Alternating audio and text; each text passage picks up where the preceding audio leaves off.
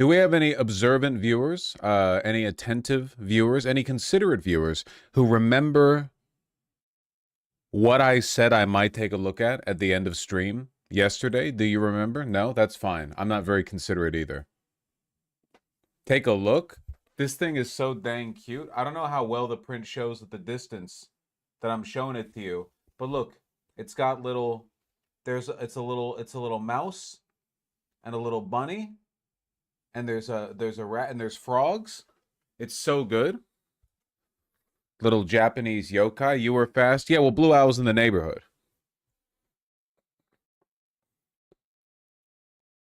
That's a pig dude. Well, I was looking at it through the OBS preview window, so I didn't get a good read on what I was pointing at. But you know, you understand the gist. So the shirt itself isn't woven, right? No, it's woven. It's jacquard woven. These here, I don't know if it shows, but these aren't a print. It's actually a different colored thread. See? It's a different I don't know how to describe it. It's they weave the thread. It's like a jacquard pattern. Well, no, jacquard's a knitting pattern. They embroidered. No, it's not embroidering. It's a particular kind of. I don't know the name, but it's a way. It's like stippling. It's like if you made little dots with a pen, but it's woven. It's not knitted. You know, the point is that it looks very nice. It looks very nice. Yeah, needle drawing. You like dimple a little bit of a different colored fabric, something like that. Yeah, jacquard originates in weaving. Well, I believe it's a jacquard weave. I got two items. Okay, and oh, were they expensive? Yes, they were made by artists. Okay, so we have this. Okay, hold on. Super cute, incredible lounge. Look at that. Incredible. I am summer. I'm summer personified right now. Okay, look at that. I'm so ready. It's got fucking back events. Does that see? Does it the plates up here like a work shirt, so I can move around? Amazing.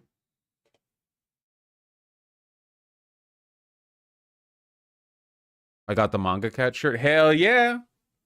You look like a white man. Hell yeah. Do a jumping jack, white boy. You think I can't? You think I can't?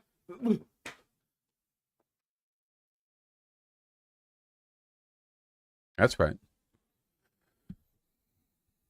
I want a donation. Sit your ass down, Unk. Please tell me how much it was. It was like 270. Okay, listen, it's from Studio the Artisan. Okay, that's a very good brand. If you want to get mad at me, and feel free to get mad. Sometimes I wonder when the hammer's going to come down on me, because like I'm really not trying to sound bitter here.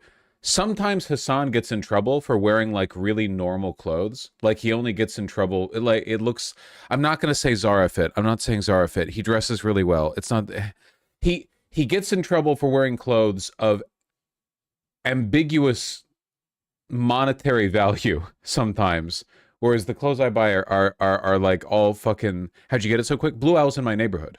It's like a half-hour drive away. He gets a lot of stupid shit.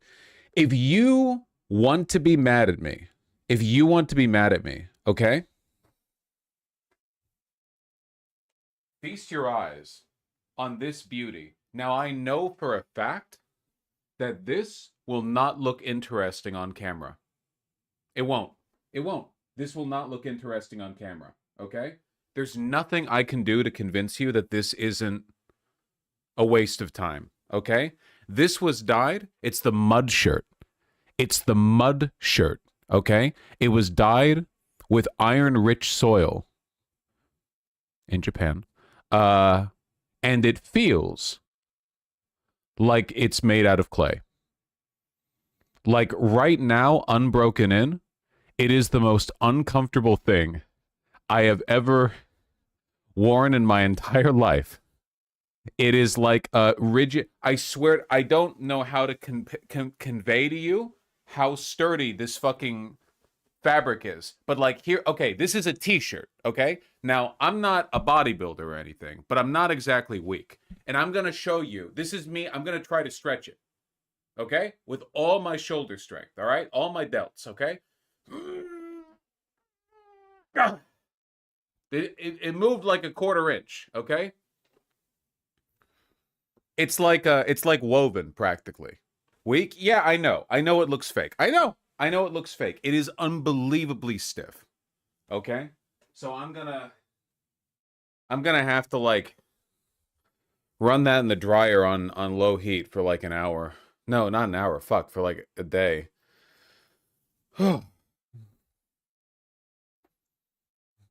Maybe Charlie would still be here if he wore that. That's true.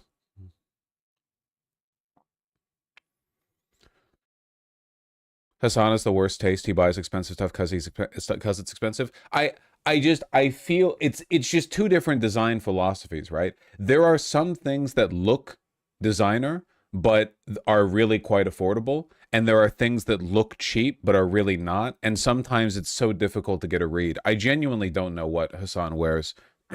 He wears a lot of like Dickies and Carhartt, so it's not all super expensive stuff. I will say, okay, Harachas are great. I will say, hold on, one last thing. That's all I got. I got this and I got the shirt, okay? I don't know, maybe it's a little bit easier to appreciate how much variety there is in the color when you look at it on the, oh, that's not right. When you look at it on the, when you look at it on the website. Can you kind of get a feel for that? Look at that.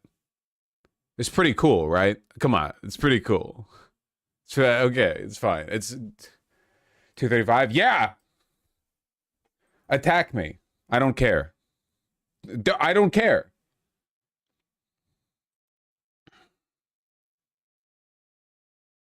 Bet it turns into a statue in an oven. I bet if I unfolded it and set it up on its hem, it would stand up straight like a pair of stiff jeans.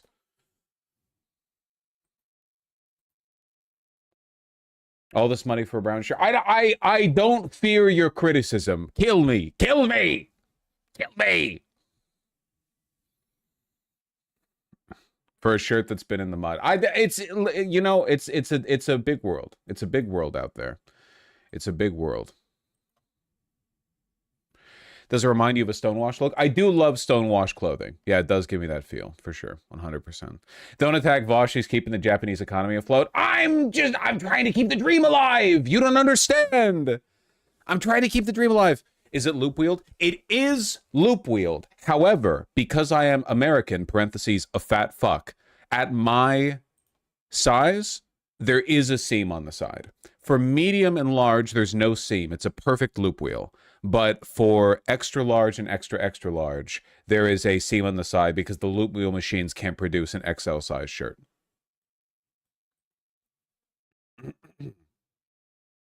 Was that a Wonder Looper shirt? Studio the Artisan. Unfortunately, Wonder Looper shirts, they don't make them in my size. Got in the husky size. I'm usually large in American and XL in Japanese clothing. 230 USD for a shirt. Better come with a 10-year warranty minimum. Okay, in fairness, the fabric is so sturdy that I feel like it is its own warranty. Like, I don't think I could break it. You know?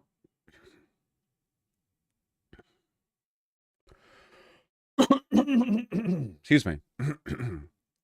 Reminds me of one of my favorite runway collections where they buried all the clothing in iron. Huh. That's pretty cool. Buried dresses coated in copper fillings near the River Thames. Huh. I like interesting. Yeah, no, I like the I like the color hue. You want to see something that I wish that I got, but I didn't? I wish that I got it. Last thing. I'm not getting it. They don't have it anymore. They ran out in my size. From Blue Japan. Seeing this in person straight up fucked me up, man. Changed my life. Where is it? Where is it? Did they delist it? Did they sell there it is. Fuck me, dude. That's all indigo.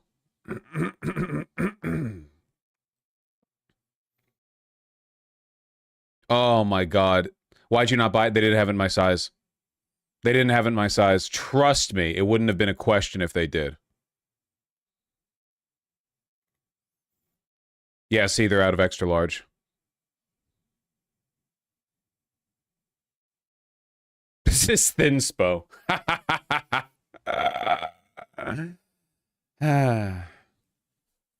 Blue Japan is they're considered like the masters of indigo dyeing.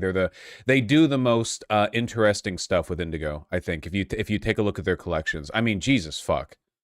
They are so I don't think this is indigo. I think it's just a print. But they love their indigo dyeing. They love it. They'll dye anything in indigo. They don't give a fuck. They're crazy. Some very pretty blues. Well, it's also all natural indigo. So the point is that as you wear it, it fades down really aggressively. Indigo is not a good dye. We don't use it anymore. Modern blue clothing, like modern blue jeans, are made with a synthetic indigo. Real indigo fades easily. So over time, like, oh man, for a shirt that drapes like this, you would get, oh, it would be so pretty. Fuck. Fuck. It'd be so beautiful. Oh my God. It would fade in. It would get these, oh, the colors. Oh. In Japan, they get indigo dye from crushing Koreans in a big machine. You're all right today, Miss Saiga. You're on a roll.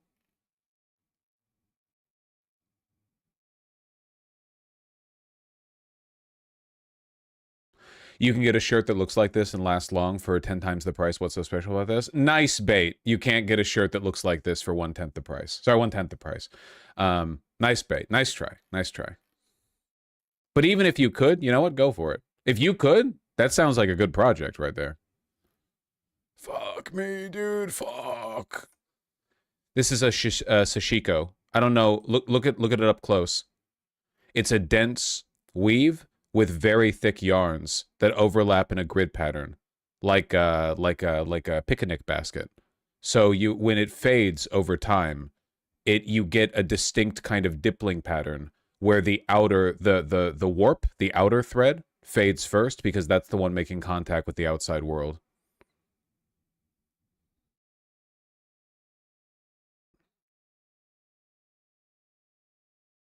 I'm losing my damn mind. Why does he say picnic like that? Because of Yogi Bear. Have you not watched any of the old Hanna-Barbera Yogi the Bear cartoons? A boo-boo. I've just got this a picnic basket. I'm gonna eat it. I hope nobody fucks me while I'm out here. And then somebody does.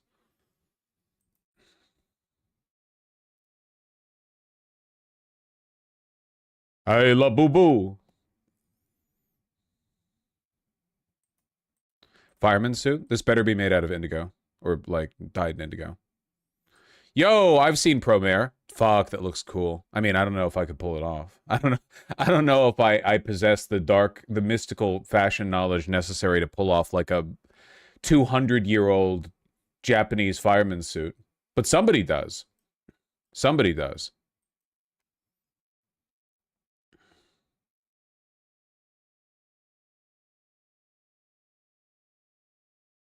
Same material? Yeah, sashiko is like the Japanese workwear fabric, or one of them at least. You know, like we have denim and canvas. French has moleskin, and the Japanese have sashiko. Just very dense, heavy fabrics.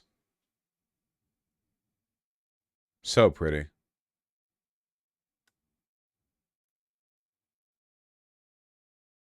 Is that fireproof? Fuck no. You think they had fireproof fabrics back whenever the fuck they made this? Absolutely not. It's cotton, man. Your strategy for staying unburnt is to run quickly. Naruto run and hope the wind puts the fire out. It's fireproof by soaking it with water. The point was it's cotton absorbs lots of water. That's a good point, yeah. Just dunk yourself in the river and walk into the burning house weighing like 50 pounds, dripping wet. That'd probably work for a while, yeah.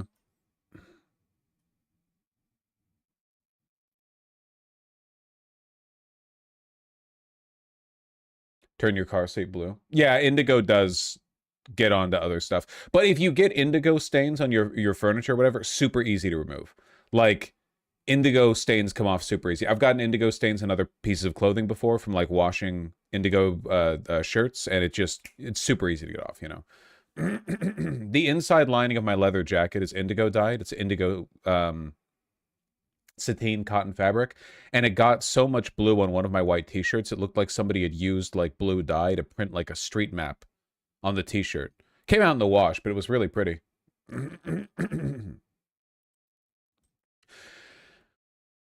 Use stain remover on your clothing to fake a fade? Doesn't work.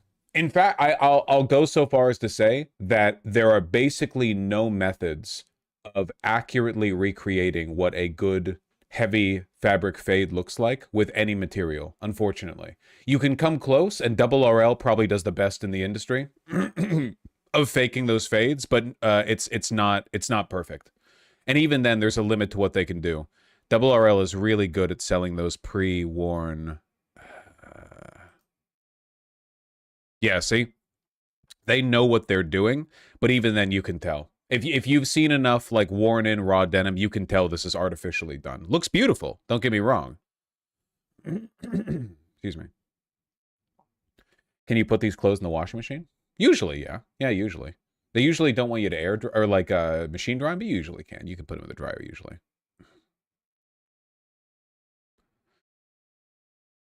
Not affiliated with Ralph Lauren? No, it's one of the higher end Ralph Lauren brands. It's also Ralph Lauren. They know how to do their fading, though. Look at that. It's worth noting, though, that fading like this is either done with lasers or in the factory with Dremels or sandpaper. But it can never perfectly replicate the effect of... excuse me. It can never perfectly replicate the effect of wearing it in yourself. I have this, just not in the pre-worn dark wash color. I have it in a light blue, though I got it secondhand, so it was like a third the price. Machine drying usually ruins clothing. It depends. I am, by and large, a machine drying defender. But it really depends. What are we looking at? Just some beautiful clothing. But we'll get to the politics soon, don't worry. Man, that looks nice. Hang drying's better. Yeah, but it leaves your clothes so stiff. So stiff.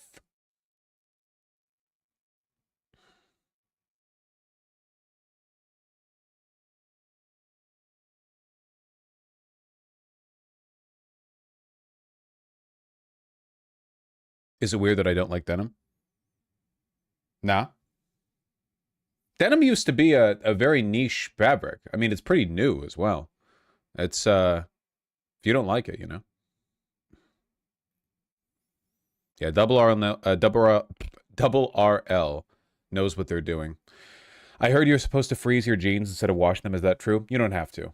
It's a very niche thing. Sometimes for people to try to get like the most pronounced fades possible, they will never wash their jeans. So to kill bacteria, you freeze it. But also like by and large, you really don't need to wash your jeans that often. Like I wash my jeans once, maybe every 30 or 40 wears. They never smell. But if I worked like a construction job or something, maybe I'd wash them all the time. You know? It's really just a matter of your lifestyle. How do you freeze jeans? You put them in the freezer.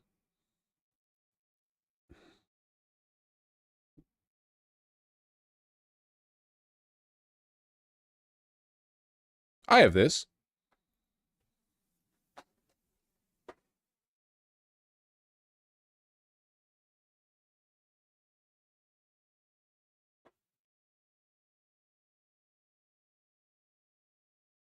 Looks grayer on camera. Well, I have some effects. Looks faded IRL. Well, you're not seeing a perfect color grade from my camera.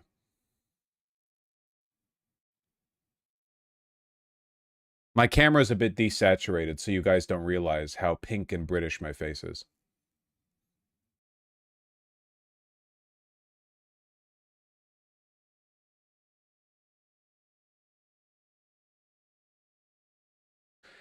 How many wears do you usually do before washing something? Totally depends on the item. I wash t-shirts maybe every 5. It's also because, one, my hands are soft. I am a live streamer. For two, I don't sweat. I just don't. Even when working out or like walking on a hot day, I really do not sweat that often. So I think I'm probably on the lowest end of how often you should wash your clothing. Um, but t-shirts not that often, underwear and socks every time, unless I've just worn the socks for like a minute to go get a grocery run, in which case I don't really care. Um, Pants almost never, well, jeans almost never. Sweatpants pretty often. I guess like 10 wears. Sweatshirts same. You really don't need to wash stuff that often. I mean, underpants, of course, you wash often, but you know.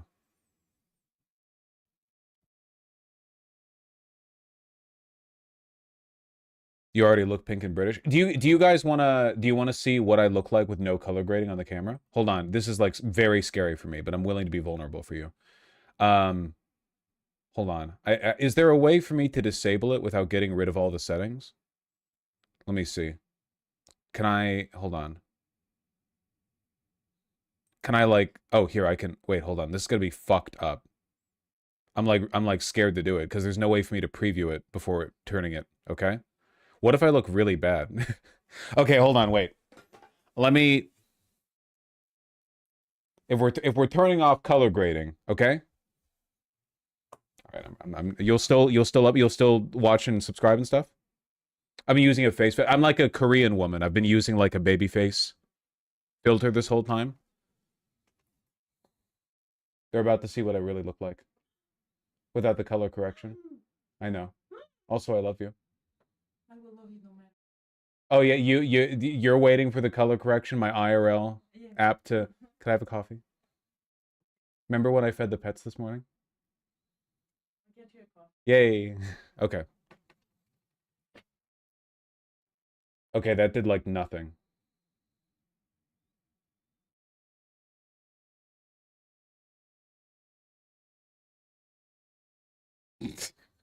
That's the same. There we go. I also have color correction on my camera, but I don't know. I can't change that without really messing around back there. I think I have a blue tone on my camera.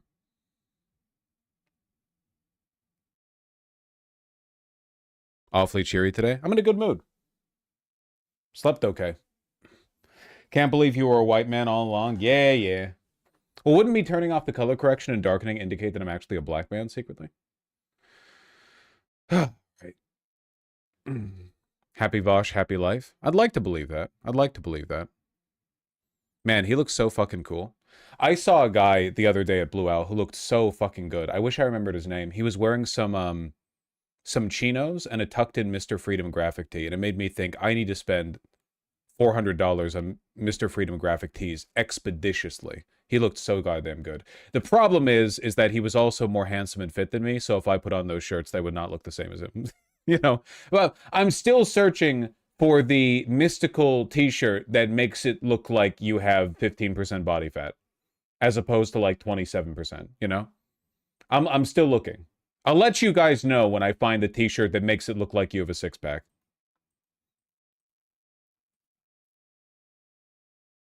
This jacket's genuinely beautiful. Shot NYC's a classic. They literally invented the motorcycle jacket, made in New York City. Also, and I know people in chat are going to get mad at this, but I'm just going to real talk with you. A full rough-out trucker jacket for less than $1,000, you're not going to find that elsewhere without serious corner cutting. I'm being real, okay? You're just not. That shit is... You are going to have a hard time beating that. What does rough out mean? Man, we're really like kicking it off with the autism today. It better be a long stream. Okay, you know suede? Here, hold on. Leather grain types. This is interesting. Everyone buckle up. Separating the grain. Okay, basically what happens usually with leather, because leather is typically cowhide. Usually what they do is they take the flesh of the cow and they separate it along its depth into two sections. The full grain leather, which is the top half down here, and the suede leather, which is down here. The reason they do this is because cowhide is really thick, and very few items of clothing, or anything really, justifies the full thickness of the hide. Like you would be wearing a jacket that was absurdly thick. To be very, it would be uncomfortable, probably. Like the armpit seam would be like an inch deep. You know, you wouldn't want that. So what they do is they split the hide into the higher quality full grain leather and the lower quality suede leather. There are benefits to suede that full grain doesn't have, but by and large, full grain is the stuff you think about when you think of high quality leather. What rough out is full grain leather that has had the top shaved down until you get down to the lower sections of the top of the grain, which gives it this pleasant suede-like texture while maintaining the durability of the full grain. See, a suede jacket would be a little bit softer, but it would be less structurally stable. It'd be all this looser grain at the bottom of the flesh. Whereas if you rough out is when you so you get that nice soft texture, but you don't have the same durability issues. Does this make for good underwear? I can only assume. Yes, I can only assume.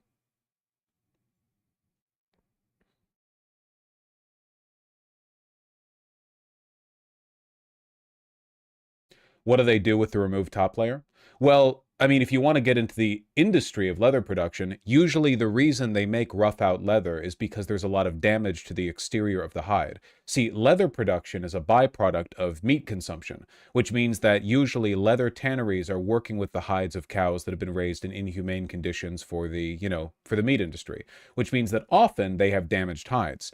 If you want to make something with full grain leather, and keep the top of the grain, you need undamaged hide because you don't want a bunch of scars in it, which means that you have to be more selective. But what they, for rough out leather, what they do is they find grain that has superficial damage at the top, and that's why they shave it down. That way they're able to get a consistent product. You can find leather goods that maintain the scarring. I think I saw a pair of boots made with Horween leather that deliberately preserve the scarring and branding on the original cow, but I find that a little bit, one of the things that I like about leather, I suppose, conceptually, is the fact that it really doesn't cause any additional suffering. It is a byproduct of the meat industry. Like, you don't need to raise additional cows for leather production. Only a tiny fraction of the cows that are slaughtered for meat are turned into leather. So it's you're not hurting any additional cows. Usually. I mean, some tanneries have their own cows, but by and large, it's a byproduct of the meat industry. So I don't think I think you could be vegan and wear leather fairly, but that's a personal choice. I don't really. Yeah, the cow's already dead. No additional cows are being killed for the production of leather. Generally, I mean, again, it varies based on the tannery. Um,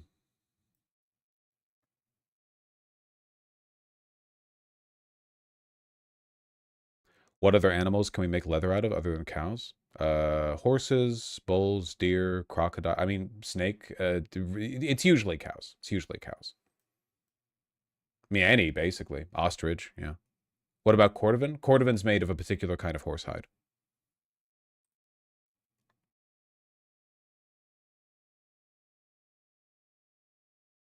Better than plastic fake leather?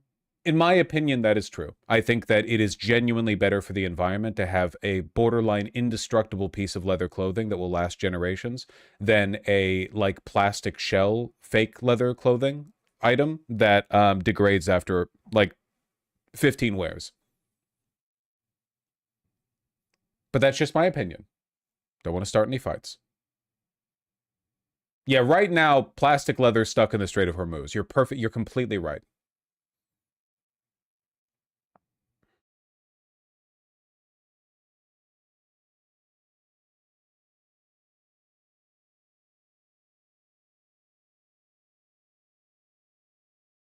Shot NYC is a great brand.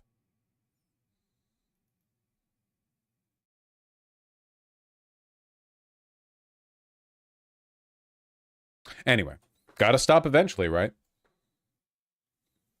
Yes, mushroom leather shoes are a thing, though I don't really know anything about them. Just yeah, laminated mycelium. I don't know. It's yeah, it's a whole thing. I don't know. We should move on. This has been a lovely start to stream, though. I love being in a good mood. I slept pretty good. Gonna ride that high, and we might be able to stream for later today. Maybe get in some MGS2 later. Should be fun. I'm very excited to continue. From where we were last time. But in the meantime, let's get to it. It is true that mushroom leather does seem like the kind of thing that would infect you with mold spores and eventually turn you into one of them. Yeah. Yeah, like wearing something made of mushrooms seems like a way to become part of the hive mind. So I would be concerned. But that's, I don't know. I don't know.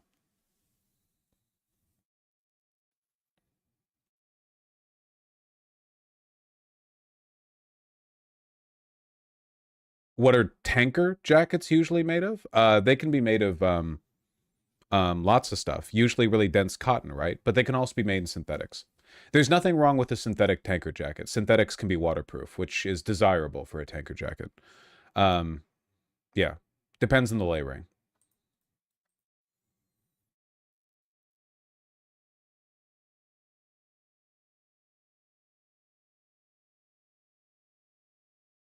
Wonder what your thoughts are on the Dems running a guy like this in Kansas? Adam Hamilton. Alexander Hamilton. Da! You get me, right? You get me. Hi, I'm Adam Hamilton, and today I'm announcing I'm running as a Democrat for the United States Senate. Before I tell you why I've made this decision, I want to share with you a bit about who I am. I'm a husband married to my high school sweetheart, LaVon. I'm a father of 2. Man, people sure knew how to dress back then, huh? I am. God damn.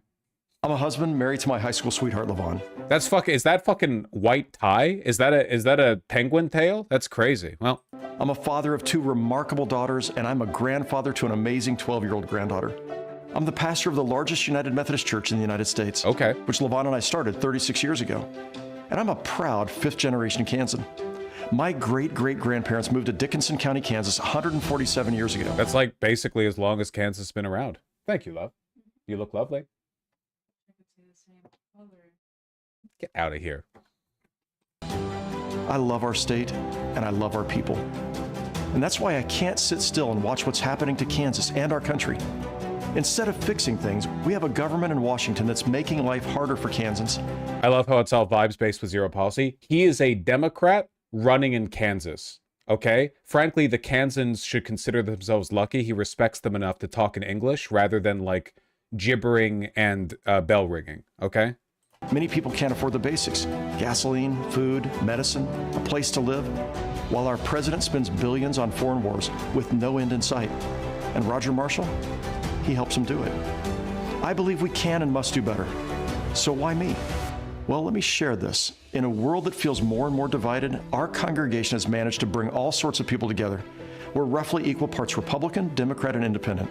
And we've learned to love and appreciate each other precisely because of our differences. We are passionate about serving people outside the walls of our church, particularly people and communities that are struggling or vulnerable. He does seem like a Tallarico type, and I'm for this, right? You know, as long as religiosity is a part of the American political fabric, it's good that it be used for good rather than pure evil. You know, that is preferable. Also, the idea, pardon me for libbing out for a second, but the sentiment of diversity is our strength, as far as I'm concerned, is legitimately like the core American value. You know, in my mind, America is like the only country where you can move here and become an American. If you move to France, you don't become a Frenchman. If you move to Germany, you don't become a German. If you move to America, you become an American. I know people are fighting against that preconception, and it's not entirely an American thing. It's an America's thing. It's the new world. But I think it's worth fighting to defend. Fighting for to defend. In the last 36 years, we've devoted hundreds of thousands of volunteer hours serving people. We're constantly asking how we can close the gap between the world as it is and the world as it should be. I'm not naive. Kindness and compassion alone will not turn around what ails us. We must have the courage. We also need overwhelming violence. To stand up and right wrongs, fight for freedoms, and restore a functional government to this American experiment. We feel moved to bring a meal to a neighbor. Shouldn't we also fight against cuts to food for hungry children in our communities? If we can drive a friend to the doctor's appointment, can't we also fight to protect people across Kansas from cuts to healthcare access or seeing our rural hospitals closed? Now here's the challenge. We must be able to imagine a future where Republicans, Democrats, and Independents work together to actually solve problems. I can't. I genuinely, I cannot. That's insane to me. It is, you know, they say it's easier to envision the end of the world than the end of capitalism. It is easier to me to envision an end to American democracy than an end to American partisanship, you know? Where our mutual respect is our common language and hope is our shared anthem.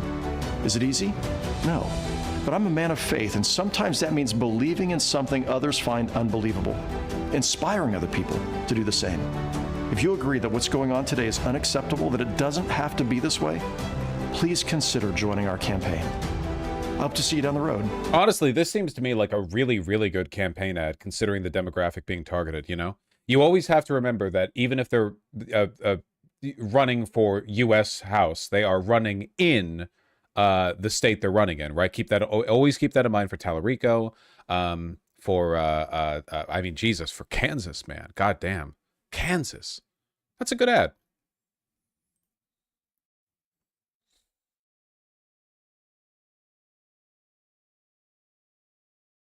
He was on Morning Joe the other day? Huh.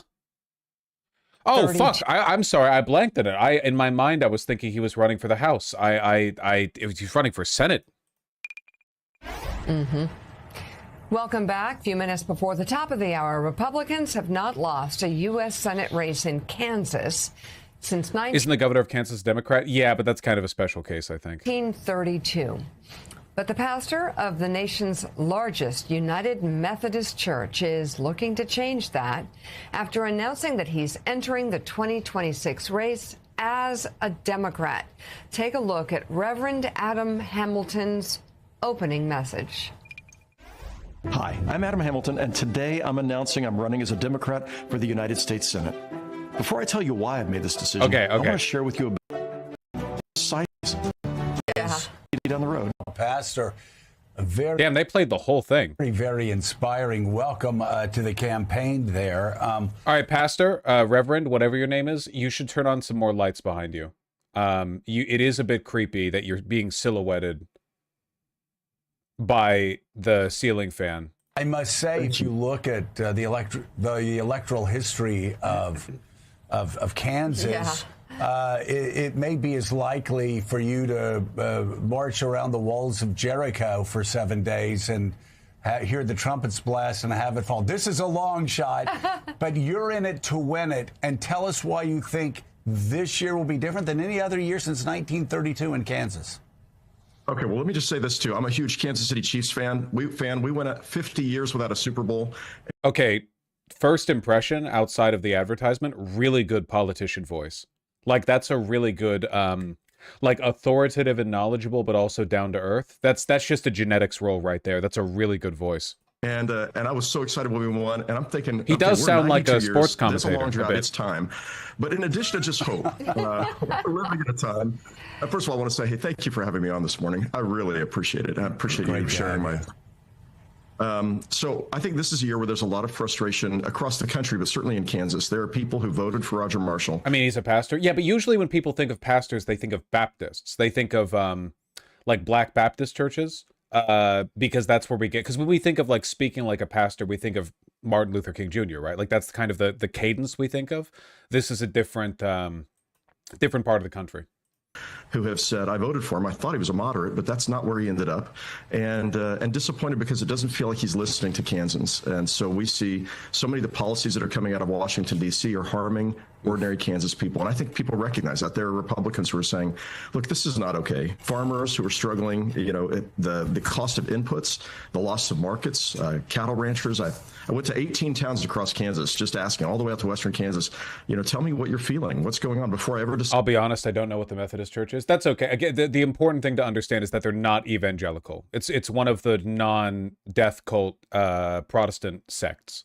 That's the main, really, that's kind of what it comes down to for me. I'm not that well educated on the differences between the different like types of Protestantism, you know, like I don't know the difference really between like the Lutherans, the Anglicans and stuff. I know about the Calvinists, but that's only because they're pure evil. All I know is that he's not an evangelical. Decided to run. And what I was hearing was we're frustrated by the fact that we felt like what was going to happen in Washington has been just the opposite. It's actually, we're worse off today than we were before. A lot of people are asking questions about healthcare. You know, I mean, it's like, I met a woman in Kansas, out central western Kansas, and she said, you know, we make $80,000 a year and we're paying over $2,000 a month for health insurance. Like, I can't afford that. How can we afford that? And I'm thinking, we can send astronauts to the dark side of the moon, which I think is awesome, really cool.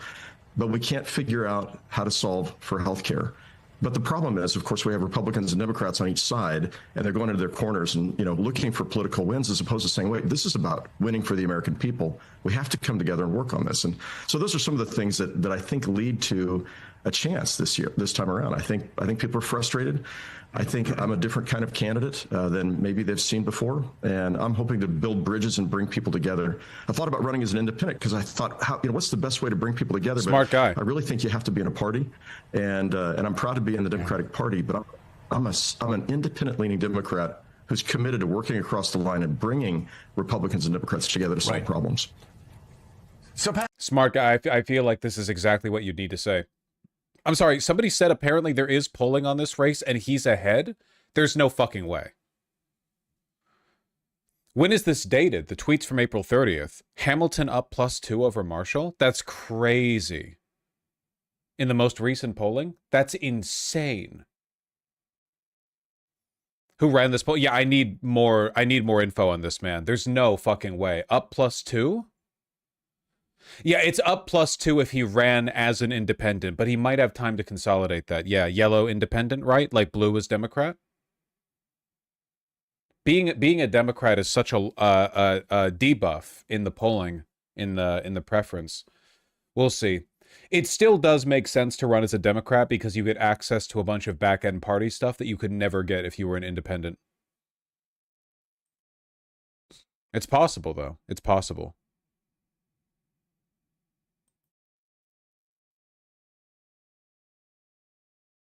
Kansas did vote to keep our abortion rights. It's true. Kansas is not as much of a deep red hellhole. People often rope in Kansas with, like, Oklahoma, but there's a big difference between the two.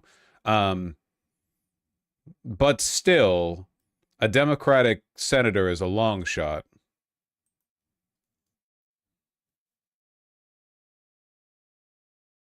So what's so fascinating is there obviously has been a break toward the Republican Party in rural America for 10, 15, 20 years now. But you look at what's happened, especially over the past year and a half. You can look at how tariffs have just crushed farmers. You can look at how the Farm Bill has crushed farmers. You can look at rural health care now. Even before Donald Trump became president, there was a growing crisis in rural health care. It was terrible. Hospitals were shutting down. Urgent care centers were shutting down. You look at Medicaid cuts, and there's this idea from the 1990s that most people in Medicaid are in, like, inner cities across America. That's just a lie.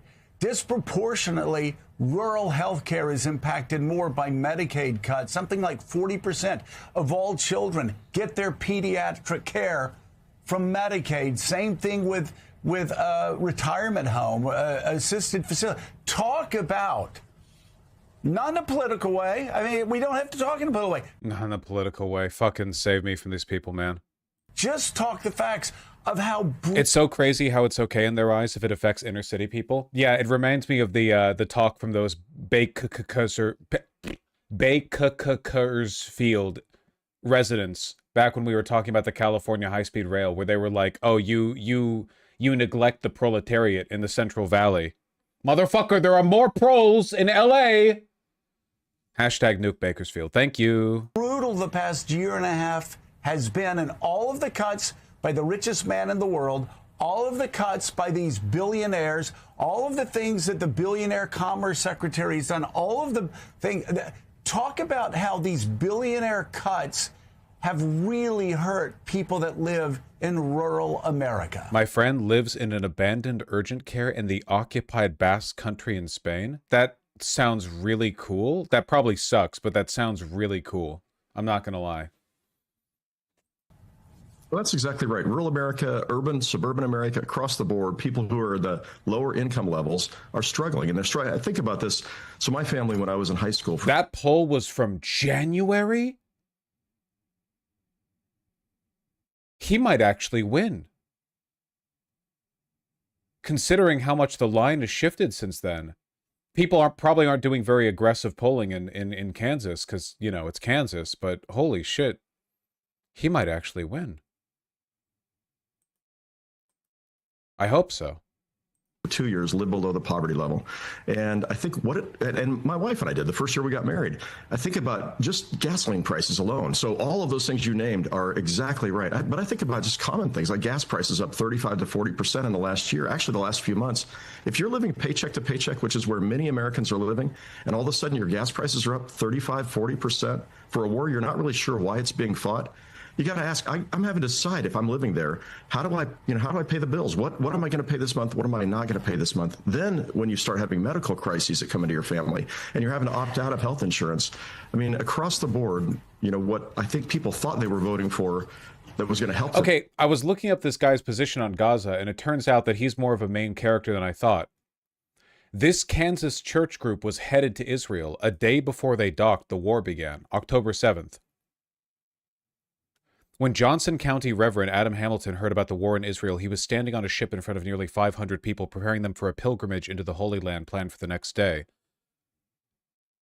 The pastor at the United Methodist Church at the Resurrection in Leywood said his heart immediately went out to the Israelis and Palestinian suffering. He prayed. I'm not expecting him to be like a hardliner for Gaza or anything. I'm just interested in, like, the immediate response here. The ship was filled with 480 members of the United Methodist Church, supposed to dock in Ashdod, a port city between Gaza and Tel Aviv. October 7th happened.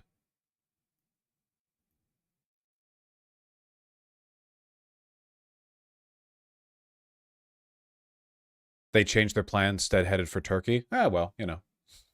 Still pretty over there in, you know, Istanbul. Hamilton, who's traveled to Israel dozens of times, knows the Israeli-Palestinian conflict is nuanced. At least he's not a hardline Zionist, I suppose. Hamilton said he's also trying to teach about the Palestinian struggle. After receiving news of the war, he read aloud to hundreds of people on the ship the poem Harlem by Langston Hughes, which begins, "What happens to a dream deferred?" Huh. Okay. Look, I'll take it, okay? If we get a senator from Kansas who's reading Harlem by Langston Hughes to a boat full of, you know, pilgrims or whatever. Not pilgrims, what's the term? No, it is a pilgrimage. Yeah, pilgrims. Take the W. I'll take the W. Okay, I'll take the W. It's a good ass poem. Immediately libs out in the next statement. Yeah, I know. But, like, it's a win. We have a guy from Kansas who can read. Exactly. He can read? He can read Harlem? Holy shit.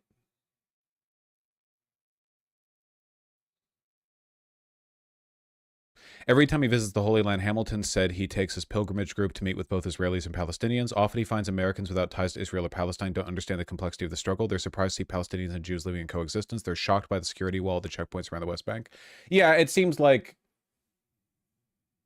not like a hardline progressive position, but I mean, the average Zionist in Washington is like unabashedly in favor of Israel slaughtering civilians. So again, this is still a massive step away from that. Yeah, I'll take it. Also worth noting that, like, I don't really care about him doing a pilgrimage to Israel because it is literally the Holy Land. What I give a fuck about is politicians going to Israel and kissing the wall or whatever. But he's literally he's a pastor, so like it's the Christian Holy Land too. It makes sense. It's not really like a political, you know. You would want to go to Jerusalem as a Christian. I would love to go to Jerusalem someday. I just don't want to go to occupied Jerusalem. If ever I could go there, it would be a dream of mine. I'm very interested in Christendom, I think, from like an anthropological perspective. You know, I've grown up in its shadow my whole life. It'd be nice to, you know, it'd be pretty cool. I'd want to see it for the same reason I want to see like I saw the Roman ruins in Barcelona. You know, it's yeah. I'm not going there under the current conditions. Fuck no. I'm not giving Israel a fucking cent of my tourist money. Me loading up and taking like a air glider into Israel and having a backpack full of water so I don't have to give a cent to any like Israeli 7-Elevens.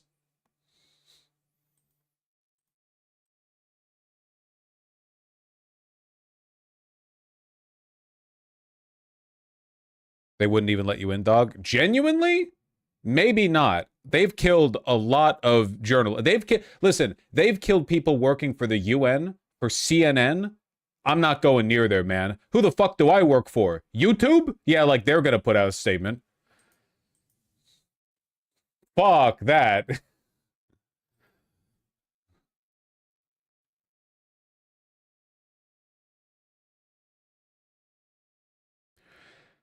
My anti-Zionist Jewish friend wants to use a birthright trip to visit Palestine. Do you think it's okay? Look, it's a propaganda trip funded by the worst people on earth to try to convince you that it's okay to kill Arabs. If your friend just wants to eat the ticket cost or whatever and go there and sightsee and just not tank it, like, I don't think that's necessarily wrong. I just think that it's not like a politically neutral decision. Like, people for the rest of your life are going to be asking them, you know, you went on birthright? And they're going to have to be like, no, I just wanted to see the Holy Land or whatever. It was interesting. It's a big decision. You know what I mean? It'd be like in 1936 if Germany was offering like, hey, do you want to come and see like all these ancient castles of Germany, reconnect with your Aryan heritage or whatever, and you, an anti-Nazi type, are like, well, it's a cool free trip. You know, people are going to ask questions for the rest of your life, you know?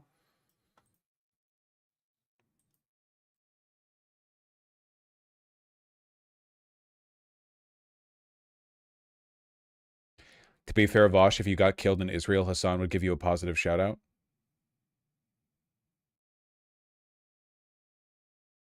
Me in the afterlife, folding my arms and looking scornfully at the like begrudging condemnations of Israel coming from the entire online left. Destiny makes a comment about the world's most moral army. Hassan says, "Well, I guess they'll even get them or so." It would not be a fun.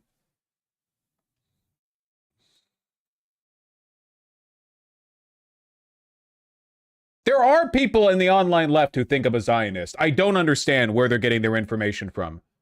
Every once in a while, a clip of me expressing my opinion on Israel goes semi-viral, and people in the comments are like, yo, when did he get based? From day one, on this specific issue, there has never been a gap in my position.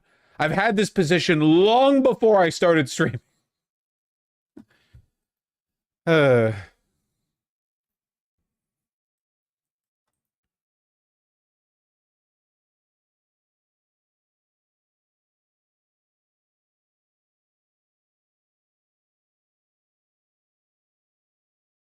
All right, well, anyway.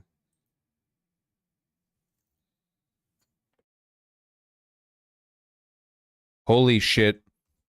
Kansas may get a senator who knows how to read. Oh, speaking of, hold on. Speaking of, did you guys see this and all the drama following it? Apparently this kid got suspended from school for doing this. I feel bad about this because, like, on one hand, it's extremely relevant to stuff I've talked about on stream before. On the other hand, I know perfectly well that people are going to use this to kind of, like, sort of, like, foment racial animus, which is not good. Reading ability among youth has declined in recent years, with scores hitting historic lows in national assessments. Because all the students being asked are black. You know, and I know people are going to be weird about that. It's not a racially specific thing. It's happening all across the country. But it's like, not good. Apparently the student who did this got suspended, which on one hand, is it because you're like blowing up your students on social media, or is it because you're bringing negative press to the school? You know? Read the end score for me. She wore a suit, clothes that were... It doesn't help that the statement they're being asked to read out loud is kind of gibberish. She wore a silhouette of clothes that were extraordinary but somewhat gauche. A silhouette of clothes you wouldn't really say that. That doesn't really make sense. Like, you know what they're writing to say, but that's not really how you would write that. It's clunky at best. That being said, the problem that the students are having with reading it is not coming down to the inelegant use of the word silhouette. It's just that they can't read. Who's this for? Extraordinary, but somewhat Gertrude? No, explain what that means. I don't know. She wore a sahalat of clothes that were extraordinary, whatever, bro, but somewhat gooch. What does that mean? She wore a lot. Wait, she wore. Bro, I don't know, bro. Can you take the card back, please? She wore a. Oh, baby. She wore a silhouette of clothes that were. Bitch, I don't know that word. The sample's incoherent. Yeah, but it's not like they're easily gunning through the basic words in there either, you know? I'd also struggle to read this because we all write in cursive, not PC letters. I think this is pretty legible writing. I think this is pretty legible writing. It's actually, in my opinion, exceptionally legible. Like, I cannot write this cleanly. My hands shake. You all know that bit of lore? I have shaky hands. I always have. Well, I broke both my hands once. Did I break both my hands or just one? I honestly forget. I have shaky hands. Does not help me at the firing range. I can still get a 2-inch grouping at 15 yards with a pistol. That's, considering the shaky hands thing, I think that's pretty okay. I don't even know how to read. I don't know why I did. She wore a silhouette of clothes that were extraordinary, but somewhat gauche.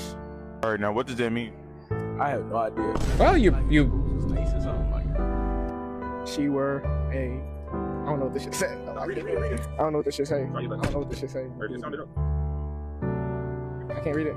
I feel like this would have went better if they just took a snippet from a New York Times article. Yeah, it does feel like a shitty gotcha from the person doing the interview, but also it's worth pointing out, like, let's identify the real fault here. The school fucked these kids. Like, this is not acceptable.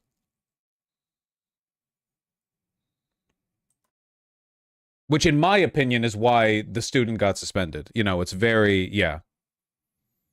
Read it. Can't read it. Cancel back. It's really bad, man. It's really fucking bad.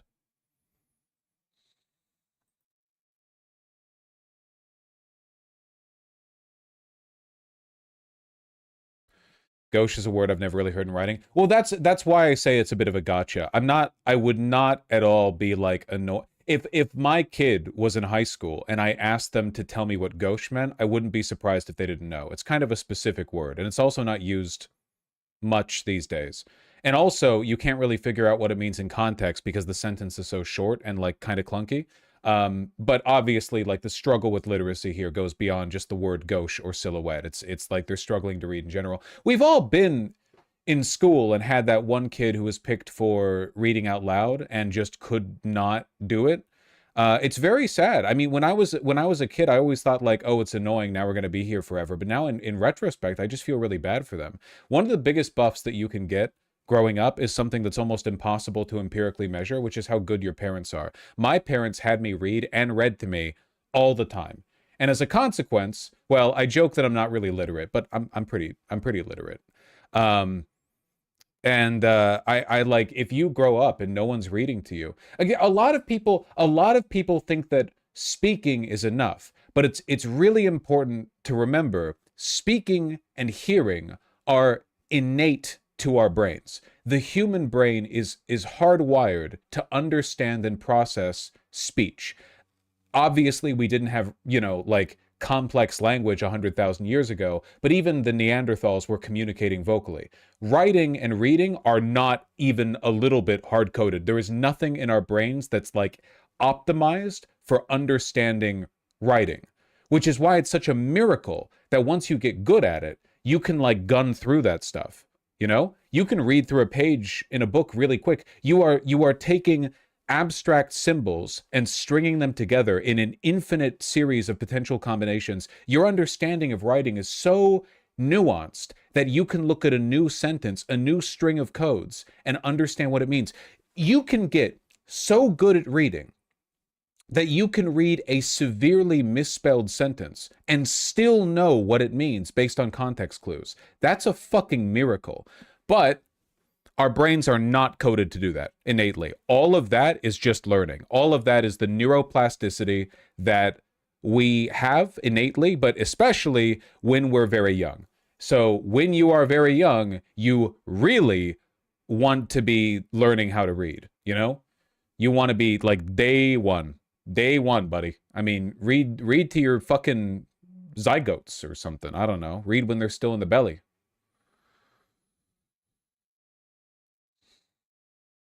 Three to four. If I had a kid, I'd be reading to them like from 6 months in, I think.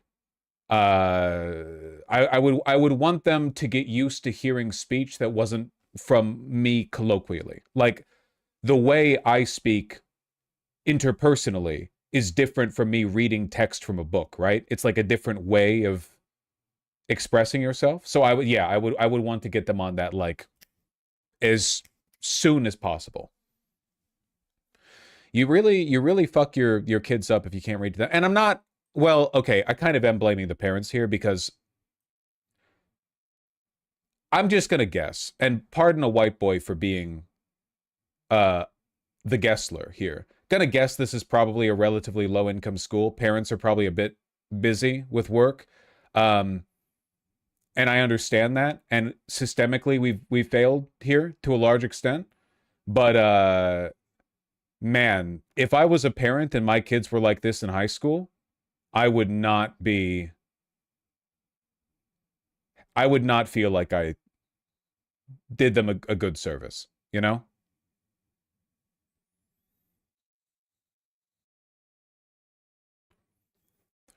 Autocomplete will do this. I do think that autocomplete is probably bad for our literacy in the abstract, but you really need to engage with writing and reading outside of what your phone or computer does for you, you know? Also, worth noting that literacy and knowing how to spell are two overlapping but not perfectly identical concepts. You can have a very poor understanding of how to spell and pronounce, but still be very literate. I often mispronounce words because I read them before I hear them spoken. And if a person does a lot of like speaking and hearing, but not a lot of reading, it's possible they have a great vocabulary, but don't really know how it's spelled. Those are more technical skills than they are communicative skills. Still good to know, but yeah, different part of the brain.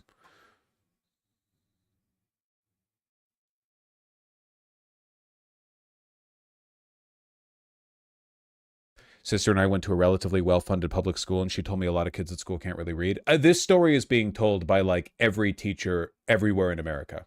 You know, it's really not just like poor, largely black student schools or whatever. Like it actually is happening pretty much everywhere, and a lot of it is the parents haven't read to them, and a lot of it is the dang phones, and a lot of it is no one fucking believes in the value of being educated anymore, so there's no point.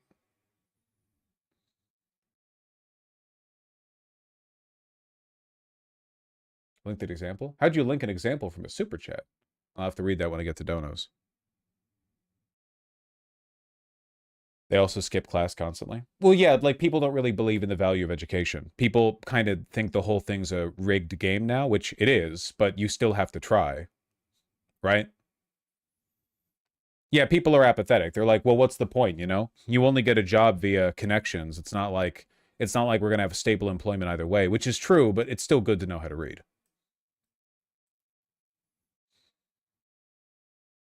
Also valuable to learn more than one language. Yeah, for sure. I only know English, which it's not good. You should try to know more than one language if you can. You know, Europeans almost always do.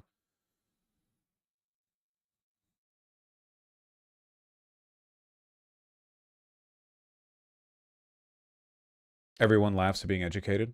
Yeah, I mean,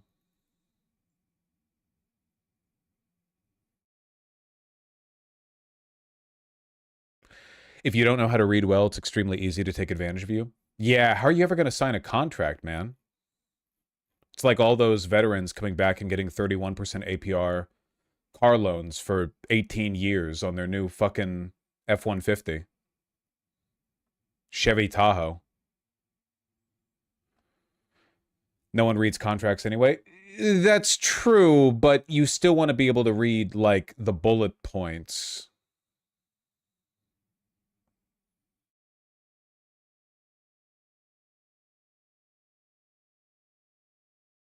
Google Cambridge reading test. Do I want to?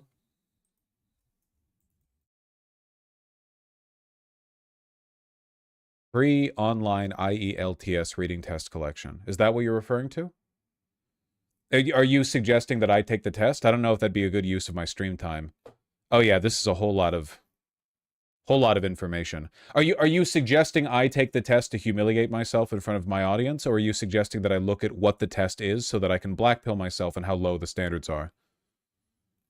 Please? I don't even know what it is. Look at how many fucking buttons there are here, man. I don't know what the hell any of this is. Look at this.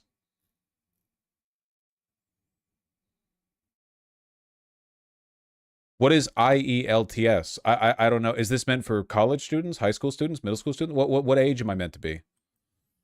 Like to take these? Click 1.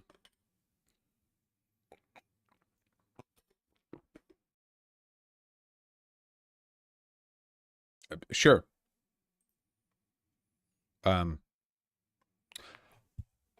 They're calling it the most pre-watched, pre-chosen non-choice of all time. A Fjallraven Vardog Buffalo 30, Filson Medium Rugged Twill Duffel Bag, Columbia Unisex Convet. We're in my fucking field. I don't even know how to read. I'm rotating the products in my mind. I've been to the goddamn Filson, what do they call it? The main store? What do they call that again? Main store? The REI Landmark store? No, what do they call that? Flagship, thank you. Okay, what am I doing? Look at the 6 reviews of gym bags. For which gym bag is the following statement true? Write the correct... No, this is boring. There's a lot of reading here, and I have to read it out loud, too, for chat to follow along. I will say, though, that this looks pretty simple. Okay, what age are you supposed to be when you do this? Maybe I can do this during, like, a less busy stream. Senior in high school? Okay, how about this? How about we revisit this sometime in the future so that you all can laugh at me? How about that? Do it while drunk?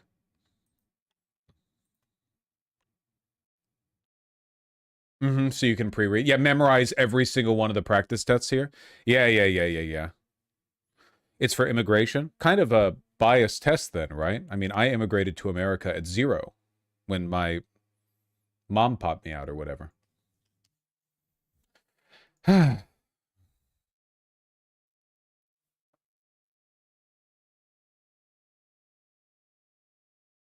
Illiteracy crisis video genuinely, genuinely, making me sad. You should look up an CSE paper for people in the middle of high school. It's for native English speakers. This link isn't loading. Yeah, English first language.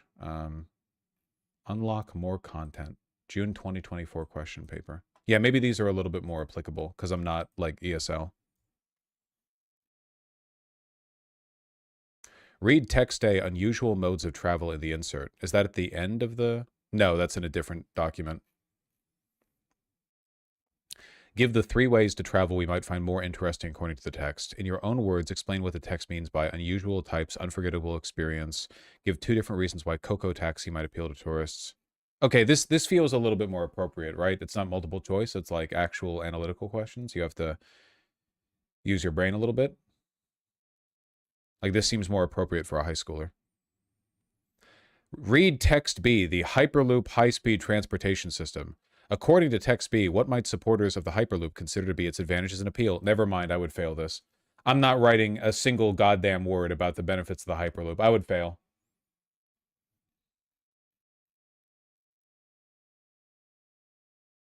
Another nuke to Bakersfield. Thank you.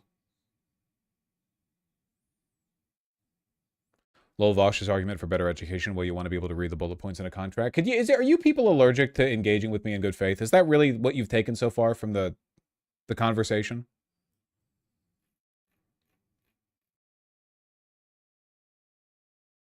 Yeah? Okay, well, it is important. All right, close up. Weren't we supposed to be talking about something else? Like politics-wise, maybe? Close this, close that. I remember telling my editor that I would send them over a segment early on something. What's up? Hey, looking good. Cute bangs. Cut those yourself, handsome? Look good.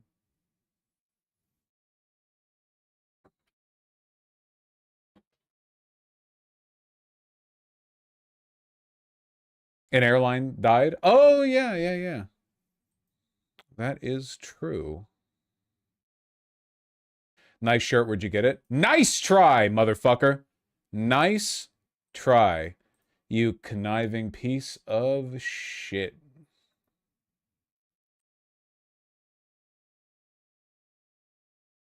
Yeah, no. Spirit Airlines closed. America's worst airline, or worst major airline. I'm sure there are some regional airlines that are worse. Crazy. Kind of been like a punching bag of the industry for a long time. I'm surprised they... I was out there all day yesterday. They were just saying it, but you know, I just chose not to believe it. And then I woke up this morning at 3 a.m. this morning. I had set my alarm clock just to see what was going on the website, the company website. And then when I woke up, went on to like I'm booking a flight, and they said that Spirit have canceled all flights. I heard that we was getting ready to come out of bankruptcy, so I really didn't think that. Yeah, Trump bandied about the idea of giving them $500 million, but I guess just decided not to.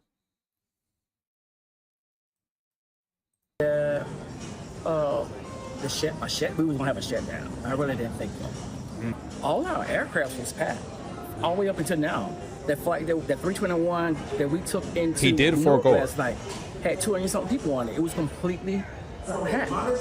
It was somewhat kind of unreal, and I really haven't processed it all yet. I probably will have to wait till I get in my car. It's kind of funny because you'd think that making airline passengers suffer would be right up his alley, but no, I guess he decided it's not worth his time. Employed about 17,000 people. Man.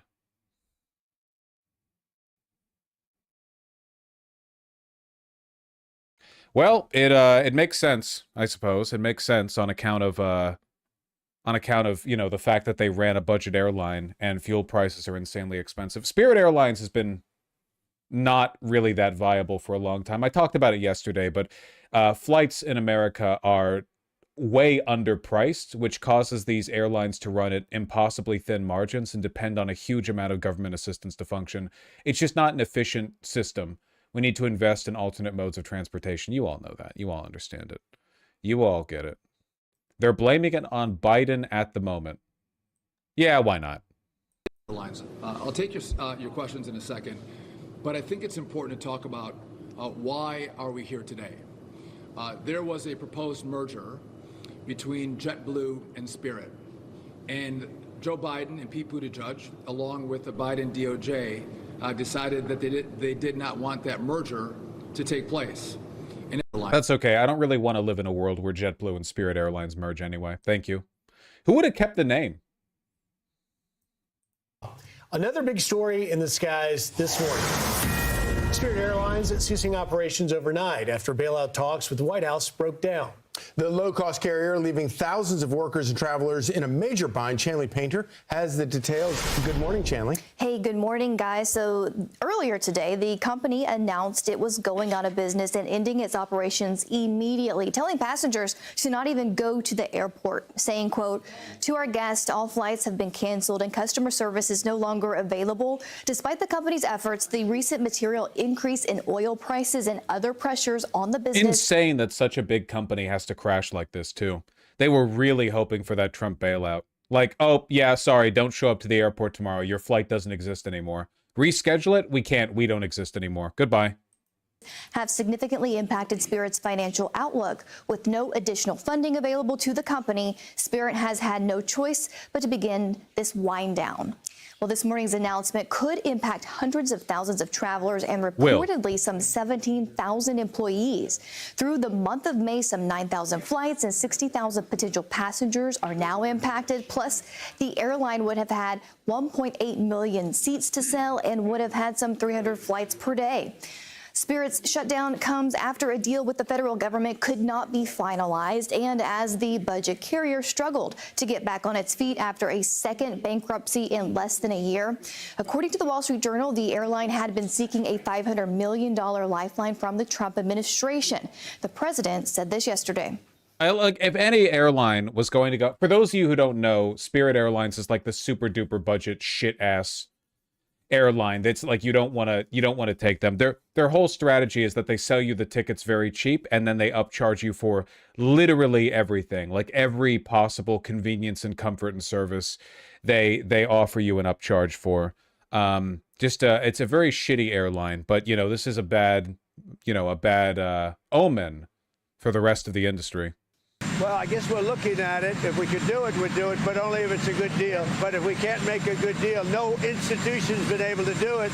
I said, I'd like to save the jobs. We gave them a final proposal.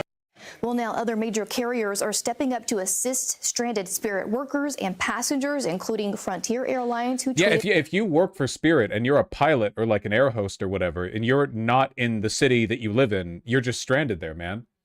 If you live in Austin, but you're in fucking Paris right now because it took you over, you know, I don't know if any Spirit flights run to Paris. You know, if you're not where you live, you're just there now, you know? Quote, we are ready to support customers who may be impacted if Spirit Airlines ceases operations, with a focus on helping people continue their travel plans with low fare options. United and American Airlines say they are also ready to help. American says it has capped ticket prices on routes where it directly competes with Spirit to help limit disruptions, guys. That's nice. I wonder how many people are going to take advantage of that. Breaking right now, uncertainty for air travelers this morning after Spirit Airlines announces it is shutting down operations immediately. Let's get right out to Ray Strickland. He's live for us at Philadelphia International Airport this morning with more on what this means for ticket holders and workers alike. Ray, good morning. Hey, good morning to you, Jan. Right now, we are at Terminal D at Spirit's check-in area here at Philadelphia International Airport. And as you can see, it is a ghost town. No employee is here. No one is here. It's empty. All that's left is this message that's on this electronic screen here, which says the company has shut down all flights. Yo, if you didn't check your email, you show up at the airport with your family in like 6 packed bags just to see that it's a ghost town. It's empty. And on the screen, there's like a fucking blue screen ass "you shouldn't have come here" message. Have been canceled and customer service is no longer available. And Jan, you can imagine how shocking this news is for Spirit customers. Some of them are literally finding out about this by coming to the airport this morning. We got a chance to speak to one man earlier this morning who was supposed to have a 5:45 flight. That, of course, is canceled. He said he had no clue that was the case and missed Spirit's email about the shutdown, which he says was sent at 1 a.m. this morning. Now he's here trying to get a hold of someone from Spirit's hotline. Buddy, there's no Spirit hotline anymore. Now, other major airlines have offered to step in and give impacted customers discounted tickets on their airline. Spirit is also offering refunds to customers. Now, the company did release a statement earlier this morning expressing disappointment about what's happened. Spirit warned of this before due to financial issues, but rising jet fuel costs related to the Iran war made a shutdown the likely outcome. And at this point, a government bailout isn't happening. So again, a lot of people are coming to this airport without a clue, scrambling to find another flight. Take a listen. I mean, the email came in at 1 a.m., so I was unaware. This morning, we had to get ready for our trip to Florida. And unfortunately, just when we arrived here, I found out that the flights have been canceled. The kiosks no longer work. So all the consequent bookings that I had made, I have to text them because I've prepaid all of those. Those are non-refundable. That is how I'm impacted. And Spirit did create that website you see there, spiritrestructuring.com, to help people impacted by this shutdown. But Jan, that's not stopping people from coming to this airport. So right now, there's just a lot of confusion from some of the customers who had no clue that this was even happening. Jan, I'll send it back to you. What? God damn, man. Funny as fuck, though. Has this ever happened before? Probably, though probably not with an airline as big as Spirit. That'd be my guess, but, you know, I'm only 32. I'm still young, right? Right, guys? Everyone but United and Delta is in varying degrees of trouble. JetBlue is on the verge of going under. There have been 240 airline bankruptcies since deregulation. If we want an airline system, we need to regulate it. Well, we need to nationalize it. But yeah, it's not good.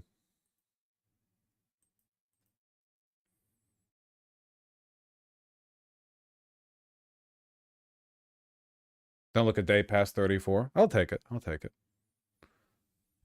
It's my favorite genre of like 18-year-olds posting on Twitter where they post a 30-year-old celebrity and they're like, oh my God, he looks so good for 30. And it's just like a handsome, normal adult guy. I was there too. I was once 18.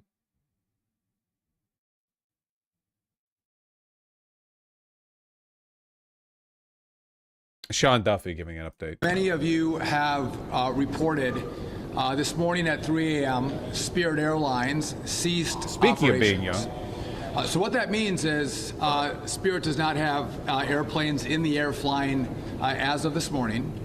Also, their call centers are closed and they don't have staff at ticket counters.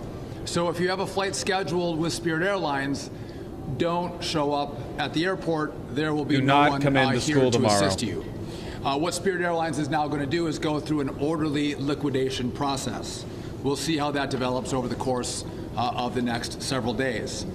But for customers of Spirit, I want to give information on book with, as well as I and administration, whether they want to do a deal with the government.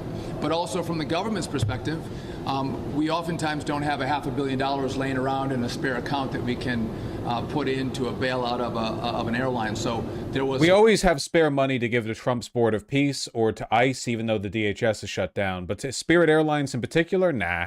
Creative thinking on how it could happen. Those two things never materialized. There was a significant effort by President Trump and the administration to make it happen, but in the end, a deal couldn't be reached, and so here we are today.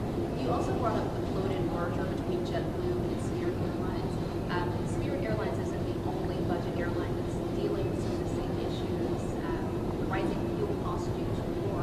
Do you foresee a chance where we could be staring down this same shutdown of other airlines as this war continues? Yeah. So the question is, and I know you don't have a microphone, this is Spirit's not the only one who's having financial issues right now. There could be more. I would just point this out. Once the merger was denied in 2024, Spirit filed for bankruptcy immediately after Is there anything that made Spirit Airlines uniquely bad compared to other airlines? Yes, they really sucked. But they're gone now, so you know. How we talked about it 5 minutes ago. Come in for class on time next time, huh?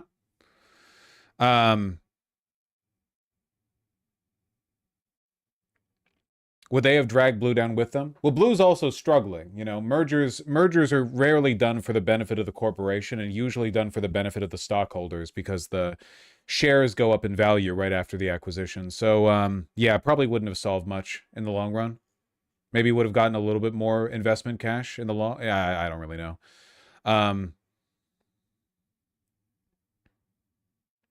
The JetBlue merger was an attempt by Spirit to dump their debt on JetBlue.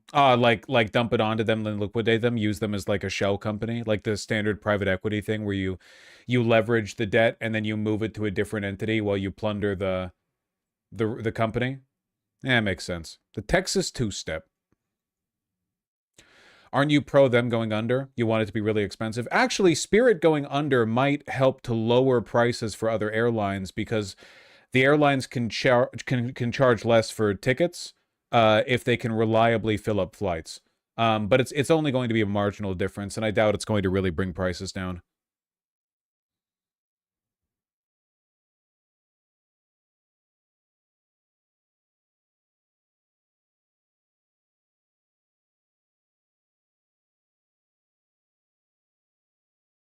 They can also buy Spirit assets at a discount. Yeah, they'll be hoovering up all the planes, but that makes sense. You don't want to let Spirit's entire you know, fucking like hundreds and hundreds of planes there. You don't want that to just go to the junker, right? Those are functional planes. That would be, yeah, they're fleet. Thank you.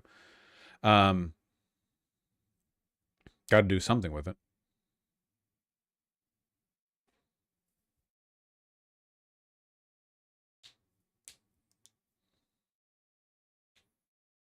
How many planes they own? They often lease them. Yeah, I'm not sure if they own or lease them. Thousands, I assume.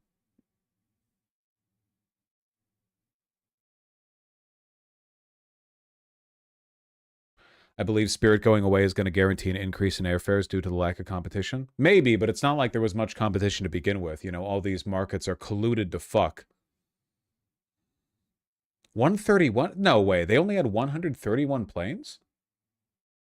They have 186 Airbus A320s. I see competing info. They have less planes than I expected. Less planes than I expected.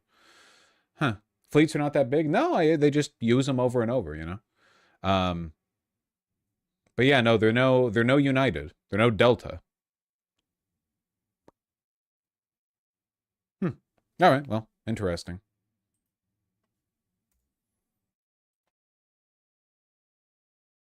Let me send this over to the editors.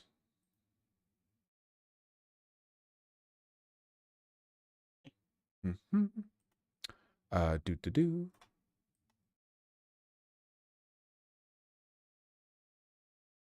Doot. And a doot.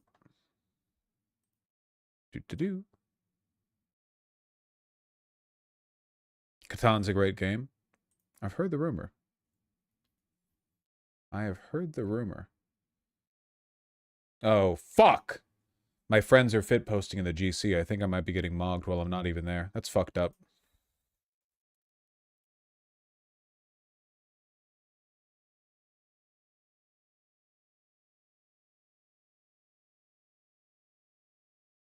I'm going to be working on an aura debt when I get back to them. Close this, close that. Oh, fuck. Hold on. Ay. Oh, I gotta fix this, man. Oof. Phew. Make me feel like I have like I'm not alone. Are there any other streamers always complaining about back pain? Yoga's calling you Western Unk? I do stretches. I've done yoga. What if I'm just fucked, man? Gas in Chicago rose $1 in one day? No way. Diesel jumped $1. Gotcha. Dude, I was driving around in Fremont yesterday on my way back from Blue Owl. You know what I saw? $7.99 diesel. $7.99 diesel.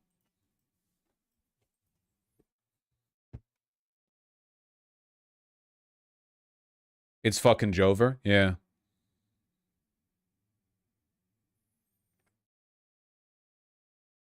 Pilates literally saved me. Do it. It's so fucked up and sexist that people pretend that Pilates isn't a real workout, man. People shit on women so fucking much.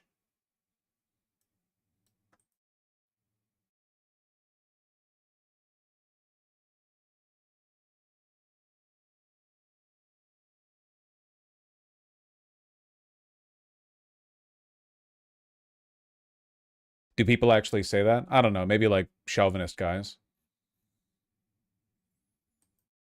Does Vosh have a Herman Miller Aeron? Yeah, I do. But like, an ergonomic chair isn't going to fix your back problems. It's just going to help you stabilize your posture for long use at the computer, which, you know. Pilates is very female coded. Yeah, but then like, maybe that's good because you'll see women who do Pilates and they look awesome. And then you'll see guys who follow Bro Vice at the gym and they look like misshapen, lumpy monsters because they just do arm, shoulder, chest, and back. And maybe sometimes legs, but they look like a toothpick with a bunch of clay stuck on top. Like maybe a little bit more of a here, and they can't run for more than like 15 seconds. Maybe like a slightly more, balanced heuristic towards fitness. They don't do like core workouts, man. It's fucked up.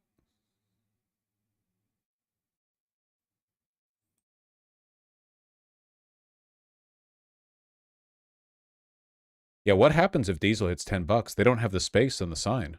Like, genuinely. I guess you have to get rid of the 9/10ths. You just have to stick with the...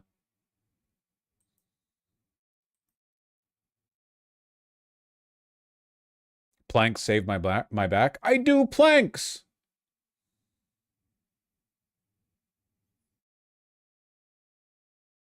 Not that I'm good at them. How long can you plank? It's not good. 45 seconds for elbow planks with perfect posture. I have the tip of my penis firmly pressed into the ground. Thank you. 45 seconds. I know a lot of you motherfuckers probably be thinking, oh, I can do more than that, but you're not doing elbow planks. You're doing full push-up length planks, which are easier.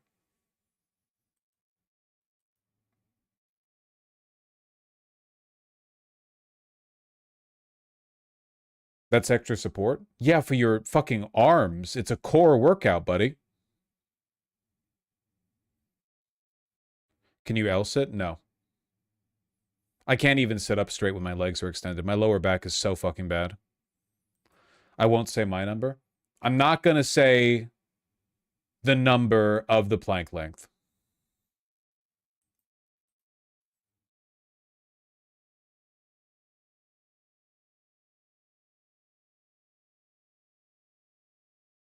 The plank length. Good bit. Good bit. I hate this for you, V. Back pain is oppressive. Yeah, the thing that gets me, though, is that people assume it's because of my UNC status, when in reality, it's just me working off the karmic and physical debt of a deadlifting injury that I got when I was like 23. I was in college, and I fucked up a deadlift, and since then, you know? Since then.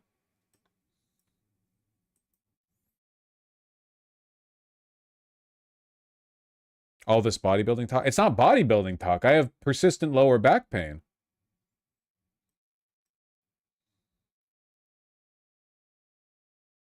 Did you ever do PT? Yeah, I spent a lot of your money at a physical therapist, and it helped a lot. I might have to go back, man. Wait till you get hit with sciatica? Dog, I'm a live streamer. I have sciatica. For you, my job, sitting at the computer. My hobbies, sitting at the computer. I have sciatica.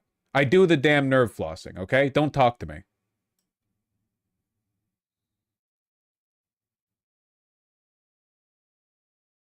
Get a standing desk.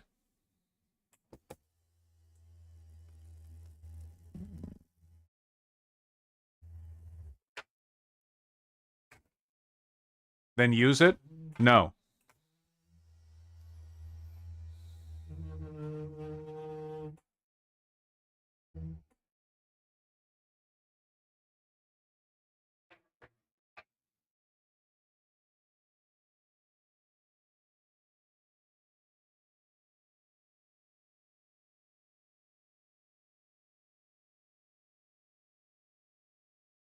Why do you have it then? That's a really good question.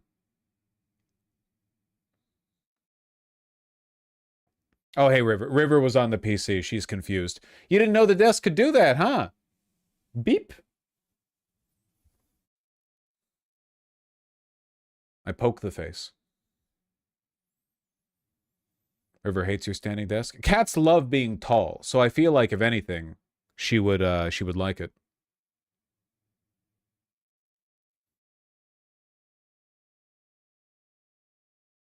I thought you were just squatting. In my chair?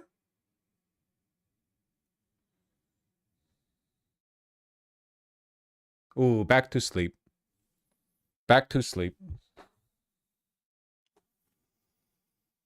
Ah, fuck me.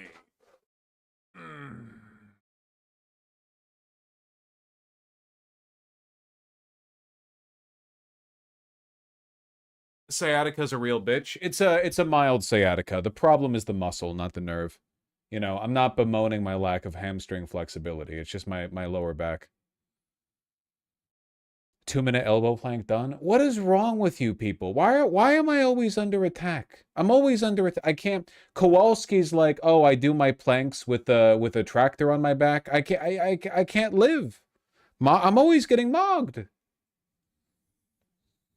When you're a live streamer, you really have to internalize the adage that you're not competing with other people, you're competing with your past self, because, oh my god, otherwise you're just...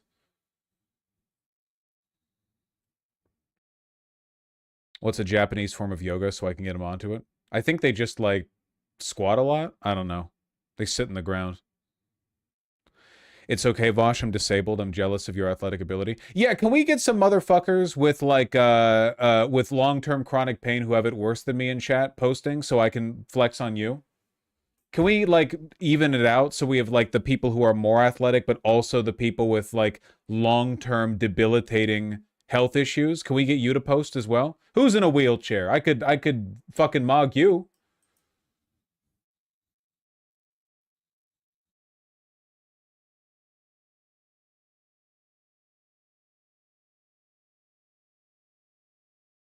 Fibromyalgia here? Ha, get mogged.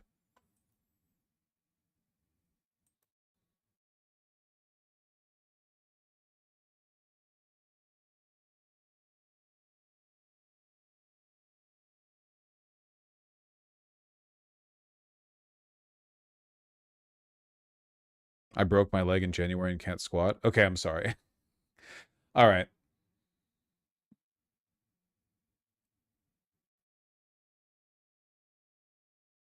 Can we also have some marginalized peeps in here so Vosh can mog them too? Yeah, any black women in chat? Whew. Any transgender people in wheelchairs? Ooh. Look who has it hard now. No. It's a bad bit. It's a bad bit. Do you know about the Rational National Leftist Mafia on YouTube? Yeah, of course. I'm familiar with the program and many of its constituent, broadcasters, for sure.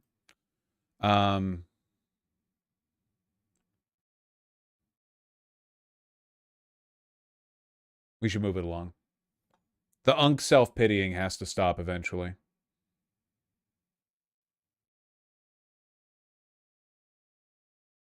Oh. Grassy Knoll, I'm really sorry to hear that. You know, can I positive post for a second about it? I thought I had straight fucked myself up after that deadlifting injury, but it did make me a lot less fearful about getting old. Because I had, like, persistent lower back pain, and I was like, well, I'm still going to parties and, like, sleeping around and having a good time, so maybe you can just do that forever? Like maybe you can be sore and in pain, but you're still like generally fine. It's you can kind of accommodate it and live your life in spite of it.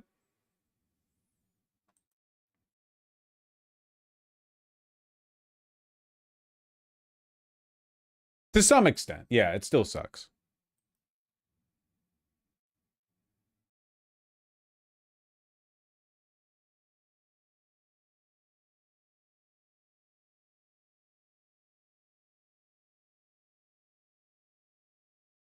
You do know you're describing aging? Can you like listen to the words I'm saying? All right.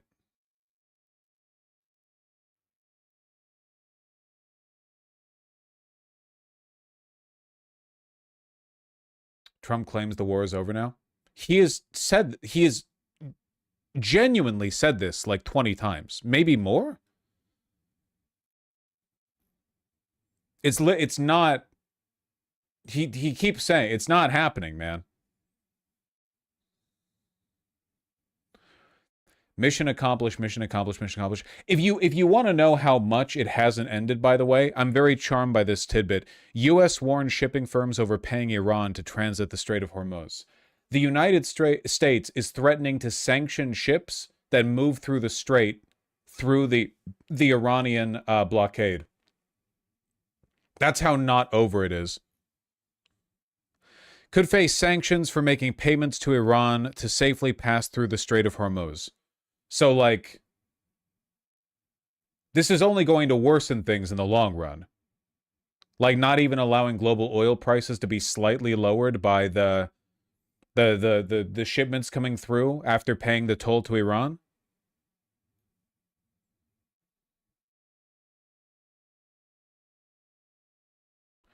So, piracy? You know, it's really funny that you mentioned piracy. Well, sanctioning ships isn't piracy. You know what is piracy? And I'll take it from the main man himself. Thank God I had this clip on hand. And there was no response. Turn your ship around. Evacuate your engine room immediately. And you see all these guys running out of there. Now, they're 5 miles away. And one shot into the engine room blew up the engine room. The ship stopped. They used tugboats, and then we landed on top of it. On top of everything else, we then land on top of it, and we took over the ship. We took over the cargo, took over the oil. It's a very profitable business. Who would have thought we were doing that? We're like pirates. We're sort of like pirates. But we're not playing games because, you know. We love our honest president. We do. It's like the Iranian government should stop making those AI Lego videos because really there's no propaganda they can put out that's better than what our president's putting out, you know?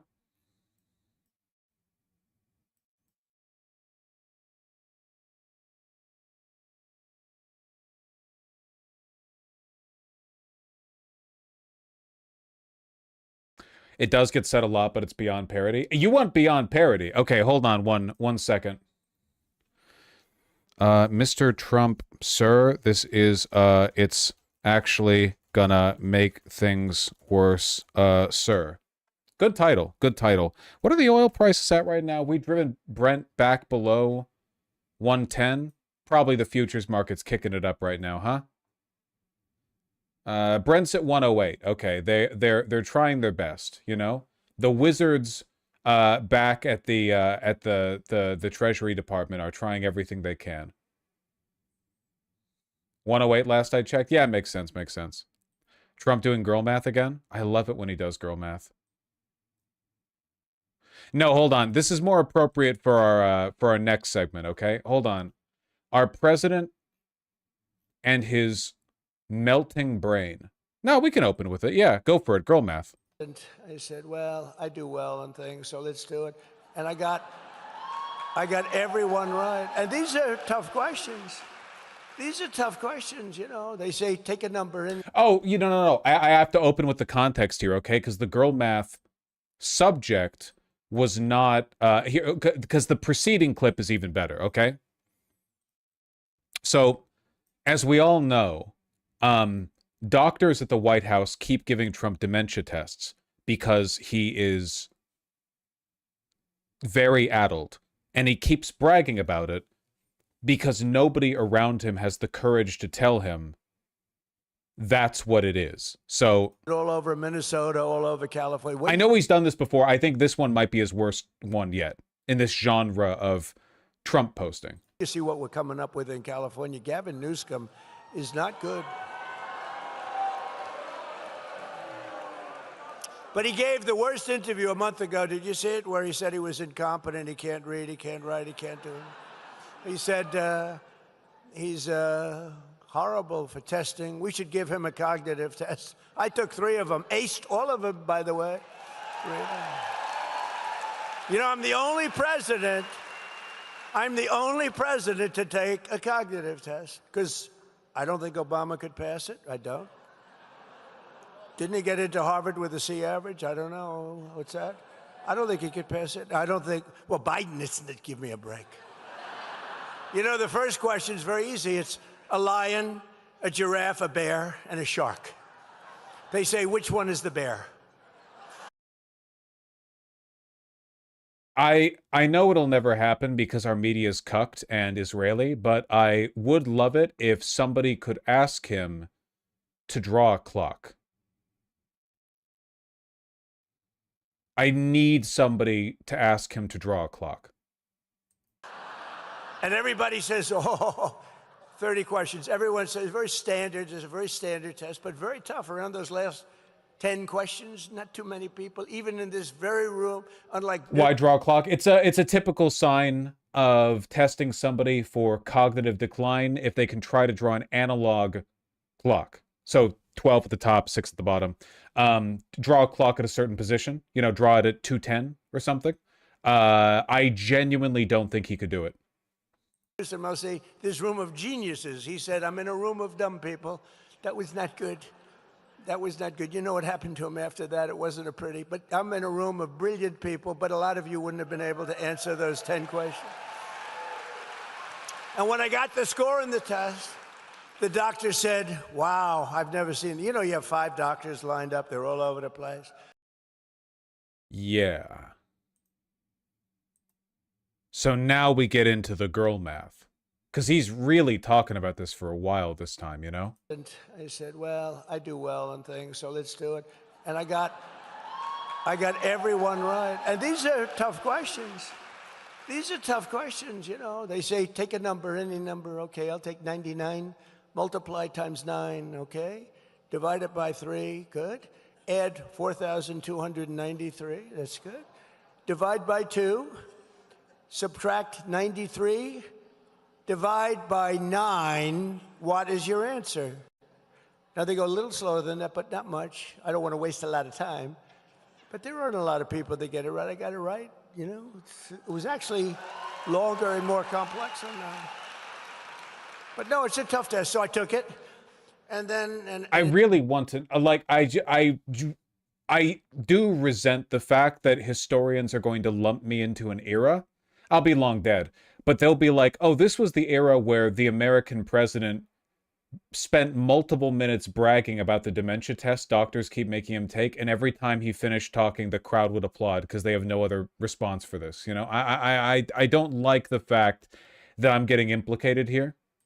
Everyone said, all right, good, he's smart. He's smart. It's not really smart. It's like, you know what we are, really? We have common sense. We're people with common sense. And I said, well, I do well. He's been... I don't know. Let's just run the hits, huh? Lower prices. You know, I use the word affordability, but I was the one that received these high prices. You know, it's amazing. I come into office and I say, wow, look at how high these prices are. And the Democrats start screaming, affordability, affordability. They're the ones that caused the problem. I'll tell you one thing. They got one good line of bullshit. That's one thing I'll say about it. They are so bad. It's a made-up word.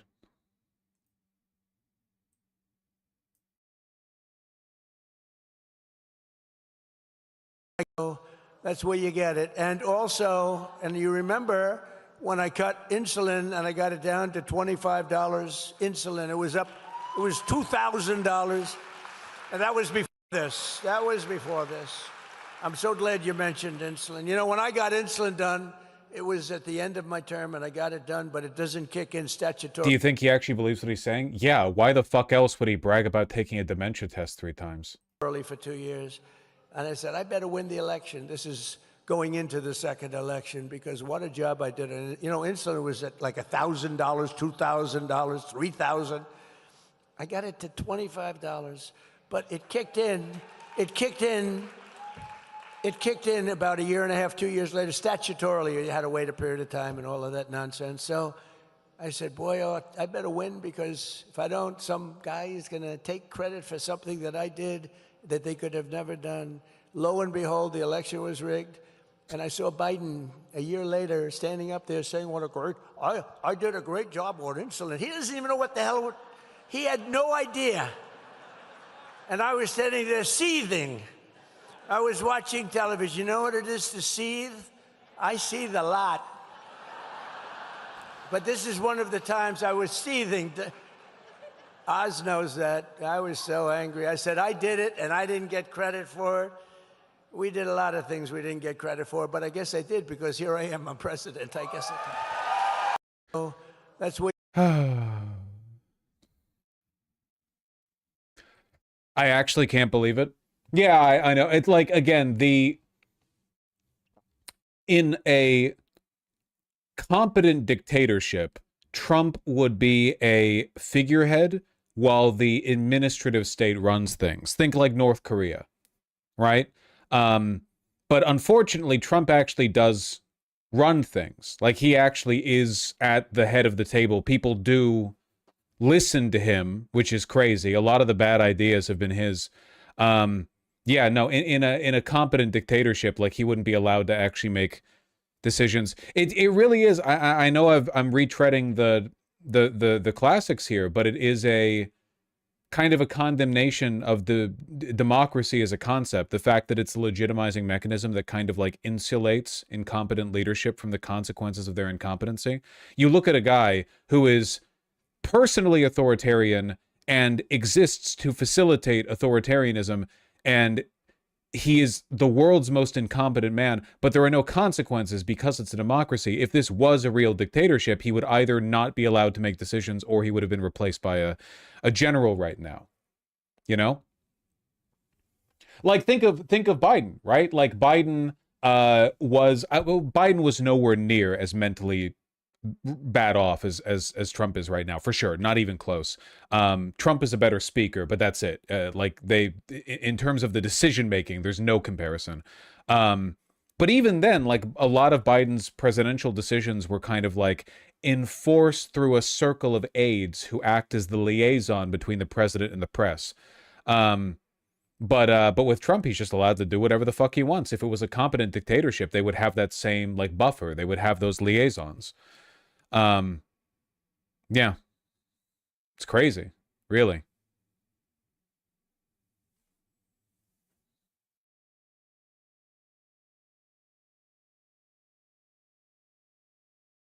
TBH, this wouldn't be possible in other democracies either. Yeah, true, but this is the end state of democracy under capital, right? Authoritarianism in everything but name. You have a guy who represents nobody but himself in the capital class, you know, tiny fraction of the population. All of his behavior and actions are unpopular, but the system insulates him from the consequences of his actions. Again, any king or emperor at this point would have been deposed by their underlings, right? If you were a king and you were this crazy, you would either be not allowed to make decisions like he was in his first term, right? In his first term, that was a competent expression of a Trumpian presidency. Trump will say stuff and then all the people around him will go, okay, okay, and then they just won't do it. That's what happened his whole first term. That's why he is such a hard-on for loyalty in his second term, because in his first term, all of his, you know, viziers just didn't listen to him. They just wouldn't do what he said. They would hide info from him.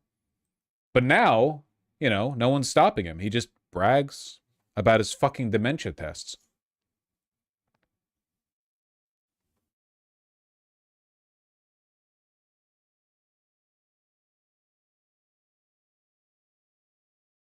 Is there any precedent for this in 19th century leadership?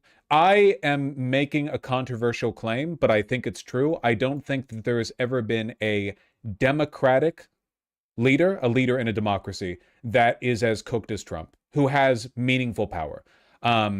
Usually when a person is this far gone, they have no real power. They get blundered out for TV interviews every once in a while. They make very few appearances. I don't think there's a comparison here. I genuinely think, because like, yeah, Reagan in his second term was very far gone, but there was like a competent network of people around him who did the real work. Yeah, I can't think of a comparison to this. If I knew more about history, maybe I could summon one, but like certainly not for a country as big as America. Not for a country as influential as America. No, not even close. You'd have to go after like a small, relatively irrelevant country to find behavior this eccentric. Just about as well in Iran, but I don't like talking about it until the U.S. is at North Korea levels. Again, I have to remind you that, for one, North Korea has never been run by a dictator as crazy as Trump is right now. And two, if they were, the generals underneath him would be doing the work, as they do now to a large extent. Also not a democracy. But like, yeah, it's... jobs are finished. Let's not talk about anything until it gets finished. But think of it, their Navy's gone, their Air Force is gone, their whole place is gone. And then we get people to say that we're not winning. You know, we get the radical left to say, we're not winning. They don't have any military left. It's unbelievable. It's actually, I believe it's treasonous. Okay, you want to know the truth? It's treasonous. Just about. Crazy. We're just playing the hits right now, man. Just watching it happen. I'm sorry. The commentary can only go so far. Yes, I am. I'm sorry. No, please. Anyway, so they don't love me too much in Mexico right now, you know. That's why guys like me are in a lot of danger, you know. Consequential people get in a lot of danger. You know what I'm talking about? Saturday night, it was good for one thing. People are loving my ballroom now. That's the only thing. They love my ballroom. They love my ballroom. It's going to be the best in the world, although I like the one at Mar-a-Lago very much too, Mayor. I guess it's good. So much of his attention is being taken up by this vanity project, you know? Makes it harder to do all the authoritarianism stuff. Oh, this one was particularly good. Yeah. Really revealing of his priorities. We're strongly protecting Social Security and Medicare, and we always will. We have a man here who knows more about Medicaid, Medicare, medical crap than any human being. Where's Dr. Oz? Where the hell are you? Stand up.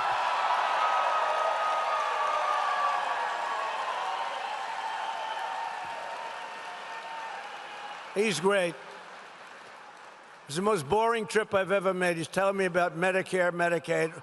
All I want to do is take care of you. I don't care.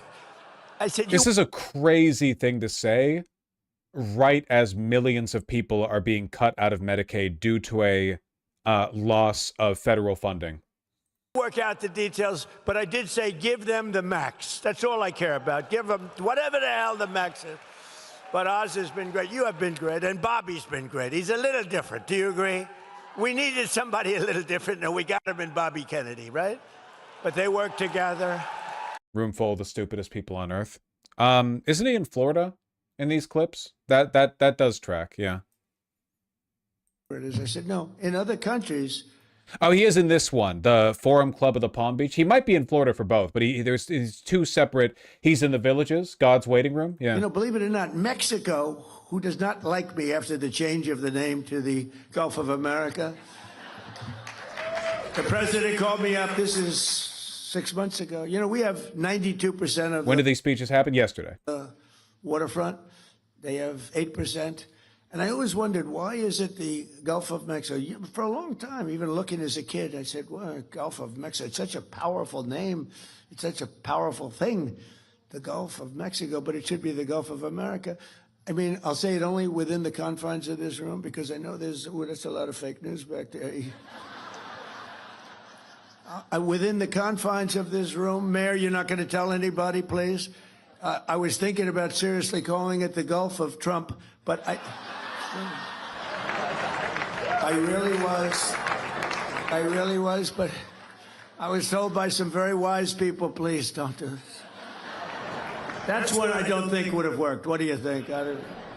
That wouldn't have worked too well. But, you know, it's such an honor to, you look at that incredible, powerful, beautiful, really rich area of water. There's probably very little like it anywhere in the world. When you look at all the rigs out there, all the wealth that's underneath that water, and now it's the Gulf of America. And the president of Mexico. It's incredible how consistent he is, that when he looks out at the Gulf of Mexico, that's what he thinks of it. That's just, it's genuinely a different kind of brain to me. That's remarkable. The Gulf of Mexico is maybe the most beautiful naval environment in the world. Would that be the right way of, like, just that strip of land and that chunk of water, that you know, that little bowl of soup, maybe the most beautiful you can really get beach-wise, I feel, alongside the Caribbean. Yeah, marine beauty. And he looks at it and he's like, damn, the oil underneath it's worth a lot. It's just a different kind of brain, man. Okay, everyone's going to argue it's their beach, whatever. I'm not arguing with you, okay? I'm not arguing with you. I've been to the Gulf of Mexico. I haven't been to wherever you're talking about. Actually, a lot of you, but it's not that much.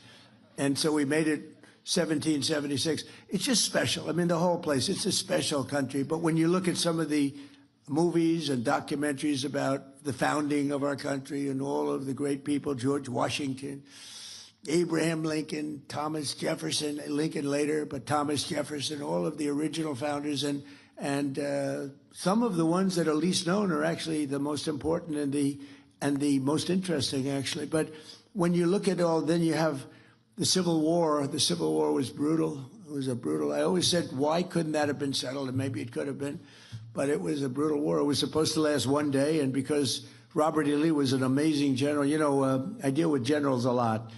And I ask, who was the best general? A lot of them say Robert E. Lee, because he took something that was supposed to end in one day, and it went 4 years. And with the exception of Gettysburg, that was not good. That was not a good one. It was not a good day for him. But that didn't happen. He would have actually won. They were going for New York, and they heard they were going up. Where did he get the one-day thing from? The South started the war. a hill, Harvey, just going up a hill. Robert E. Lee heard that. I live in Tampa and the Gulf is garbage. Dog, Tampa is garbage. What the fuck? Stonewall Jackson was killed as great general, and so he didn't have him. He had another general. It's like looking at a beautiful woman naked and you're judging her beauty by her butt after she just pooped. I don't know how adept of a metaphor that was. Let's move on. Speaking of beautiful women. Beneath that water, and now it's the Gulf of America. And the president of Mexico called me. He's not too fond of me anymore, but when she heard about it, it was put in some paper. Somebody leaked it someplace always. You always have leaks. When you're in my world, leaks are a part of life. And it was leaked that I was going to change the name of the Gulf of Mexico to the Gulf of America. And she's a beautiful woman, a very nice, I never like to talk about beauty because it's usually the end of a political career. If you say somebody's a beautiful woman, they say, what a terrible, terrible thing. Everybody hates it except the woman that you're talking about. They love it. So I won't say she's a beautiful woman, but she's a fine woman. He loves this bit. It's like the ideological predecessor to the, like, I can't speak or I'm canceled, but he's been doing this for decades, Trump back in the 1980s was doing this bit. This, like, well, they won't let you tell a woman she's beautiful or whatever. Like, that's ever been true for creepy old men. And she is. And she's got this incredible, beautiful voice, elegant voice. She was a ballet dancer. She's got this beautiful voice. And she goes, President, no, President, tell me, you're only kidding. You're not going to change the name of the Gulf of Mexico. Yes, I am. I'm sorry. No, please. Anyway, so they don't love me too much in Mexico right now, That's why guys like me are in a lot of danger, consequential people. Seriously creepy way to talk. Yeah, it's almost like he's a serial rapist and pedophile, if you think about it. Get in a lot of danger. You know what I'm talking about. It's almost like he's the most implicated guy in the most notorious child sex trafficking ring in human history, if you think about it.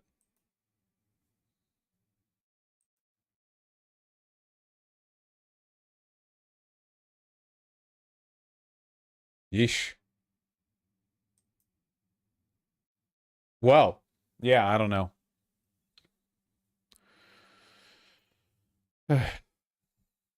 Think you might be onto something? You think so? You think I might have cracked the case here? I don't know. How does one manage to talk about the Gulf of Mexico and still manage to sound like a pedophile? Because to right-wingers, all politics is rape. They just want to be the rapist rather than the rapee. It's how they perceive the world. The world is framed through the lens of psychosexual conflict. So, which, by the way, this is very obvious if you look at how they talk. Like, in general, like, if you go on Twitter and you see right-wingers talk, like, it's all rape to them. Like, that's all, it's the only thing that, it's why everything is sexual violence or cuckold porn. It was like the stand-up comedian who bombed. I'm not even playing the clip. You've seen the fucking clip. Dude is like the population of Earth number of views on that clip. The stand-up comedian where the woman in the audience is unimpressed when he does his little crowd work bit, so he's like, starts making rape jokes or whatever. And she's just cold, just fucking mean mugging him, and he's freaking the fuck out. Yeah, that was gross. Thankfully, that guy is now being dunked on by the entire population of Earth.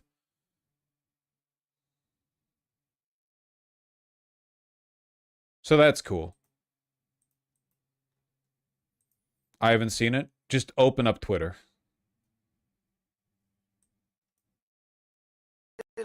Come on, darling. The mother's screaming like crazy. Darling, I love you, darling. Mom, I can't do it. I don't know the context for this. I don't want to know. I'm fine not knowing the context. It's okay. Isn't this an old video? No, this is from yesterday.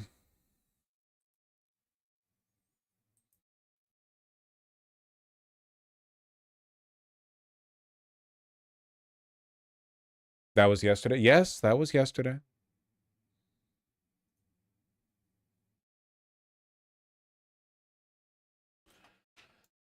Can somebody please tell Trump they're forcing him to take dementia tests. This one doesn't have context. He just did that. He just stared silently into the cameras for 8 seconds before pulling that one out and then didn't clarify and went on. Probably got applause afterwards, too, knowing this fucking crowd. The Villages. The Villages! God's waiting room, folks. Everyone here, they're dead or dying. Horrible part of the country. It's a big retirement community in Florida. A wealthy one. Trump country.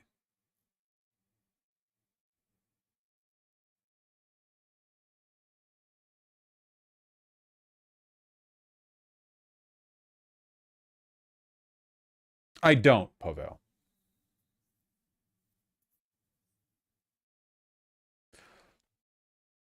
More than that, I saw a documentary where the villages are swinging. Oh yeah, the people are always fucking at retirement communities. You're like, oh, gross. What the fuck else are you supposed to do? You're like 60 or something. You think you're gonna be done fucking at 60? Like you're gonna hang it up? Oh no, I'm like wrinkly now. I'm gonna stop fucking. You sound ridiculous. Of course they're fucking. It's like dorm rooms, but for elderly people.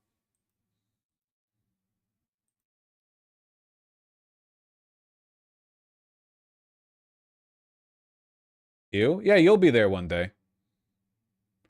It's all you old people fucking until you guys see like Meryl Streep or something, and then you're like, oh my god, mommy.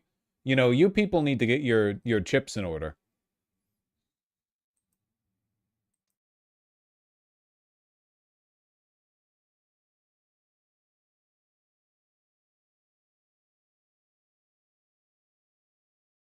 I hear STDs are really prevalent in old homes. Yeah, because they're not using condoms, because the ladies can't get pregnant no more.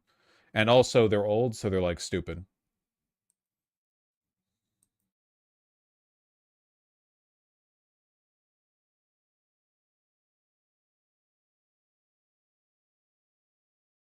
They especially just say ew women fucking after she turns like 30 or something. No, the preferred genre of like mommy posting we're talking about here on Twitter are people who will see like an anime character who has one smile line right here, and they'll be like, finally, some MILF representation. As though you don't get those smile lines at like 25 or whatever.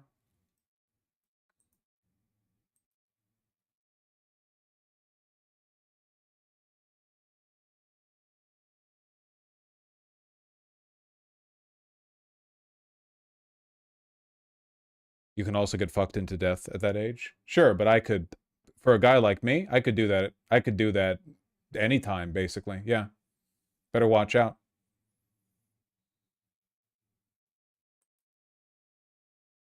Better do your damn Pilates before you step up to the plate.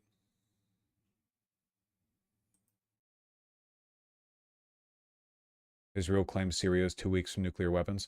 Do you have a way of communicating that information to me that doesn't involve clicking on a link from Threads? Is there like another medium that we could explore?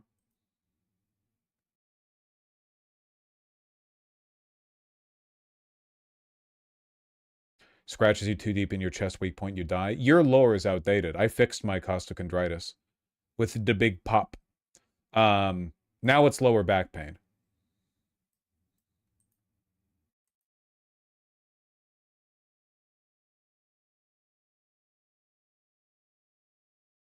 Here's a link from X. Use the full title. It's X, the Everything app. Israeli Air Force revealed on Friday Syria is gradually rebuilding its military capabilities, including its radar and air defenses. This does not mention a nuclear weapon. But yeah, no, of course they're going to invade Syria. They're already invading Syria. I mean, not just the Golan Heights. They took Mount Hermon, you know? Syria is not getting nukes. Let me pee real quick, then I'll be right back on it. Let me pee and, like, I don't know, lean against a sink or something to stretch my back out. Gotta do a little... Oh, yeah. You get me.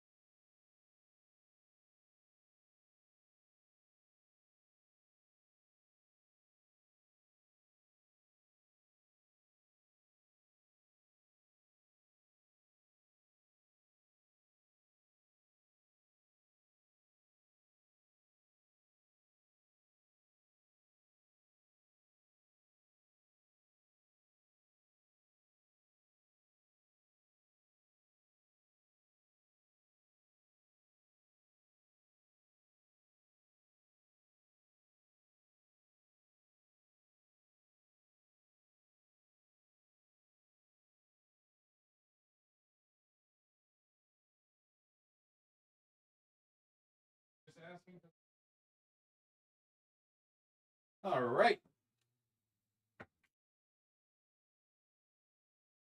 Ah.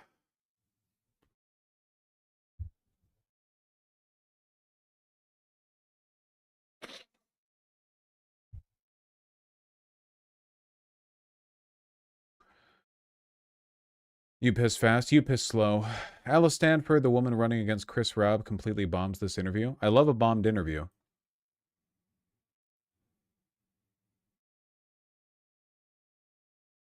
Ooh, it had better be a good bomb if I'm looking at this through the source that you've linked. You also said you're running to abolish ICE. This is something that we've heard other Democrats and activists talk about. Yeah. From an immigration enforcement perspective, yes. Who do you think should be in charge of enforcing immigration laws? It's a good question. Oof. And you can pause because I just want to think about it for a minute. Go ahead. We need to continue, though. Okay. Who do I think should be in charge of enforcing immigration laws? Not the executive branch, so not the president. Oh. Not just not knowing Customs and Border Patrol, but also not knowing how it works. That's the administrative branch. How else would you enforce? That's the job of the executive. You enforce laws. That's So it belongs with Congress. That's not what Congress does. That's not how that works. It belongs with Congress. Okay, well, yeah, that's not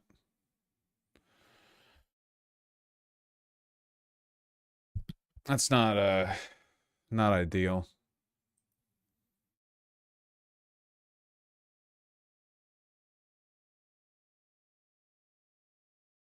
Right, Dana? Jesus Christ.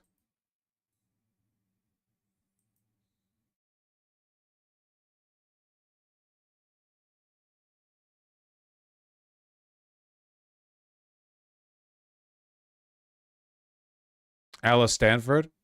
Where's she running again?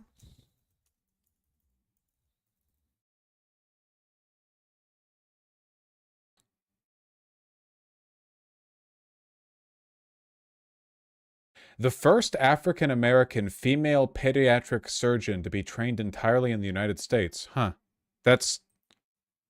She's 55?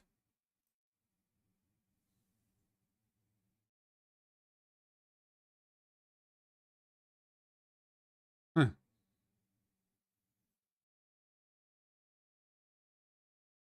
Running in Pennsylvania's 3rd. Looks good for 55. Yeah, no shit.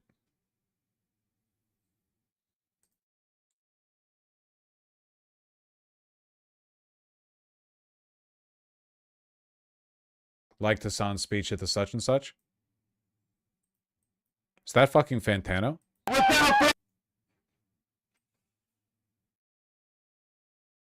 I'd like to introduce you to a young man who, I'm not sure if you're familiar with him.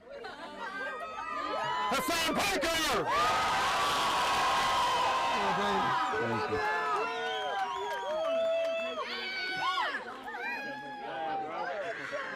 I don't know how this thing works. Bet you seem to understand better than the last guy. I've never used one of these before, so bear with me, everybody. Thank you so much for coming out, and thank you, Chris Rabb, for introducing me to some amazing people here in Philadelphia today, even though it's raining a little bit. I'm not doing this audio, man. I'm glad he had a good time or whatever. I'm not doing this audio. He dressed so Chinese. He loves dressing Chinese. He loves the top button. He does. Maybe he got tired of everyone commenting on his titties.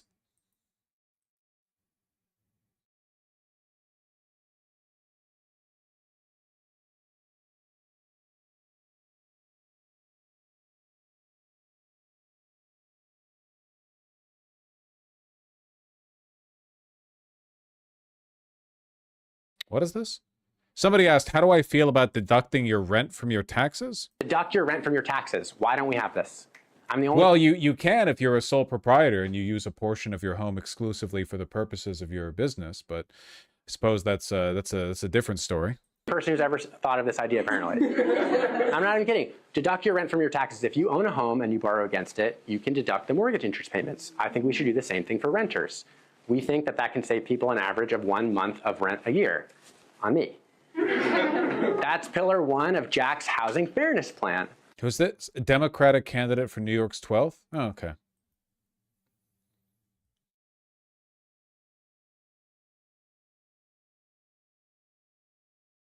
Kennedy's grandson? Oh, he does kind of look like Kennedy, yeah. Yeah, you're right. What the fuck is this neoliberal take? Well, in fairness, we do allow for some like homeowner specific deductions, which are pretty unfair.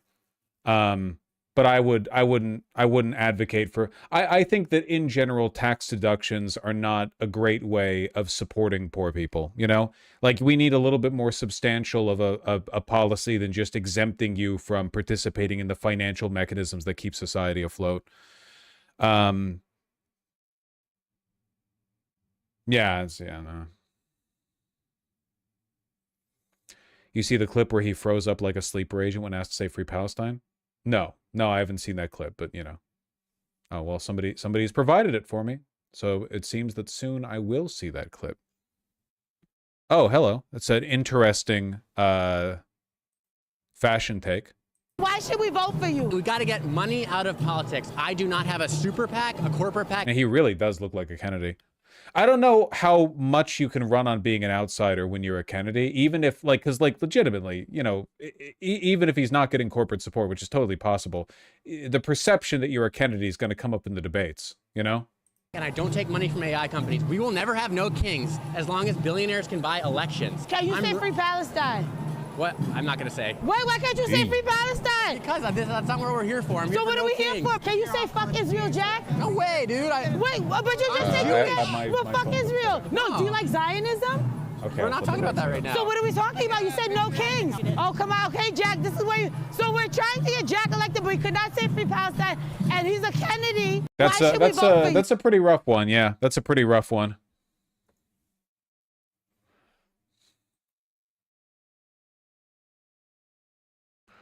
He's an absolute McMorrow type. Yeah. I'm not.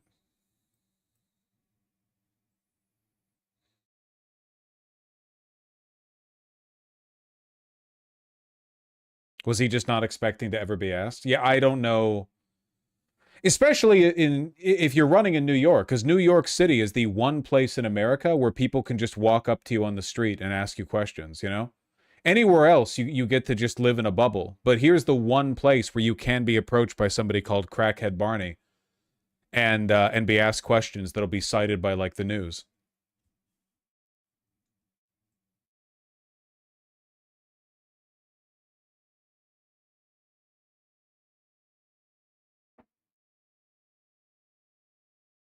Is the white face racist? No, but also I don't think it's... I think it's meant to be cocaine. Right? Crackhead Barn. It's like, I mean, crack and cocaine aren't the same thing, but they're similar. That was my assumption. Is it meant to be whiteface? That's a very lazy whiteface, if so. But, you know.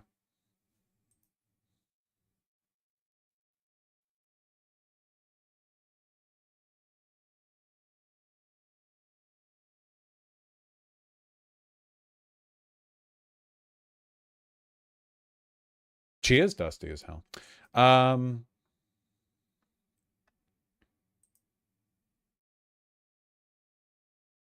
Trump flouts lower court rulings and unprecedented display of executive power. That's a funny way of saying breaking the law.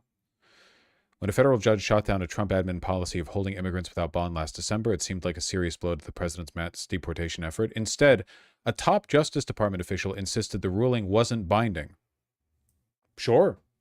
All right, ball's in your court, judiciary. What are you going to do about that one? What are you going to do about the strategy of them just ignoring you? Unprecedented, is it though? No, I think Jackson did this once, famously.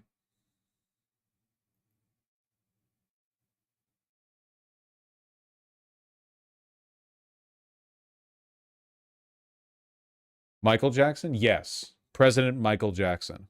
That would have been funny.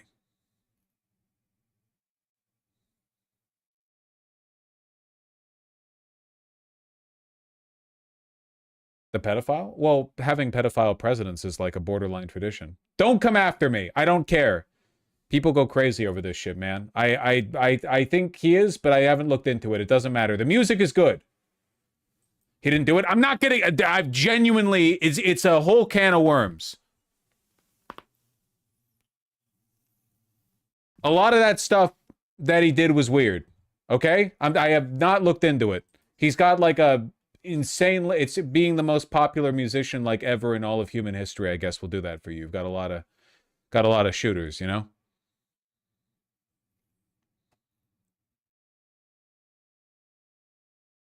I'm not that committed to the discourse.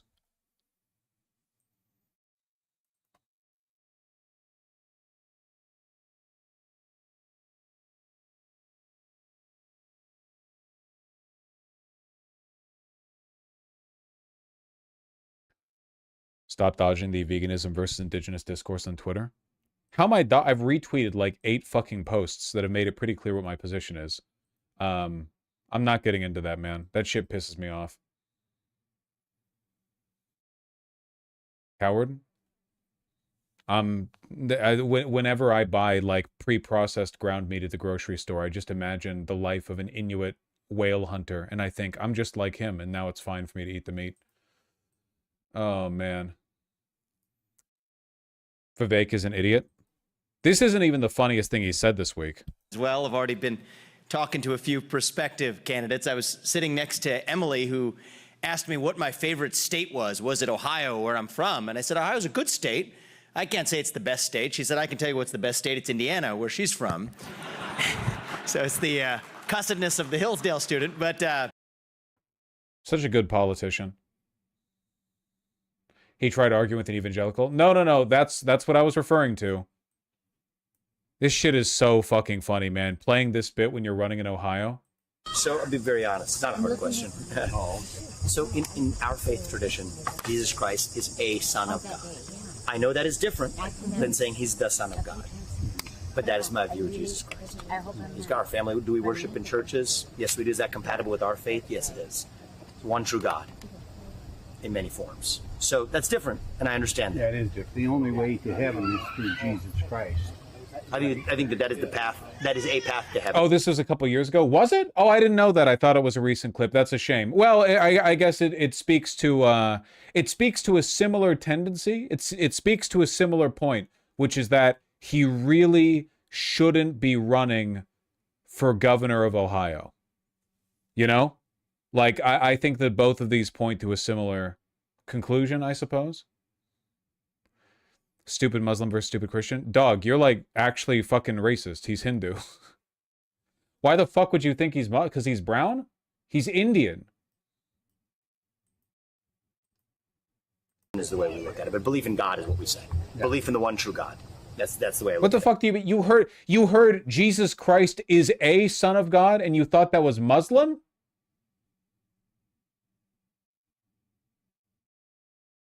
Do you know anything? All right, I've railed into you enough because chat's gonna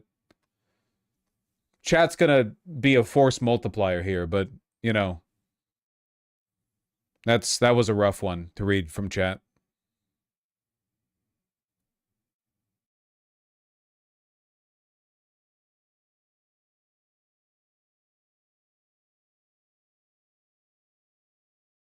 That actually does sound like a Muslim take more than a Hindu one. You're pissing me the fuck. You realize it reflects poorly on me when you say stuff like that, right? Do you literally know anything about the Hindu and Muslim religions, respectively?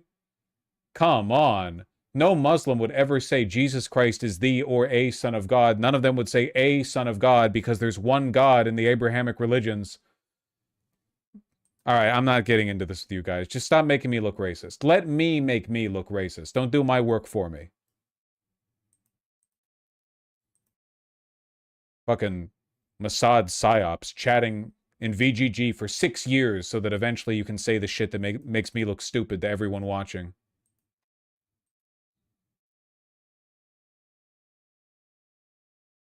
Hinduism is just confusing?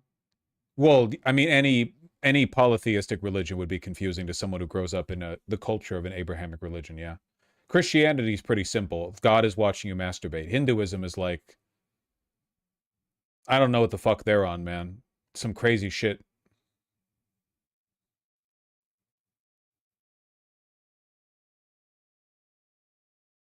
Ramaswamy almost tied with Democrat Ekton in Ohio governor poll. We might very well win this. I would actually say it's more likely than not that we win this.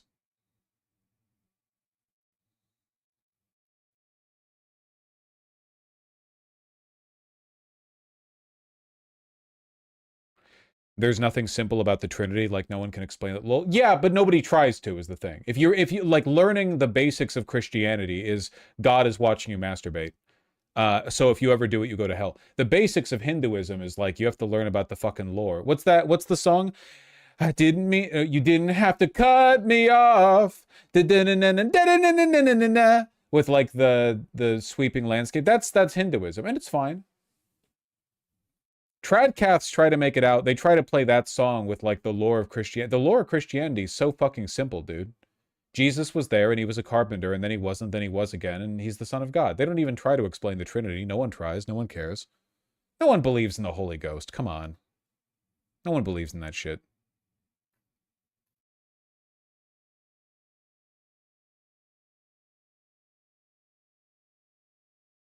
Pentecostals do. They're not real.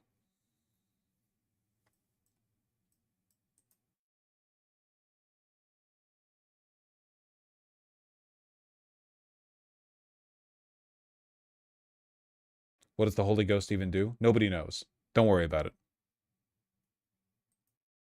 It's literally fine.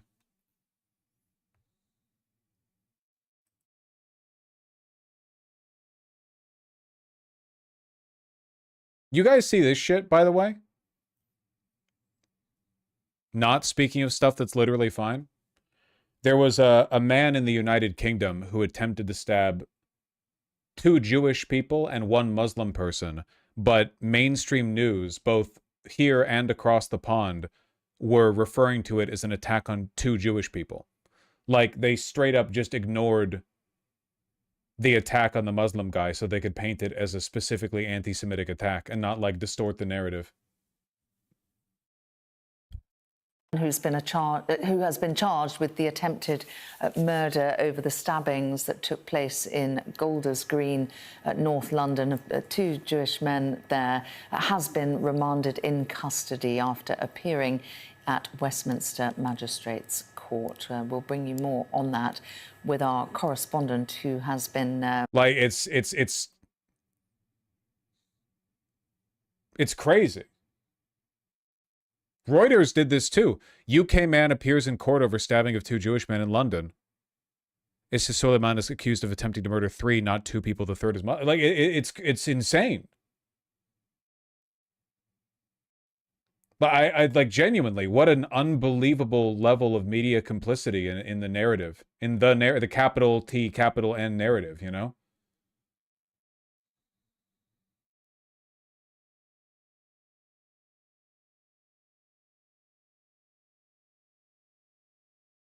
The main person attacked was the Muslim guy too. The 2 Jewish people were bystanders that came to help the Muslim victim.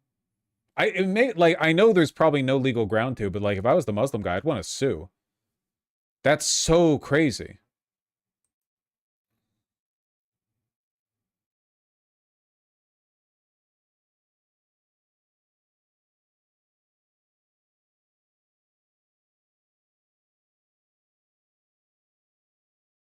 Why are they not mentioning the Muslim? The narrative. They're so cucked to Israel.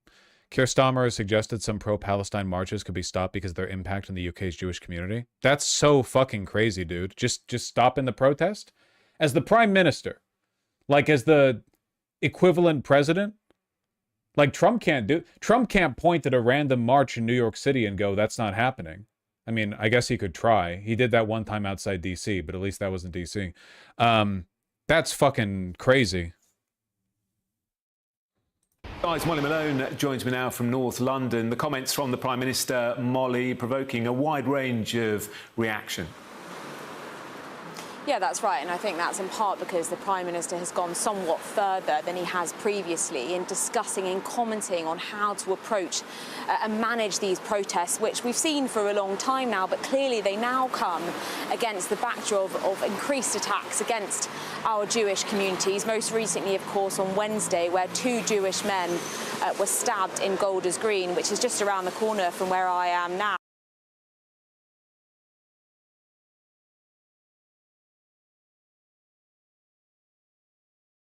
And they weren't even stabbed? Yeah, it was an attempted stabbing of those 2, right? It wasn't even...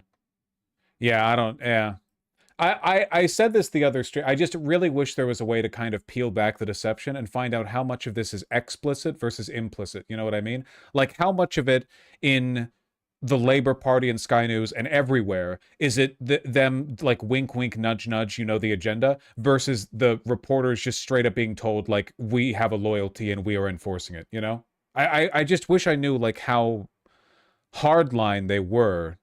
But we've seen, haven't we, in recent months, a series of anti-Semitic attacks on our Jewish communities. Just around the corner from where I am, a synagogue was targeted in an arson attack, and as have a number of Jewish property and Jewish premises been in the same way. All of that, of course, adding to fears among Jewish... Like in this case, they're not even evangelical. Like, they don't have evangelicals in England the way they do in America. They're not like a massive political bloc like they are in America. So you don't even have like the ethno-religious argument. It's just straight like political complicity. People, many of whom, of course, have been heading out synagogue this morning with this at the forefront of their minds. So it's in that context that these pro-Palestine marches are being discussed. And it's why you've got people like John Mann, who is the government's independent reviewer. It wasn't a synagogue targeted. It was a fire in a residential building next to it. I haven't looked into it, but given their framing on the 2 Jewish people stabbed bit, which is factually incorrect on multiple levels, yeah, I'm not going to trust a damn thing they say. Of saying that they need to do far more. If a mosque was bombed and a stray piece of shrapnel killed one Jewish guy a block over, Sky News would only report on the shrapnel. It wouldn't even need to kill the guy, even it coming close, you know? Clamp down on what we're seeing. Let's hear from him now. Well, the balance being right also includes a lot more action. So a lot more action includes those who call for violence against the Jewish community being arrested. That hasn't been happening. That's part of what I'm now being told. It's been public as well, but I'm being told privately is what will be happening. People who back terror organisations will be arrested, will be prosecuted. And as well, I think, if they're going to do it in the workplace, they should be removed from the workplace. They shouldn't have jobs in those workplaces. So if that's the backdrop, as outlined really by John Mann, you helps contextualise really what we're seeing in terms of high-profile people commenting on the nature of these marches. We've seen in recent days Jonathan Hall, who's the government's independent reviewer of terrorism legislation, calling these marches, saying that they appear to incubate, in his words, anti-Semitism, saying more broadly what we're seeing in terms of anti-Semitic attack amounting, in his words, to a national security emergency. Jesus fucking Christ, man. They're straight up, I know they don't have free speech the way we do over in Britain, but like straight up just nuking all political liberalism in your legal system, like entirely for Israel, when nobody in the UK gives a fuck about Israel.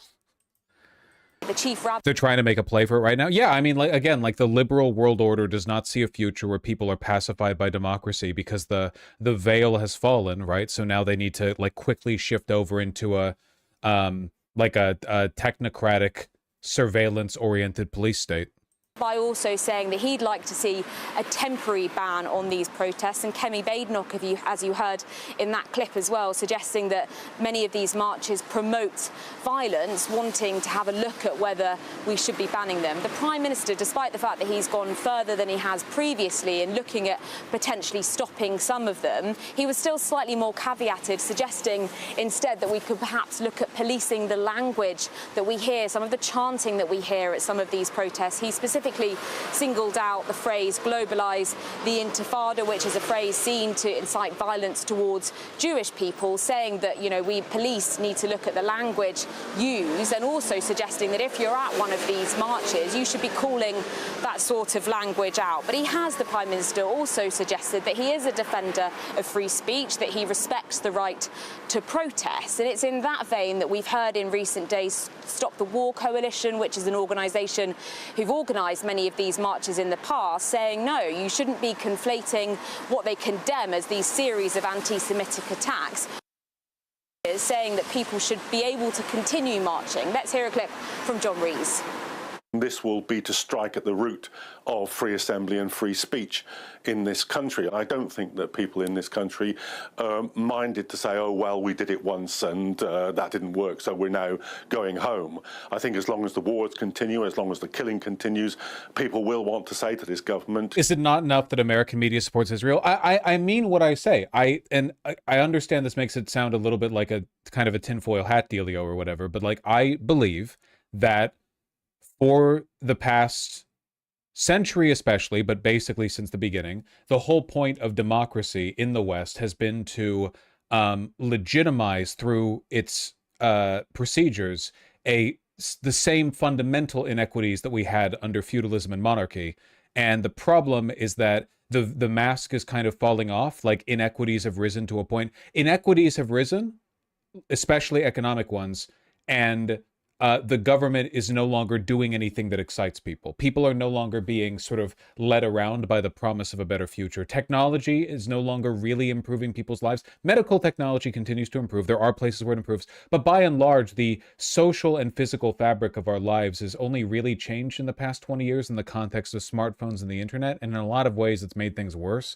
So people aren't really being dazzled by the promise of technological progress anymore. And people no longer think democracy can really solve their social problems. People are losing faith. That didn't used to be the case, you know? In both technological and political optimism, people used to be a lot more, well, optimistic. So I think that the powers that be are using Israel as a wedge to kind of facilitate the next world order, which will be heavily surveillance-based, police state, no free speech, etc., because they need to keep the proles in line, and the promise of democratic progress is no longer enough to keep people pacified. I'm simplifying things tremendously, but I do believe there's a shift in that direction, and I think it's happening basically everywhere in the West. You know, like it's not a subtle thing. It's happening like everywhere. Germany and France are doing the same thing as what's happening in the UK. It's happening in America from both parties. Yeah, I don't know. It's not great. Note what I'm saying. I don't necessarily think they're going to succeed, by the way. I'm not saying it's inevitable. I'm not saying they're going to succeed. I'm not saying that their system is stable. They're in fact quite bad at producing stable systems, which is why they're in this mess. I just think that's what they're trying to do right now. You're complicit in this, and you should stop. And clearly, many of the people that have in recent months and years been attending these marches would point out that they do so with no malice and What the hell are you saying when it comes to technology? We have personal tutors now who don't get tired of us. Are we AI posting? We are, right? That means I get to... Yes, that does mean I get to mute you for a month. Fine, just a week. Yeah, man, AI is making people feel real optimistic about the future. Instead, they stand in solidarity with the people of Gaza. But the context here is everything for politicians, for the Prime Minister. It will be a massive balancing act for policing and for government as well, not least because in 2 weeks' time, we have a huge protest set to take place, being organised by pro-Palestine groups, but also another protest being organised by the far-right activist Tommy Robinson. And it's when you get counter views coming together in significant numbers, well, that's when you get an increased balancing act, if you like, a massive policing operation, the police in Sir Mark Rowley. The AI push is literally because we're at the end of the sigmoid curve of tech advances. Well, it's the perfect example, right? Massive technological developments used to have like a real material change in the world around us. All AI has been really used for is a vehicle for speculative investment. Like trillions and trillions of dollars being poured in. It's not affecting anyone's lives positively. The only real change to people's lives that's being pitched is that we'll lose our jobs. You know? That's the big social shift. It'll make your children illiterate and you will lose your job. No, fantastic, right? Who benefits? Well, the wealthy people get wealthier. Like there's no... It's not like the fucking washing machine, man. The washing machine single-handedly made like women's liberation viable. You know, tech is just not advancing the social fabric anymore.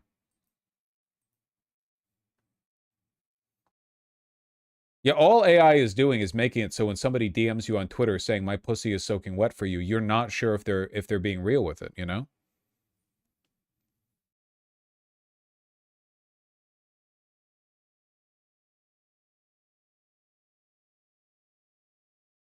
I liked it when the catfishers were Indian, not AI. I agree, you know? They're real people. Makes a difference.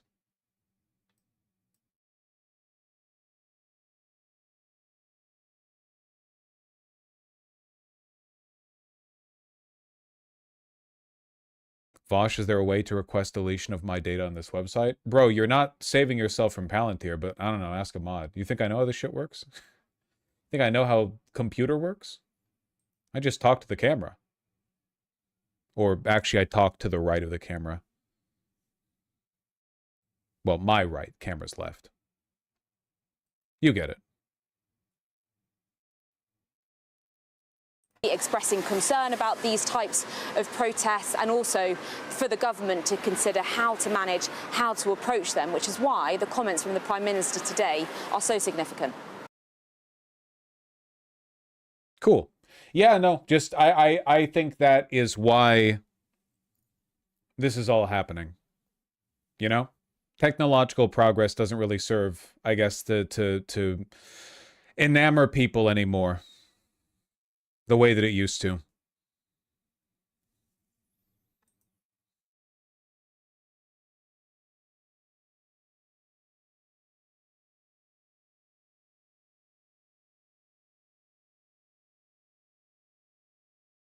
Funny AI story at Purdue University. Huh. Yes, I did see the Daily Wire layoffs. Interesting stuff. Hello, Sakura. Even the Met Police are saying it's too.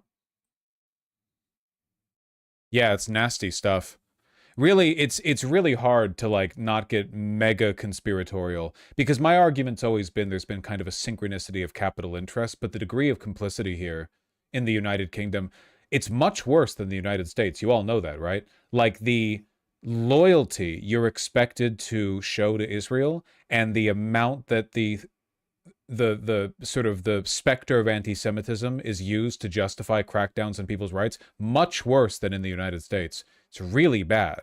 I think they're at the front of this. Why? I keep explaining why.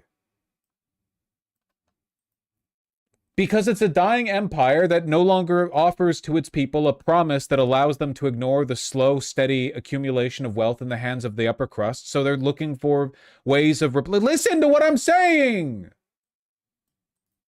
Well, that's my theory, at least. But are we doing that here? Yeah, but we're not doing it as quickly as they are. It is worse over there. We do at least have a free speech, you know, oriented amendment to our Constitution that's providing us some bit of a buffer, you know.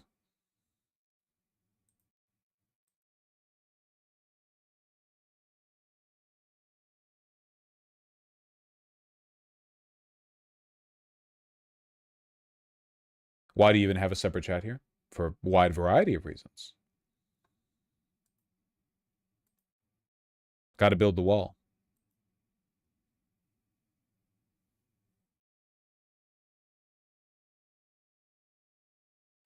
Okay, this is actually the most insane censorship I have ever seen. Deep State UK stuff. They'll work out the title. Okay. Folks, I've got good news and bad news. Good news, MGS2 time. Also good news, we might run a bit late today. Bad news, I will not be streaming tomorrow or the day after. That's right, folks. I'm going outside. I'm going to the Olympics, the beautiful mountain range, and I'm going to have a wild time with my beautiful partner. It's got to be an overnight stay because it's a while. You know, it takes a while to get there. I'm going to have a great time. It is all over. I know. Something serious happens, maybe I'll record something on my phone, but, you know, no promises there. No, the Olympic mountain range is just a real beauty, you know? Real beauty.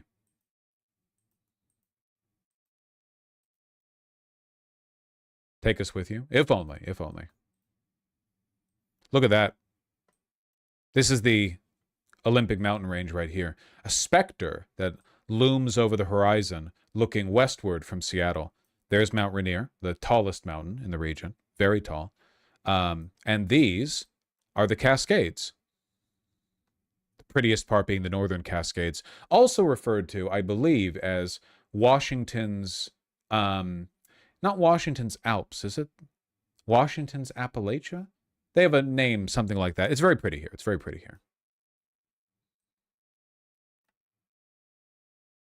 The North Cascades. Just, God's country. Is this Devil Lake? Is this, Lake Diablo? Yeah, Lake Diablo. I've been here. I've been here.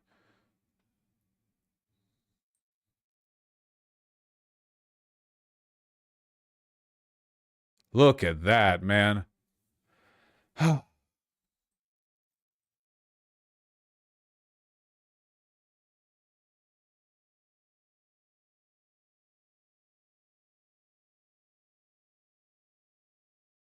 It is God's country, it is. The American Alps, that's the title. But I've never been to the Olympics. Whew, look at that. Beaut. Hold on. Can we get a view from here where I can see Seattle? You know, I can see my house from here. Like a peak view? These aren't really peak views. Man, that's pretty. I want to see, maybe I can see like the Needle or something from one of these eastern sides. See, they keep taking these valley pictures, which again, they're beautiful. And I am a valley girl, but not exactly what I'm looking for. This looks peakish. Not quite, not quite, not quite. What about from Olympic Mountain, Mount Olympia? Whoo, dilly! Look at all that. Olympic National Park, I'll be going there, I assume. I haven't really looked at the itinerary. Well, I've looked at the itinerary. I haven't really retained the information. Was that a deer? I wasn't looking. Probably. I mean, they are here. My partner once went backpacking in the Olympics and apparently was just swarmed by deer overnight. Like, slept in a bag and saw all their eyes peeking out at them in the dark. Kind of creepy. Deer are kind of wall-eyed too, you know? Deer are harmless? Yeah, but still creepy when their eyes are staring at you in the dark. Could be a bear.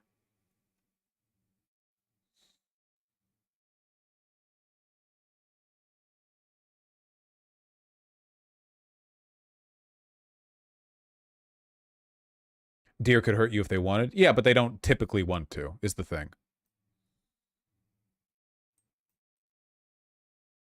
So pretty. Anyway, that's why I won't be here tomorrow. And the day after.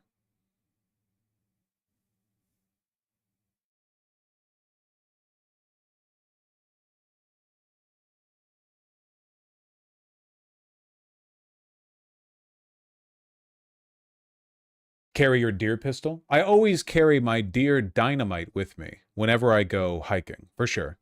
I carry my my deer cylinder of natural gas right here on my hip, so if they charge me, we both go out.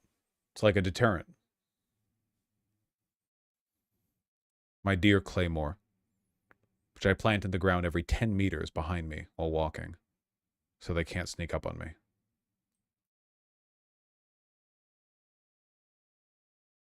Yeah, here's the peak of Mount Olympus. Not the Mount Olympus, a different Mount Olympus, though ours is taller than the one in Greece.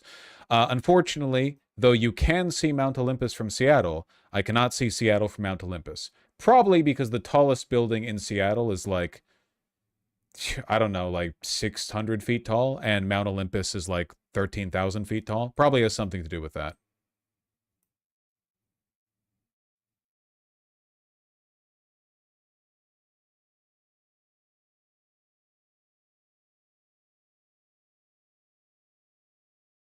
It'd be the Space Needle's. No, Space Needle's not the tallest building in Seattle.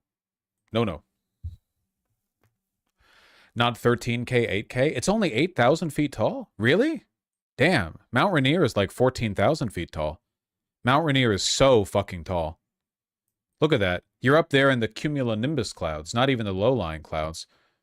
Mount Rainier is so tall it has a microclimate. Just because it's been sunny, just because it's sunny in the rest of Washington doesn't mean it's going to be sunny here.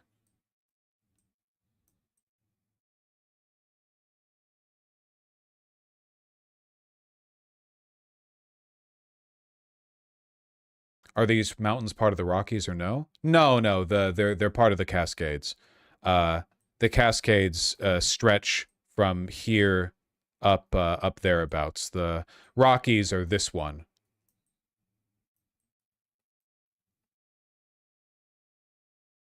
Does anything even live there? I don't know. Probably some like weird marmots. Not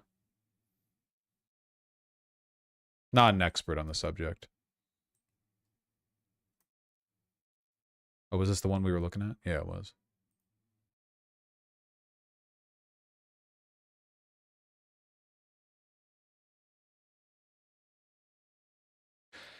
My great-grandpa climbed Mount Rainier to the peak?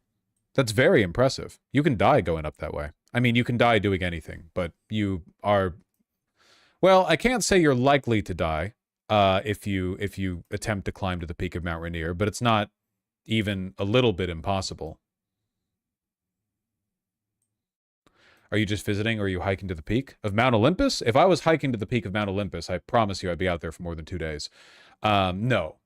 Hiking to the peak of... Well, I only know about Rainier, but you don't want to hike to the peak of Mount Rainier unless you're, like, that guy.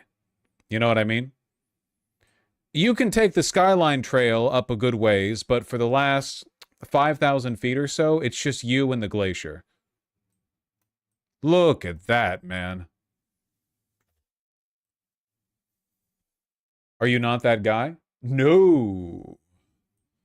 No, I am not that guy. I am not these guys. It's a glacier up top. Solid permafrost. There are big chasms in the ice that you have to jump across or otherwise navigate like it's Death Stranding. But the chasms are deep. I mean, if you fall down them, you're going to die, so...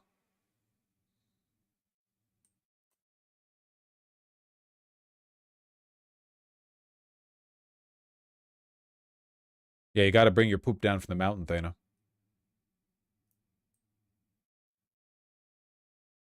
So you need to train before you go? Well, listen, if you were going to get into, like, mountaineering, proper hiking, like climbing to the peaks of mountains hiking, you would not start with Mount Rainier.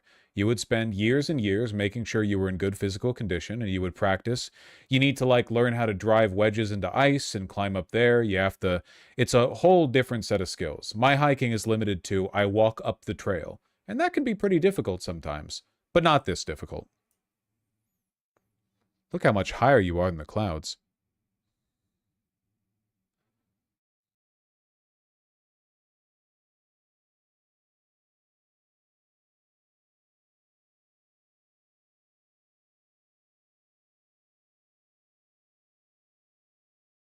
Take some pics? I'll be sure to.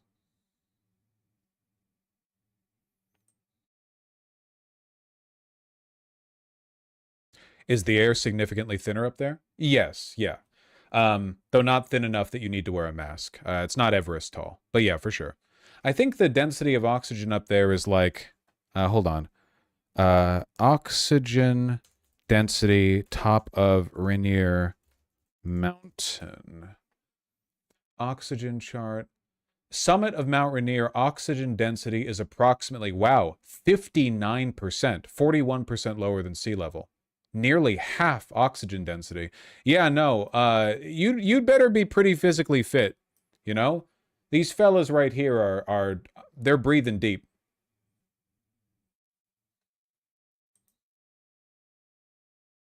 That'll just straight up kill you on its own.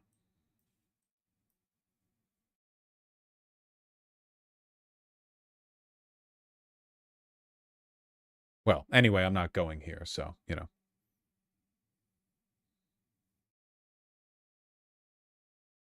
Maybe one day, I say, lying. What a beaut, though. Yeah, see, this is the mountaineering we're talking about here. You can do that with moderate cardio? Nah. Nah, I think you need to, like, train for a while. In my opinion.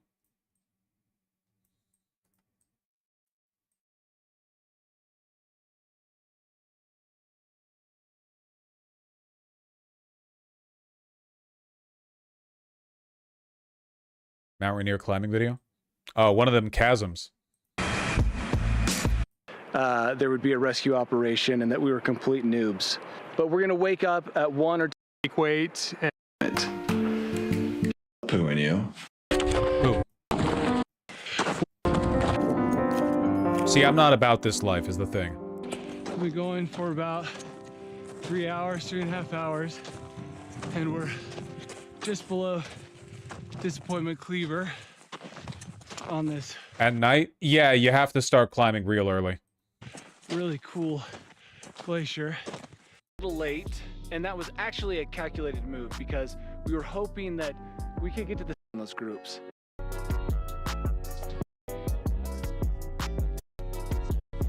Oh, Death Stranding ladder. One of them chasms.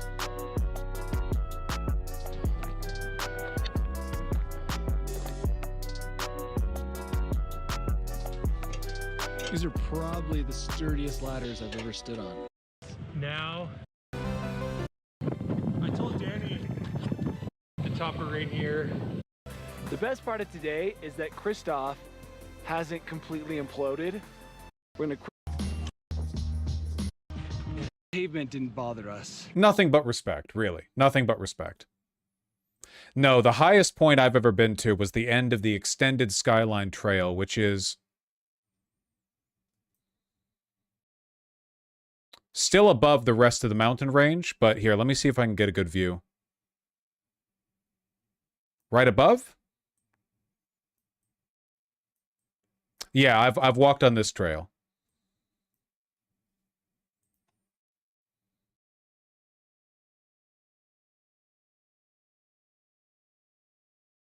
Right around.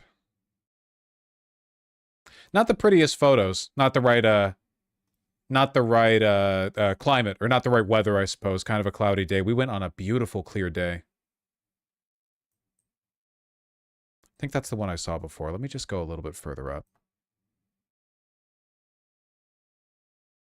Whew, yeah. That's what the clouds do. Once you're above the cloud line, sometimes you see it's like rolling fog, you know? I mean, it's like a blanket.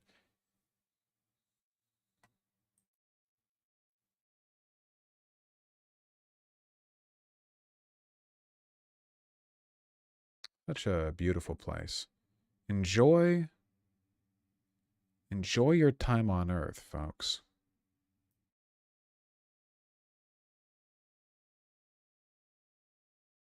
Doesn't look like it, but the peak of the mountain up that way, you're still like 5,000 feet down from it. Really doesn't look like it, huh? Because you think about it, like 5,000 feet's about a mile. See something a mile in front of you, not that far. You walk that in 15 minutes. So you look up and you're like, oh, you know, it's not that far. It's a mile up, not a mile away. That's a different direction, buddy. Sorry, it's I'm Sopranos posting. That's a different direction, buddy. No, wait, who was I doing? Not Tony. I was doing Paulie. That's a different direction, buddy. And he does the, you know. It's rough.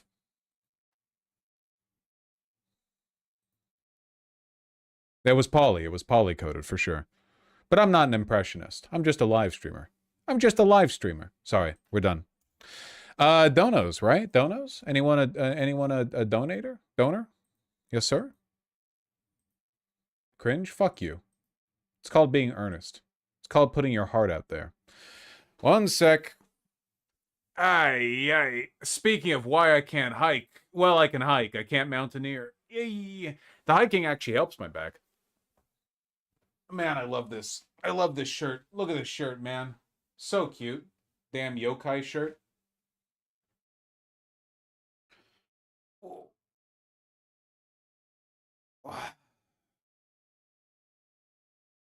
Hello, River.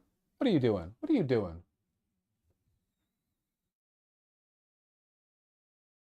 Okay. Semi-Locon, thanks the tier 1 sub. Likewise, Leafar. W, thank you for the $5. I don't know what I was in my previous life. Hopefully something good. Kowalski, thanks the $5. As a planet, we're 700 million barrels behind production in 2026. That's actually a crazy statistic, man. Shootbang, thank you for the very kind $10. I really appreciate that. Thank you, thank you. Samfan155, thank you for the $20. Screw human politics. Can I get some cat politics instead? Can I be vulnerable with you? The reason I haven't shown a cat the past couple of days is because I am concerned about how much it would hurt my lower back to lift a weight up in front of me, you know? I'm still doing my workouts, but I'm not, you know, I'm not holding the weights out in front of me. Unk, yeah. We got to fix the lower back problem. We got to fix the lower back problem. Chonky cats? No, just a bad back. Well, Bagheera's fat, yeah. Tengu, thank you for the very kind $20. I really appreciate that.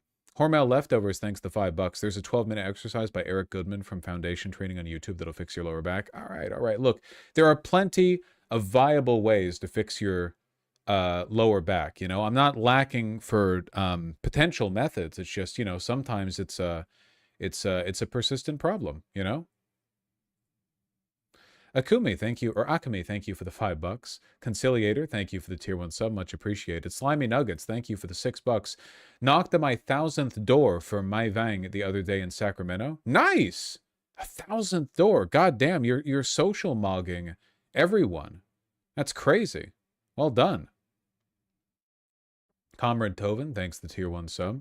Lord Meatball, thank you for the $5. OS Crane, thank you likewise. Shout out to my mom who gave me limits on everything except for library time. If I ran through all my shit, the library was always there and I cleaned up. Yeah, you gotta... It is very, very, very difficult to compete with the smartphone or the screen or whatever when it comes to like immediately grabbing your attention, but you have to fight for it, you know? Just because like the fact that the phone is very effective at hijacking your dopamine receptors does not mean you are having the best time with it, not even close. It's difficult to avoid doom scrolling, but like I promise you that you will have a better long-term experience reading a good book than you will doom scrolling. You're not even retaining that info. You're just being exploited by your vulnerable, you know, neural pathways.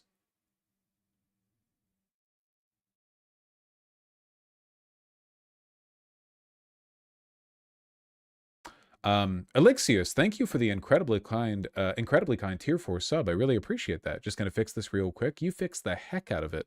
Thank you very much. Thank you.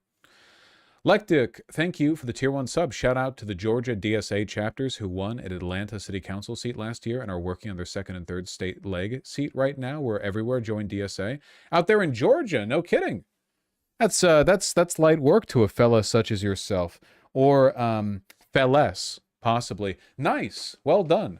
It is worth looking into your local DSA chapter. 100%. Sex Ed Dropout. Thanks the $5. Cotton not being fireproof. Kinksters who do fire play only wear natural fibers like cotton because synthetic fibers will melt and fuse to your skin. Sure. I've never lit someone on fire for a kink before, but if I was going to light someone on fire for a kink, I would make sure they weren't wearing synthetics. That is true, yeah. You know, plastic melts, cotton doesn't. That is true.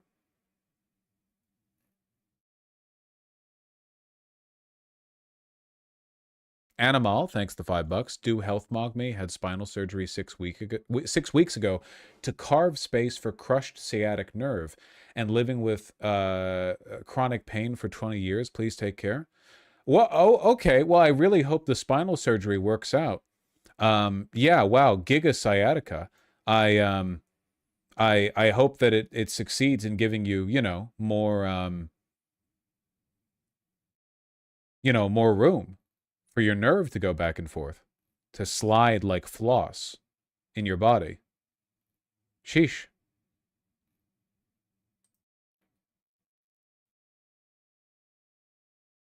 God damn. Bieberhole69, great name as always. Thank you for the $20. Have fun. I always do. At least I always try to. Thank you. I appreciate that. Hey, you too, Animal. Keep it up. Sounds like you're playing for keeps too, you know?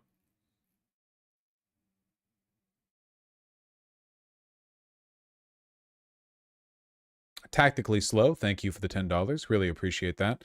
Wanted to share that Pope Leo elevated a former illegal immigrant from El Salvador as Bishop of West Virginia, which I find very funny. That is genuinely really cool. That's really cool. Pope Leo, I can't believe he's so far ended up being more woke than Francis, you know? The true woke. The Ramen, thank you for the 5 Canadian. Pyro Guy, thank you for the $5. For the past month, I've made it a goal to walk 5 miles on 5 days a week. 5-mile walk, god damn! It's doing wonders for my physical and mental health. Yeah, no kidding, 5-mile walk. That's really good. You know, the other day I hiked Discovery Park with my beautiful partner. Didn't realize it used to be a military fort. First time I'd been there, I know, embarrassing, but it was a great time. Fort Lawson used to hold, back in World War II, 20,000 people. 20,000 soldiers, I mean. Red Baron, thank you for the 4 2-pound donos. Really appreciate that. You're such a hipster with fashion, Vosh. I reject the label. I think that I'm motivated by a mix of contemporary stylistic influences and an interest in historic, fabrics and textiles and so on. I don't think of much. What does it mean to be a hipster? What does it mean to be a hipster? People slander hipsters too much. It's like that contrarian bullshit you see on social media where people make fun of like gastropubs, unaware of the fact that American restaurants sucked ass 20 years ago. They do not remember what it was like eating out at a mid-tier restaurant before the hipsters came in with their, sweet potato French fries and aioli dips and their nice smash burgers. I'm telling you, man, food used to be bad, and now it's good. And it was because a bunch of, maybe self-absorbed Portlandiers went out there and made good food. Yeah, go to a flyover state, go to a diner that hasn't changed their menu in 20 years. You'll see what Americans used to eat like. I will never let you slander them. Art Benjamin, Paloma Del Mar, thanks the $2 both. Really appreciate that. Colin Costco, thank you for the 5. Learn my sister's one of those LGB without the T types of queer person. That's very rare. Usually the people who are like that aren't actually queer. They're just LARPing straight people. That's very unfortunate. I hope they get over it.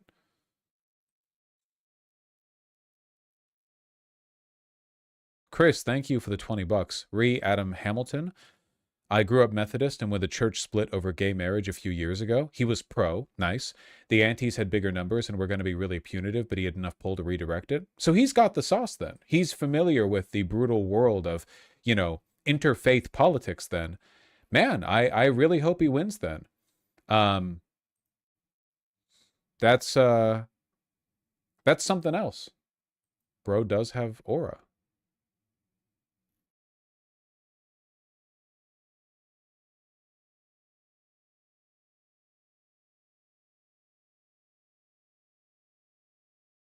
Dead Marine and Colin Doyle, thanks the $5 both. Reading to your kid isn't just good for the kid, it's also for you. It's good practice. That's true, I think that people could benefit from reading out loud literature time and again. I read out loud all the time for my job, streaming, and I still misspeak very often while doing it. Part of it's because I'm distracted by chat, but also, it's just a skill you have to practice. It helps you, conceptualize what you're reading better, I think. Thank you, Colin Doyle. Find the link in my chat history. Chat history in YouTube chat? You can't link in YouTube chat. I suck at this. I wasn't asking you to take the test. Boring. There's an example of how we read patterns came from the study. Okay, gotcha, Colin Doyle. Hold your horses, okay? For one, if you want to, link stuff, you can always come in the site chat. But also, we'll probably take a look at that reading test in the future. Might be good stream content. Even if I'm not, taking it, it's good to engage with to understand what people are, being tested on. CNC97, thank you for the 10 pounds. Any chance for your playthroughs to have its own upload segments? Video games segments get uploaded to the Vosh Video YouTube channel, the elusive third channel. I don't even know if I have a command for that in the YouTube chat. I'll fix that. I'll fix that with Nightbot. But yeah, no, those VODs are put up there. I don't know if they're currently up to date with the Metal Gear Solid 2 playthroughs, but they'll be put up there. They'll be put up there. Yeah, Forbidden Channel. Citation slot, thanks the $10. I'm from that community. It pains me to say, much like hurt people and do so proudly. Uneducated people push idiocy with pride. Yeah, no, 100%. Ignorance and illiteracy, and they overlap, of course. They are plagues. They are diseases that have to be treated. And if untreated, they spread. And they should be fought with every bit as sincerity and aggression as one would fight an actual contagion. It's very important. Very important. Colin Doyle, thank you again for the $2. Left his voice. Thank you for the 400 Fortuna. Really appreciate that. Zoe Spencer and Weeaboo Trash. Thanks the $5 both. Really appreciate that. A thing that helped my back was changing plow. I climb stairs. Changing plow. Don't use a railing and come to a complete stop on each step. It forces stability. I could see that being helpful. For sure. 100%. I hope your wife is able to get diagnosed, Weeaboo Trash. Still alive, Art Benjamin again, thank you for the $2 in euro. Ghost of Avalon, thank you for the $5. Left his voice, thank you for the 400 Fortunas. And the additional 400 Fortunas. You're being very kind to me. Sunk Works, thank you for the $5. You should take a trip up to the Great Lakes region. Oh, I'd love to. I'd love to. I've never been up there. I've only been to the Midwest once, and it was when I was stopping at an airport, Minneapolis. Worst airport I've ever been to. Not really a fair representation. Miss Embra, thank you for the $5. Hey Vosh, first half marathon of the year tomorrow. 2:10 is the time to beat. Yeah, you have fun with that. I'm not. Psychopomp, thanks the $5. Happy you're going up to the Olympics. Thought you'd been. It's a magical place with few equals. 100%. Yeah, no, I'm very excited to go. My partner, who has been there, is planning the itinerary. THC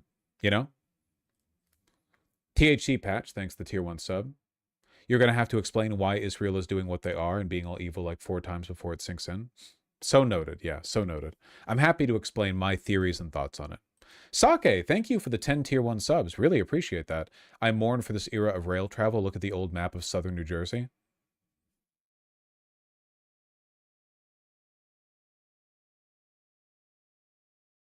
This website's taking forever to load the images.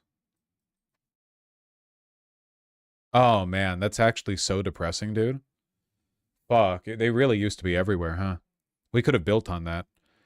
People are like, it's not possible to run a massive train line. It's like, we literally can and have. We can do it, man. Rails aren't really that expensive to lay and maintain, not compared to roads. Like rail, literally, it's like 2 steel girders and some wooden planks. MSP was voted best airport. What happened when you went? Tempest, that is legitimately not fucking possible. Did I not go to the Minneapolis airport? The one where I had to take an external train line that I had to pay money for to get between Terminal 1 and Terminal 2? There's no fucking way that's the best airport. That's not possible.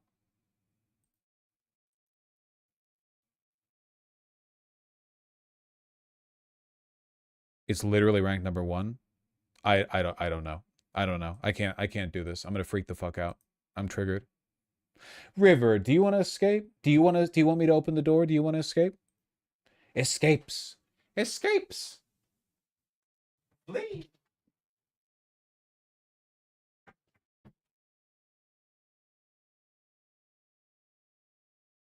In the land of the blind, the one-eyed man is king. In the land of the farts, the poop. In the land of the shit, the fart airport is king. Yeah. Jim Moores, thank you for the 20 pounds. Really appreciate that. Thank you very, very much. Not even a message, just doing it for the love of the game. All right, folks, you want to play some Metal Gear Solid 2 with whatever time we have left on this precious earth? That's why Ice Spice lost her career. Why did she be talking about the poops and the farts so much, though? Why was she doing that? Okay, let me load this up.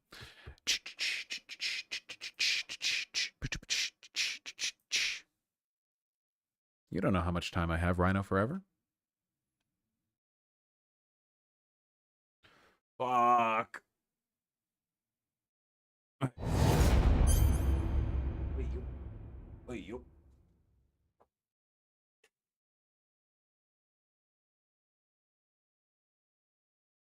The credit song is copyright protected. Am I that close to the end of the game? Thank you for letting me know.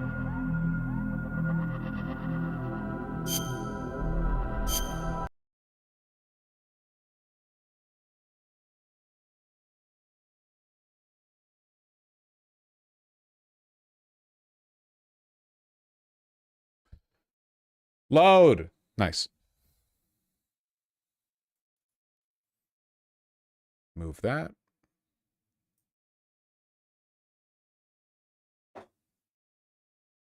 Oh,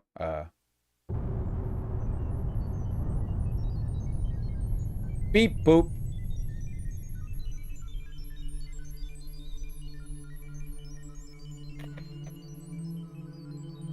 If you want to know how to dress, the first important step is to find other people who are dripped out and to understand how you want to dress. There's a million styles out there, you know? Just, you have to understand what you're going for.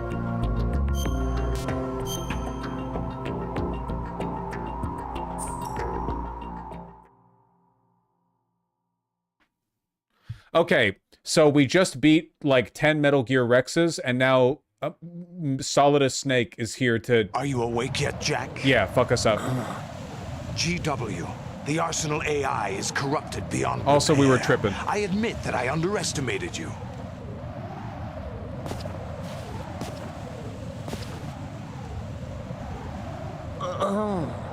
I'll squeeze the answers out of you instead, my son. My son? Okay. Okay, action button. Oh, there's no way I can't. This is not... Okay, I'm hitting it. I'm hitting the action button like I didn't last time. I'm really trying to outlast the choking. What do you hope to hear? You know he doesn't know anything. It's not him I want the answers from. What?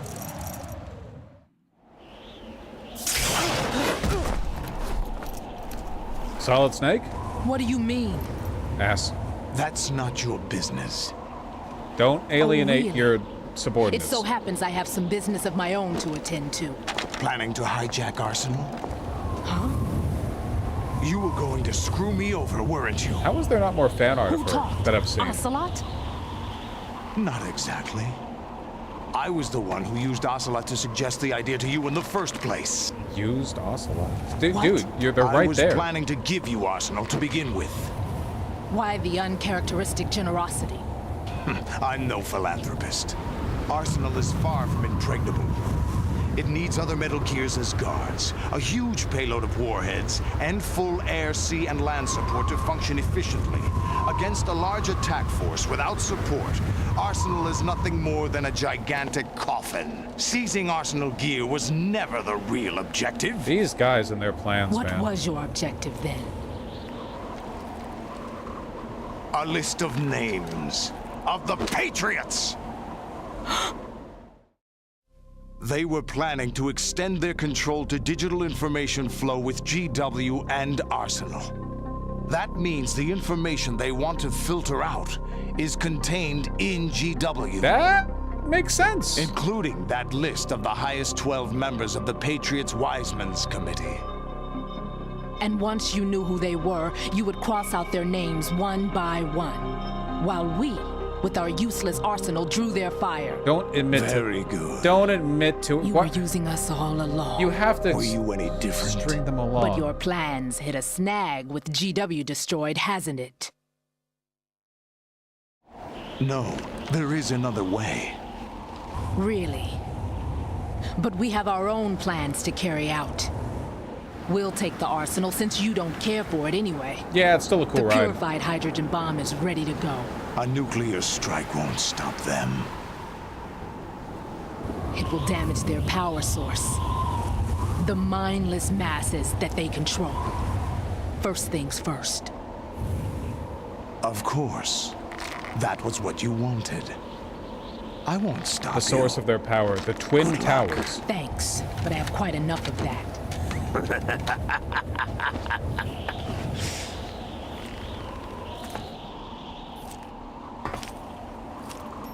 What exactly do you find so funny? Charades usually are humorous. Peak old guy banter. I wouldn't have minded watching some more of it, but we're running a little short on time. What are you talking about? Everything you've done here has been scripted. A little exercise set up by us. Liquid? Exercise? The S3 plan was conceived as a means to produce soldiers on par with Solid Snake. That's what I told you. Are we But still in the VR computer? training the Yeah. boy was put through is not the meat of the project.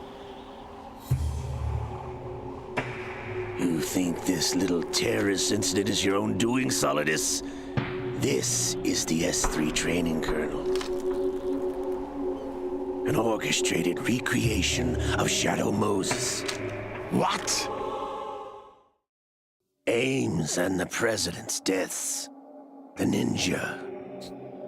Ninja? The computer virus that mimics Foxdie. Foxdie. Did you really think they were all a coincidence? Ames' own nanomachines were used to shut down his pacemaker. I arranged for the appearance of the ninja as well. The ninja? As for the president, although Johnson realized what was going on, he played out his allotted part. As for the computer virus, it's a digital counterpart of Foxdie. It was also designed to eliminate every scrap of information regarding the Patriots from GW. Your plan was invalidated even before execution, Solidus. Fat Man was a different story. He's one of our own people. A sort of examiner we hired to test the boy's progress before letting him tackle the exercise proper. We had to arrange for Stillman's presence to coax the maniac into agreeing. He's just fat. He's just like a normal... If the boy had allowed the big shell to be destroyed, this exercise would have ended there. The project has no room for failures. What do you mean? Given the right situation, the right story, anyone can be shaped into Snake. Even rookies can fight like men of experience. An instant creation of genius. I don't know what's going on. We'll talk about it when the cutscene ends, but I think this is really good. This training kernel will provide more than enough data to formulate such a program. You, Dead Cell, Olga, you're all nothing but pawns placed to create the perfect simulation. Solidus. The vampire? You and the boy were selected because your relationship resembles the one between Snake and Big Boss. Fortune, you and the rest of Dead Cell stand in for the Foxhound squad that Snake took on in Shadow Moses. You're the most impressive collection of freaks outside of Foxhound. Okay. We've gone to a lot of trouble to set you up against the boy. That story about purified hydrogen bombs is just the tip of the iceberg. The project was already underway when I sunk that tanker, along with your old man 2 years ago. Throwing your husband in the brig was a part of it too. You were told that the eradication of Dead Cell 6 months ago was an act of the Patriots. We provoked and encouraged your hatred. And you opted for vengeance, just as we planned. Why are you telling them this? I feel like... Orchestrated? She's gonna shoot you with her big-ass Except railgun. for the appearance of the real Solid Snake. I wonder now who sent for you. all our misfortune was just a part of their project? That explains why the Colonel was so...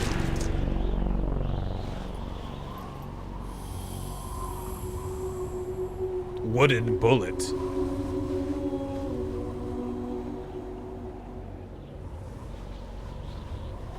How could...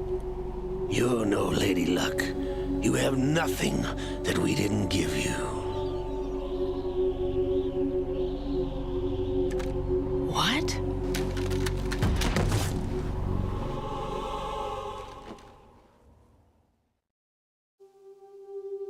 Do you know why no bullet could hit you? Okay, they are going to explain it. It wasn't magic or some new age mumbo jumbo. It was a magnet. Certainly wasn't your psychic talents. It was all staged by the Patriots. Staged? You were being shielded by the electromagnetic weapons technology that the Patriots developed. She didn't know? She actually thought it was Your luck? dead cell comrades loved your father and husband. We needed a pathetic wretch like you to keep them focused. You've been our puppet all along, just like all. How did it not affect the everything else? No. All the medals she's wearing. You were hamming it up as the tragic heroine, thanks to the script that the Patriots wrote for you.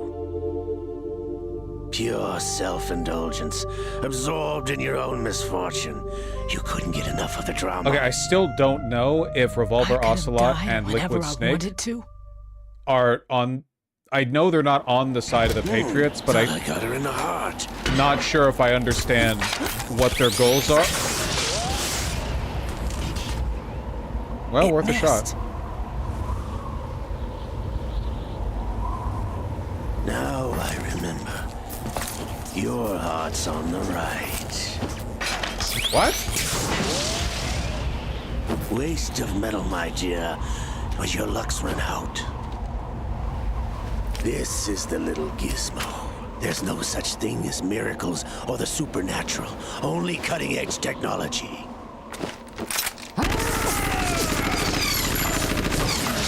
Bastard.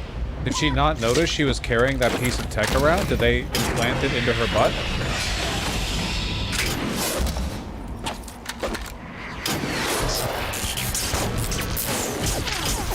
Oh, they can do that? Wooden bullet. You need a wooden bullet.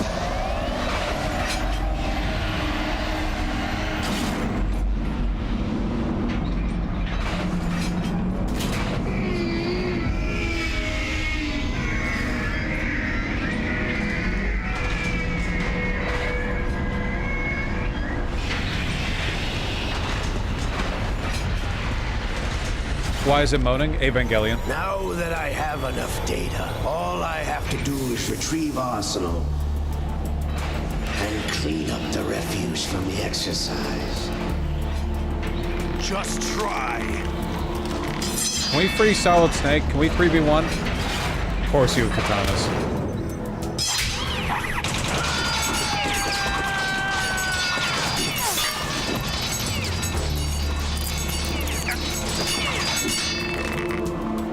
Okay. Pretty cool. Yeah, I couldn't do that with my sword. How's this then? The laser?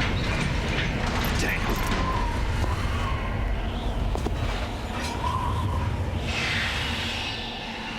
Jesus, lady. She does love the drama. Oh. Fortune!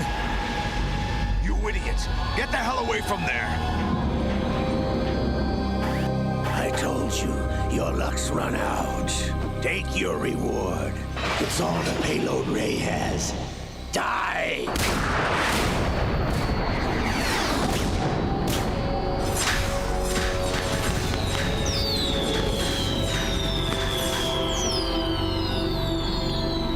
Everybody down! How the fuck is that gonna help?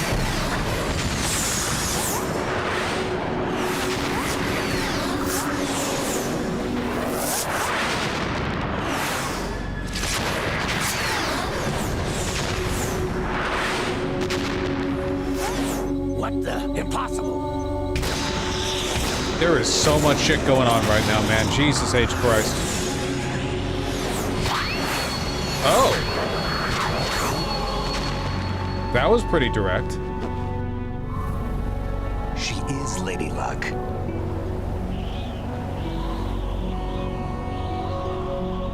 My name is Helena Dolph Jackson, the daughter of a proud and noble soldier.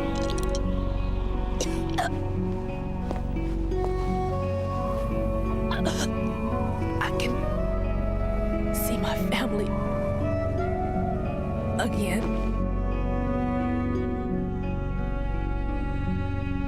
Are we gonna get a cutscene to explain this? Like some kind of genetic anomaly? Damn! Probably not. Yeah, me too, buddy. Yeah, I don't know. That's crazy, dog. Yeah. Try this instead. Oh, come on. You're not gonna, like, pause for a moment on the...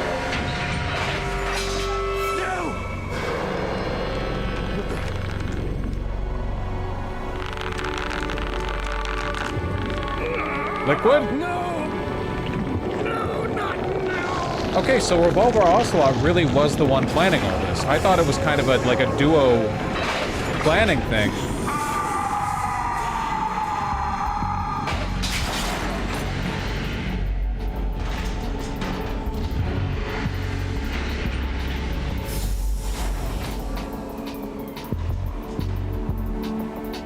Brothers! Yep. There we go. Liquid. Snake is so over this shit, man. The real Snake, I mean. I've been waiting for this. It can't be.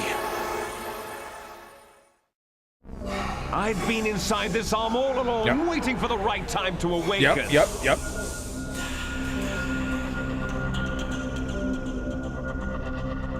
You were inside Ocelot? Who hasn't been? A sleeper in the arm of a Patriot spy. It was you 2 years ago? He is a Patriot spy. I was controlling him. Okay, so he was with the Patriots. Snake, it was I that leaked information about Arsenal to your partner and got you out here. Okay. What? You're the only one that can free me. After all... Dude, Ocelot's such a bury the bitch. Patriots for good. You know where they are? How? Why do you think I chose Ocelot as my host? But before I go, I have a family matter to settle with both of you. There's room for only one Snake and one big boss. Can't we, like, get along? Everyone here is anti-Patriots.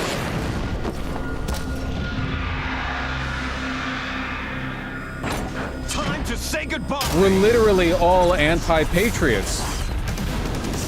Damn. Ego and grudges? Yeah, I know.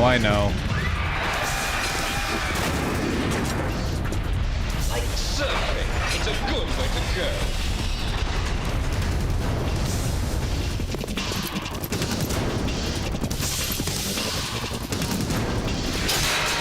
There we go. Liquid, stop this thing! Hey, Snake, you coming?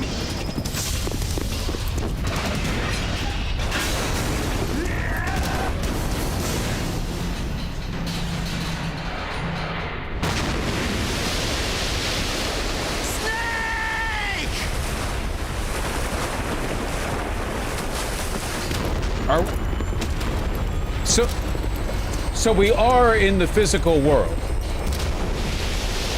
We're on Arsenal. Okay, all right. Another cutscene. No, it's fine. It's fine. I'll save my thoughts.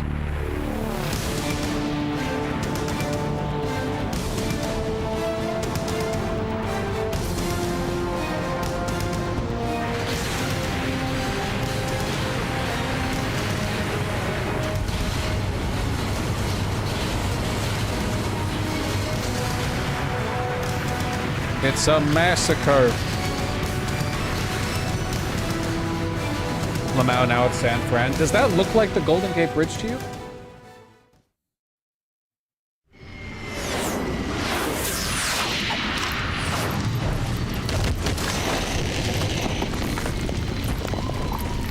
Partly censored by 9/11, a whole scene removed. Okay, so Metal Gear Arsenal like crashed into the Twin Towers or something? Gotcha.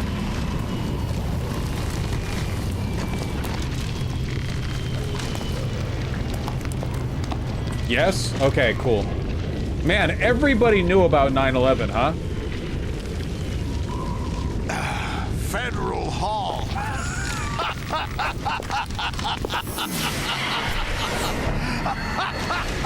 What are you laughing at? Ryan, you're just along for the ride, You know man. what day it is today. April 30th? Here we go. It's May That's right. 2nd.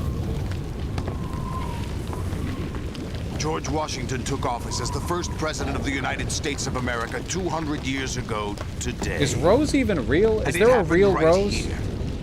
We were going to declare another independence, the dawn of a new nation here.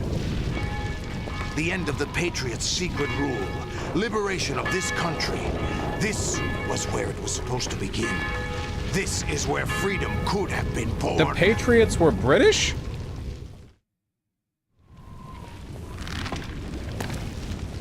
All you want is power at any cost. Jack, it's not power I want. What I wanted to take back from the Patriots are things like freedom, civil rights, opportunities. The founding principles of this country. Everything Senator that's Armstrong about to be asked. wiped out by their digital censorship. Jack, listen to me.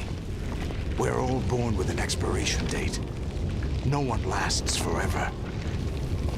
Life is nothing but a grace period for turning the best of our genetic material into the next generation. Yep.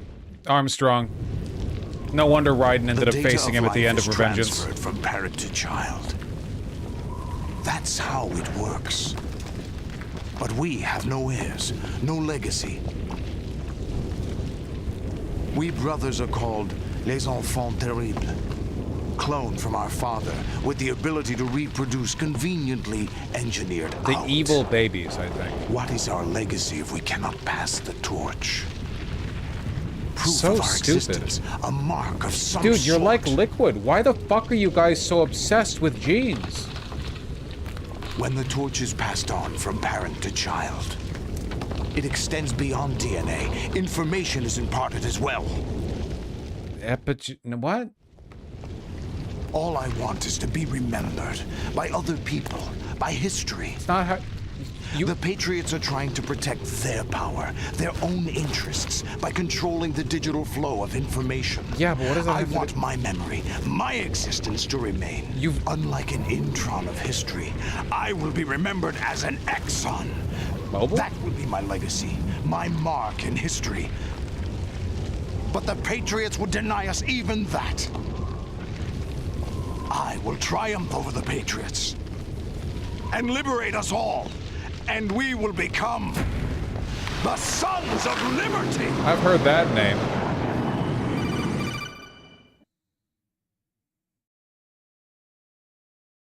Raiden, are you receiving? Buddy, I'm busy. We're still here. Also, you're How's fake. that possible? The AI was destroyed. Only GW. Who are you? To begin with, we're not what you'd call human. I know. Over the past 200 years, a kind of consciousness formed layer by layer in the crucible of the White House. Uh-huh, I'm following. It's not unlike the way life started in the oceans 4 billion years ago. The White House was our primordial soup. Eldritch? The base of evolution. We are formless. We are the very discipline and morality that Americans invoke so often. How can anyone hope to eliminate us? As long as this nation exists, so will we. This is Cut the crap. Marxism. If you're immortal, why would you take away individual freedoms and censor the net? Jack, don't be silly. Don't you know that our plans have your interests, not ours, in mind? What? Jack, listen carefully, like a good boy. Don't fall for it, The Raiden. mapping of the human genome was completed early this century. As a result, the evolutionary log of the human race lay open to us. We started with genetic engineering, and in the end, we succeeded in digitizing life itself. But there are things not covered by genetic information. What do you mean? Human memories, ideas, culture, history. Genes don't contain any record of human history. Is it something that should not be passed on? Should that information be left at the mercy of nature? We've always kept records of our lives, through words, pictures, symbols, from tablets to books. But not all the information was inherited by later generations. A small percentage of the whole was selected and processed, then passed on. Not unlike genes, really. That's what history is, Jack. But in the current digitized world, trivial information is accumulating every second, preserved in all its triteness, never fading, always accessible. Rumors about petty issues, misinterpretations, slander. All this junk data, preserved in an unfiltered state, growing at an alarming rate. It will only slow down social progress, reduce the rate of evolution. Right. You seem to think that our plan is one of censorship. Are you telling me it's not? You're being silly. What we propose to do is not to control content, but to create context. Create context? The digital society furthers human flaws and selectively rewards development of convenient half-truths. Just look at the strange juxtapositions of morality around you. Billions spent on new weapons in order to humanely murder other humans. Rights of criminals are given more respect than the privacy of their victims. Although there are people suffering in poverty, huge donations are made to protect endangered species. These aren't mutually exclusive. Everyone grows up being told the same thing. Be nice to other people. But beat out the competition. You're special. Believe in yourself and you will succeed. But it's obvious from the start that only a few can succeed. You exercise your right to freedom, and this is the result. All rhetoric to avoid conflict and protect each other from hurt. The untested truths spun by no wonder Ryden interests just killed Senator Armstrong instead of arguing with him. Accumulate in the sandbox of political correctness and value systems. That was so base of him. Everyone withdraws into their own small gated community, afraid of a larger forum. They stay inside their little ponds, leaking whatever truth suits them into the growing This actually adds so much society context to at large. Revengeance. The different cardinal truths neither clash Maybe nor I'll replay mesh. it. No one is invalidated, but nobody is right. Not even natural selection can take place here. The world is being engulfed in truth. And this is the way the world ends. Not with a bang, but a whimper. We're trying to stop that from happening. It's our responsibility as rulers. Just as in genetics, unnecessary information and memory must be filtered out to stimulate the evolution of the species. And you think you're qualified to decide what's necessary and not? Absolutely. Who else could wade through the sea of garbage you people produce, retrieve valuable truths, and even interpret their meaning for later generations? That's what it means to create context. I'll decide for myself what to believe and what to pass on. But is that even your own idea? Or something Snake told you? That's the proof of your incompetence right there. You lack the qualifications to exercise free will. Unfortunately, Ryden, they're right. I have the right. Does something like a self exist inside of you? That which you call self serves as nothing more than a mask to Fuck, cover it is your own Evangelion. being. In this era of ready-made truths, self is just something used Ryden, you have to preserve initiate those Third positive Impact. emotions that you occasionally You have to create the soup. Ryden, choose humanity! That self is a concept you conveniently borrowed under the logic that it would endow you with some sense of strength. That's crap! Is it? Would you prefer that someone else tell you? All right then. Explain it to him. Jack, you're simply the best. Is Solid Steak and you Misato? got there all by No, yourself. Solid Steak is Kawaru. Oh, what happened? Do you feel lost? Why not try a bit of soul searching? Don't think you'll find anything, though.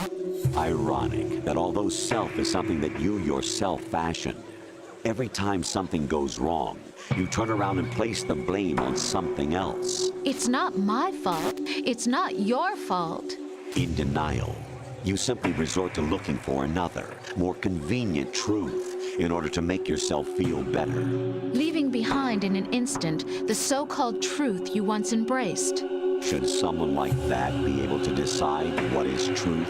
Should someone like you even have the right to decide? You've done nothing but abuse your freedom. You don't deserve to be free. We're not the ones smothering the world. You are. The individual is supposed to be weak, but far from powerless. A single person has the potential to ruin the world. And the age of digitized communication has given even more power to the individual. Too much power for an immature It is crazy to have called this Building a legacy in involves like figuring out what is wanted and what needs to be 1999 or done whenever for he that started goal. writing this. All this you used to struggle with. Now we think for you. We are your guardians, after all. You want to control human thought, human behavior? Of course. Anything can be quantified. People still nowadays. treated the internet like a toy That's back what this then. exercise was designed to prove. You fell in love with me just as you were meant to, after all. Isn't that right, Jack? Okay, so there's no real Ocelot Rose? was not told the whole truth, to say the least. We rule an entire nation.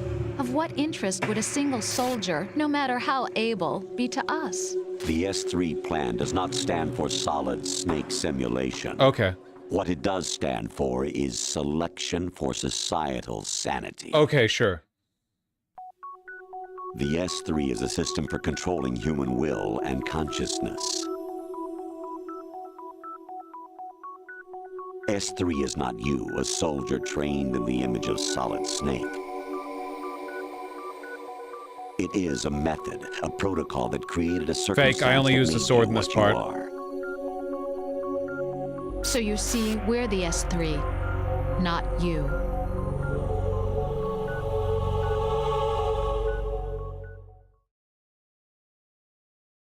What you experienced was the final test of its effectiveness. That's crazy. You heard what President Johnson said.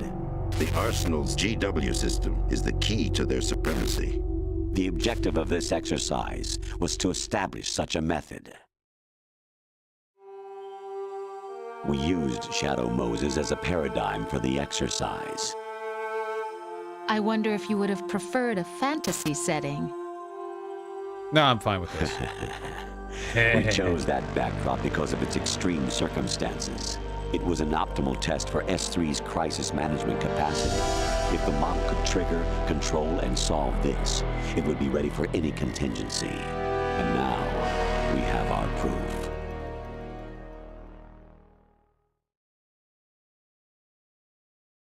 Raiden, there are also reasons behind your selection. Solidus raised plenty of other child soldiers. Do you know why we chose you over them? It was because you were the only one who refused to acknowledge the past. We do seem particularly All the others delusional. remember what they were and pay for it daily. But you turn your back on everything you don't like. You do whatever you like, see only the things you like, and for yourself alone. Yes, Rose can attest to that. You refused to see me for what I was. I lied to you, but I wanted to be caught. You pretended to be understanding, to be a gentleman. You never made a conscious attempt to reach out to me. The only time you did was when I gave you no choice but to do so. I was just trying not to. What? Trying not to hurt me? Dear, the one you were trying not to hurt was yourself. Fair. Avoiding the truth under the guise of kindness is all Got that his you ass. did. It occurred to you to do nothing but look out for yourself. Even if you claim that it was for my sake, that feeling was nowhere to be seen. In the end, everything was for your sake. I was never part of the picture. Exactly right. So you see, you're a perfect representative of the masses we need to protect. This is why we chose you. You accepted the fiction we've provided, obeyed our orders, and did everything you were told to. The exercise is a resounding success. Didn't I tell you that GW was still incomplete? But not anymore, thanks to you. Your persona, experiences, triumphs, and defeats are nothing but byproducts. The real objective was ensuring that we could generate and manipulate them. It's taken a lot of time and money, but it was well worth it considering the results. I think that's enough talk. It's time for the final exercise. Raiden, take Solidus down. Think again. I'm through doing what I'm told. Oh, really? Aren't you forgetting something? If you die, my child dies. The termination of vital signals from your nanomachines. Okay, I feel means like the we're death playing of for Olga's higher child. stakes than one Not to child's life mention at this point. The death of Rose. She's Okay, the wired real the Rose, same way. the deep state agent. Does she actually Well, exist? you were Of physically, course I do, Jack. You have to believe. Damn! you physically touched a person. You Solidus at least wants you dead. We will collect the necessary data from this last fight. Then we'll consider the exercise closed. So, Jack the Ripper, will it be Solidus? Did he though? I don't the fucking Patriot's know. Creation, or you, Solidus's creation? Our beloved monsters, enjoy yourselves. Jack, my son.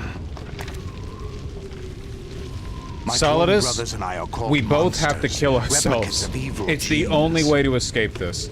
You are one of a kind, but still a monster, shaped by a dark and secret history. We need to decide which monstrosity will have the privilege of survival. By the way, Jack, I was the one who killed your parents. Why not, man? Just lay it on. Yeah, he was the one who made you a child soldier. Yeah, I probably you for killed my you. own and Yeah. raised you as a soldier in the army of the devil. I am your foster father and your worst enemy. Why? Because I needed to know whether we were really someone else's creation. We're repeating history, Jack. Liquid and Solid hunted down Big Boss, trying to sever the tie that bound them to him. Unless you kill me and face your past, Jack, you will never escape. You'll stay in the endless loop, your own double helix. It's time we were both free. I don't think we're getting. I don't think freedom's on the menu, man.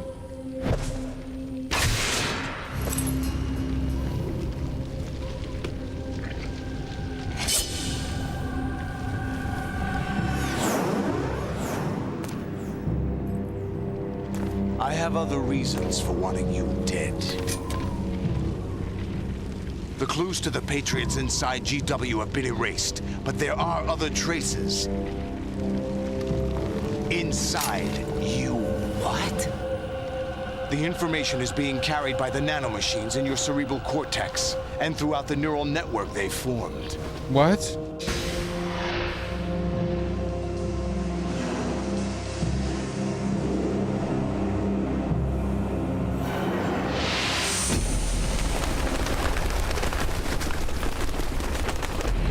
Brace yourself.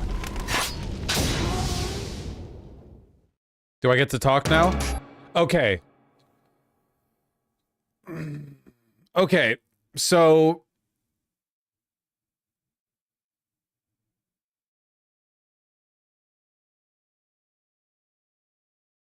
where do I even start? Okay, I understand the plot. Everyone here is insane except for Solid Snake. Liquid Snake is probably correct.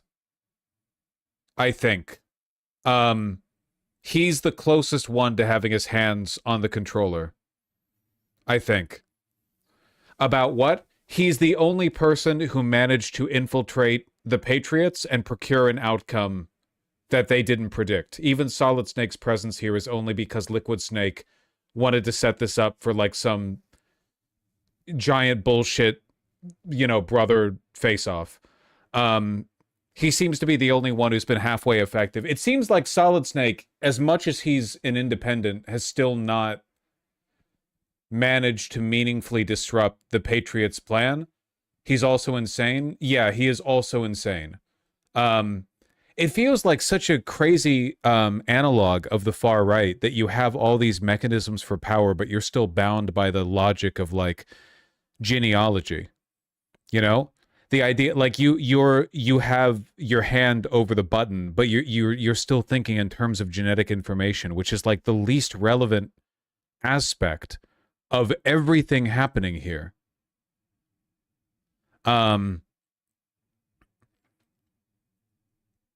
Like, it's just not relevant at all. Like, Raiden, the whole point, I know it's not the solid state simulation, but like Raiden isn't genetically a byproduct. Like the whole point is that the thing is, Solidus wants to change things before the wrong. Solidus is fucking insane. I know Liquid is too, but I think Solidus is worse. They're both completely crazy. Like, obviously, Solid Snake is the least crazy one here, and the most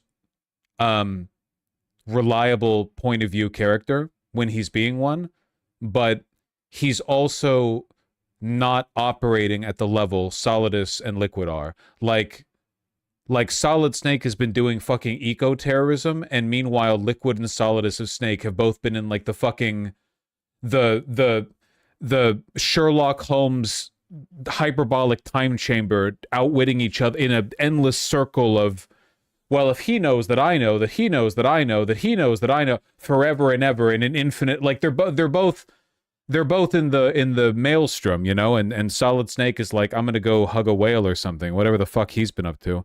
Who does Ocelot work for again? The Patriots. Ocelot is with the Patriots.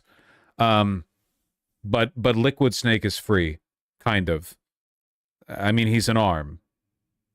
You know. You know what we need to do? We need to cut off... Oh, fuck, I can't say this because it might happen, like, next game or something.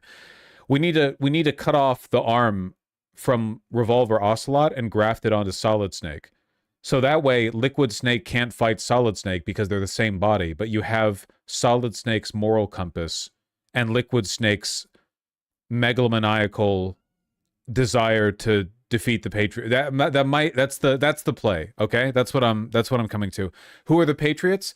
The Patriots aren't real, or no? Okay, I might be. Hold on one second. I'm getting meowed at. Hold on. River, you want back in? If you meowed, you have to come back in now. Okay, so the Patriots. I don't know if the AI is the Patriots, but I think that it is. I guess that like the current idea is that Metal Gear Arsenal wasn't the AI. Metal Gear Arsenal was just the machine that would allow the AI to censor the net, to create, to decide the course of history, basically. But the AI itself is like an eldritch ball of power concentrated in the White House. Like they're not a constructed AI. They're not a living thing. They are just an eldritch being that has been building in power for centuries and is just unbelievably powerful at this point, which is really cool. Between that and the fact that Lady Luck, the Fortune, between that and the fact that Fortune actually did seem to have magical abilities, which I like, by the way, narratively. Because there's no way magic doesn't exist in this universe. There's no way. The idea of power being supernatural makes sense in the context of, I mean, it makes sense certainly given the nature of the AI and the Patriots. And I think, okay, we were talking the other stream about whether all that was fake. I think the reason that all looked the way it did, why there were hexagons under our feet, was because the AI, the Patriots, were fucking with us. They were trying to confuse us. It was either Jack legitimately having a psychological breakdown and projecting imagery of the AI routines that he did, the AI training, onto the world around him because he was actually going through it mentally, or the AI deliberately imposing that over him in an attempt to test his mentals, or to set him up for this broader reveal. But the stuff that happened did physically happen. Like, Solid Snake is actually in play as an element. It's not fake. It is happening. There were hexagons because Arsenal cost 3 trillion and they might as well have super cool floors. That's also a fair argument, yeah. That's also a pretty fair argument. So, yeah, the infinite ammo claim from Snake was, I mean, I understand it's Kojima, so some stuff is just going to be like a wacky video game reference. You know, I'm Princess Beach. But, yeah. Okay, so what else? Obviously, the Patriots have to go down. I don't really think there's much moral ambiguity there. I think that like making arguments for the Patriots here would be like making arguments for Thanos or whatever. It's the kind of like insane contrarian bullshit you would get from people with too much time on their hands.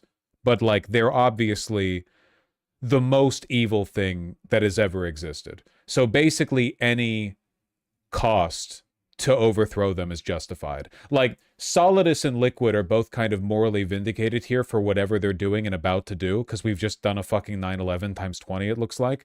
They're clearly vindicated morally because basically you could justify basically anything to get rid of the Patriots. You could, like, literally anything. You could justify, like, global nuclear war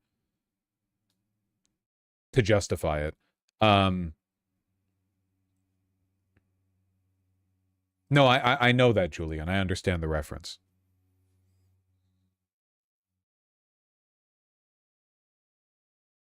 This is a good-ass game, man. It's crazy how prescient he was with these calls.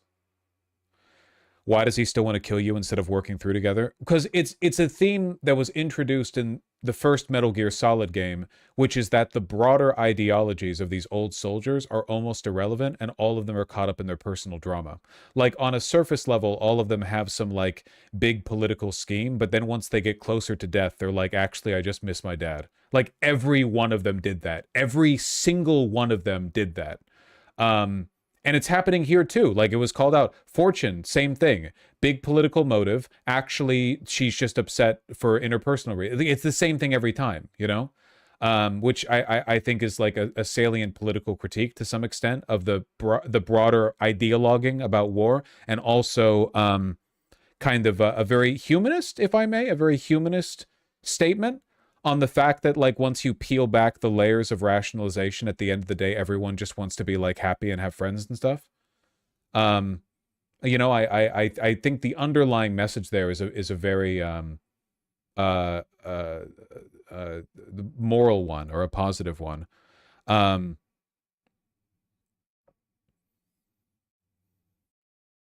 And it's a continuing theme, too, because it's the same with Senator Armstrong, right? It's always the same thing with these guys. Every single fucking time. Every time a guy has a big political motive.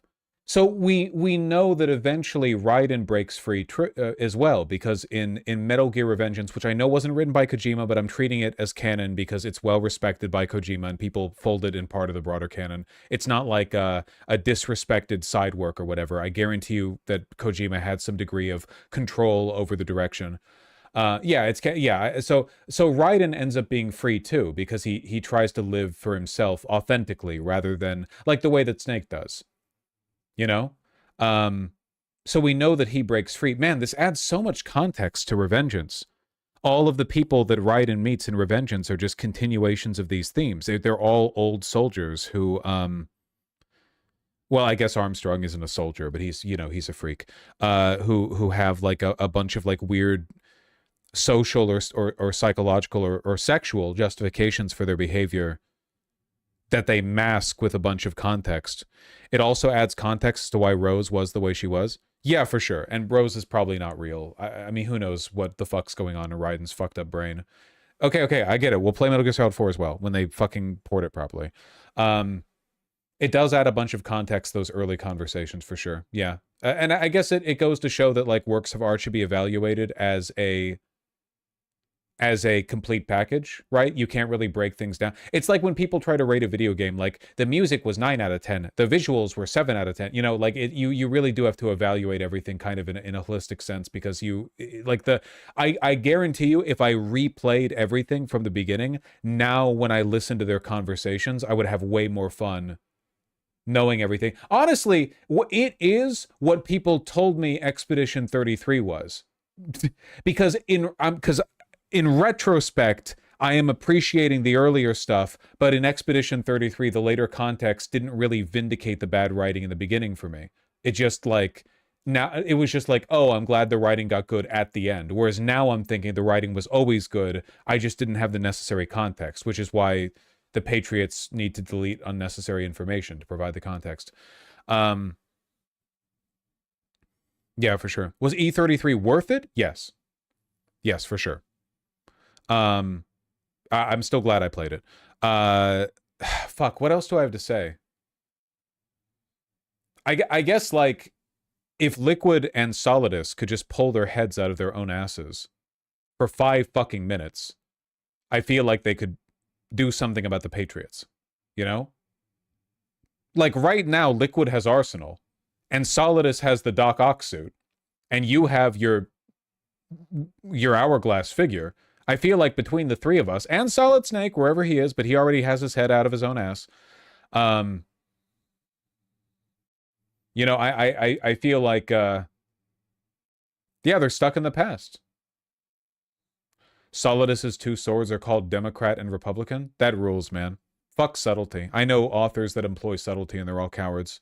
God bless Kojima. Snake has moved on from Big Boss. And from the circumstances of his birth, yeah.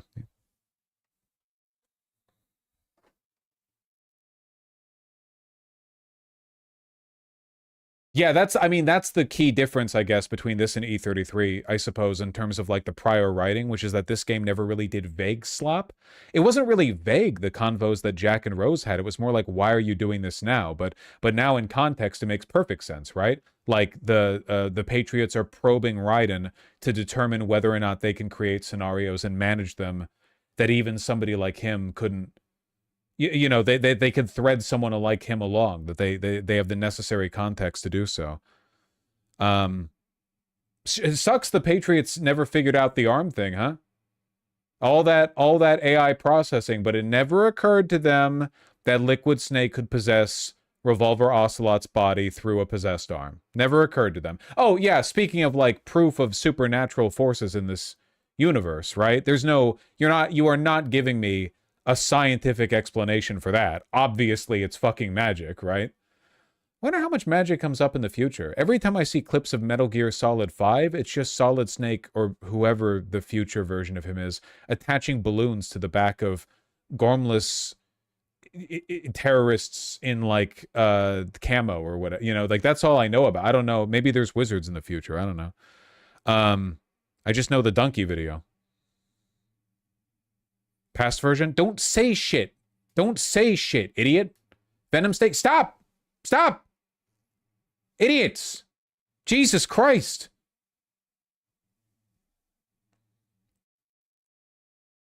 Honestly.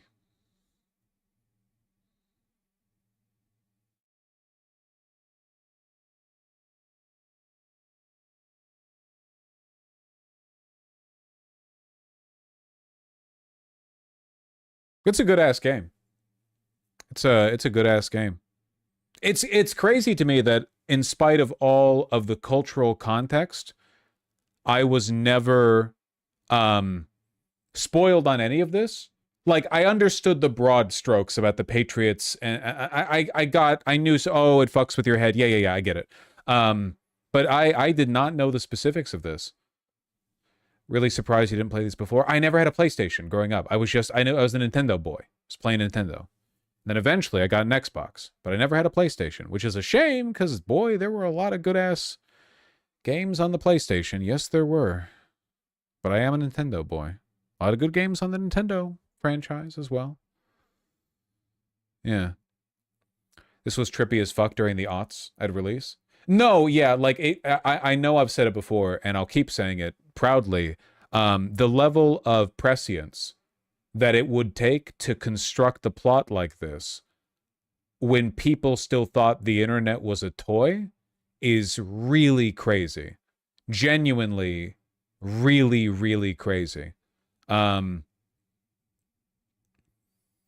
It's about the same level of prescience as coming out with Death Stranding right before COVID, honestly, you know?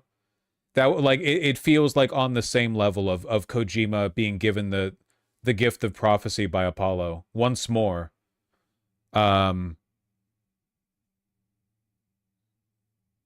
He can't keep getting away with it. Yeah, it's wild.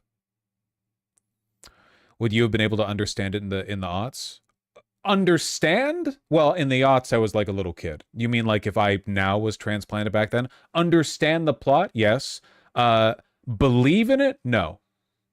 No, those are two different things. No, I think that if I played it at this age back then, I'd be like, oh, I get what's happening. That's an interesting story. But now it's like the did he know 1,000-yard stare feeling. Yeah. No, really, really good stuff. Yeah.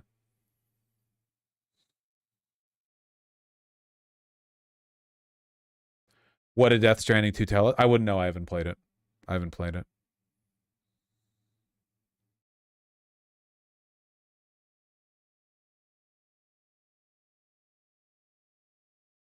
I hope Metal Gear Solid 3, 4, and 5 live up to this. It's going to be a while before we can play MGS 4 because the port to Steam, or like the computer port, is in the works, but it's going to be a while. We will play the non-remake version of MGS 3 because I don't like what I saw of the creative decisions they made. It comes out this August. That's fine. That's fine. We can take a break. What we're going to do is after this is done, we are going to play the new Resident Evil, because we play like every Resident Evil game on stream.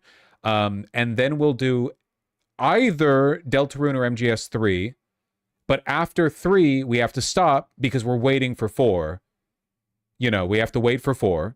And then we'll get to play 5. Actually, I've heard that 5 is longer and has a lot of like open world, you know, farm up this, farm up that stuff. Maybe that's more of a me game?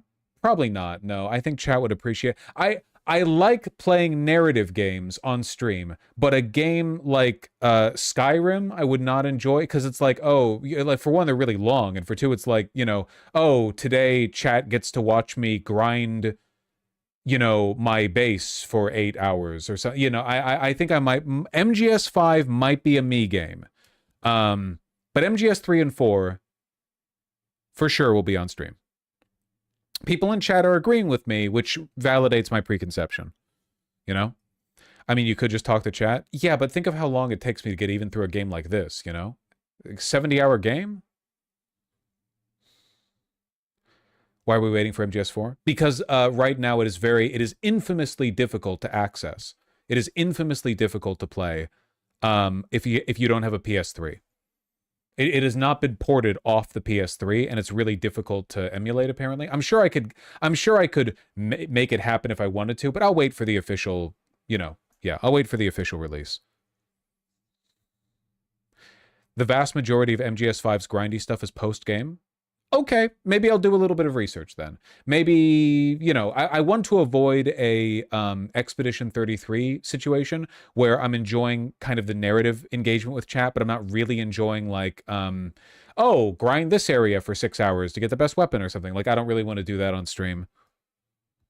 But if the story elements can be done on stream, maybe that's a different story.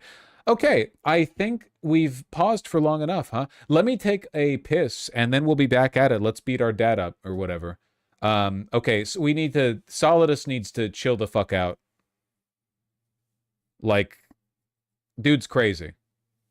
Like, we clearly need to join the gay polycule that Solid Snake and Otacon have going on, because those motherfuckers are the only ones. Was EE fake? They did her voice for a bit. I don't know. Maybe we'll get more lore on that. Like at the ending, Otacon will be like, "I can't believe I never had a sister." We'll learn more about that later. Okay, let me take a piss. In what way did the incest subplot fit in with the Patriots' plan? That's what I want to know. Okay, when did the AI decide that we needed that? Or that Raiden needed that? Because he didn't even say anything, man. He was just watching.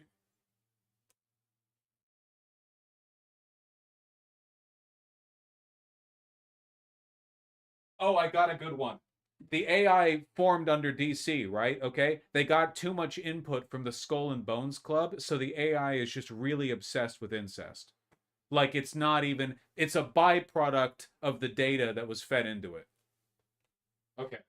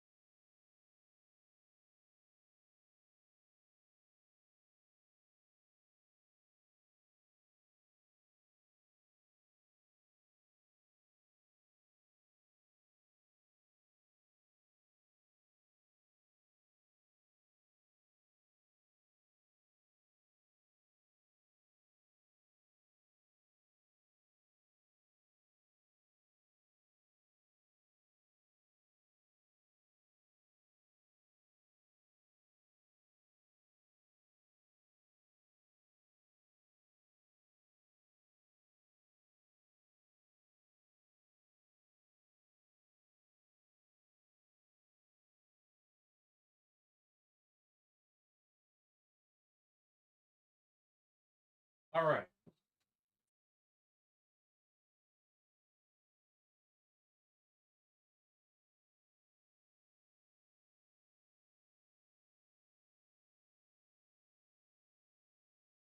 Don't skip Peace Walker. What console is Peace Walker on? Everyone's talking about Peace Walker now. PSP? Has it been ported to Steam?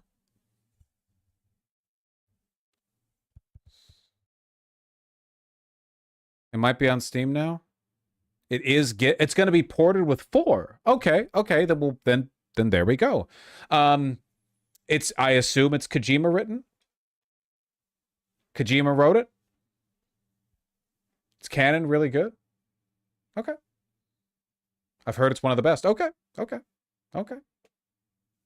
All right, we're getting back to it.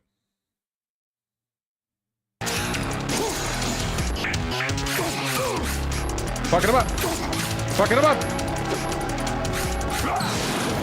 Whoa! Well, that's not good. Why? All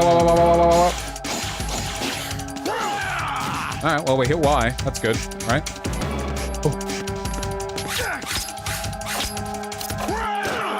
Okay, can't do that. All right, a lot of controls. I haven't played the video game yet, you know? It's been like 40 minutes of...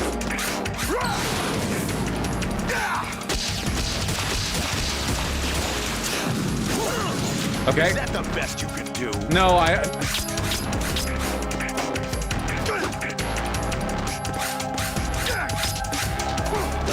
Fuck.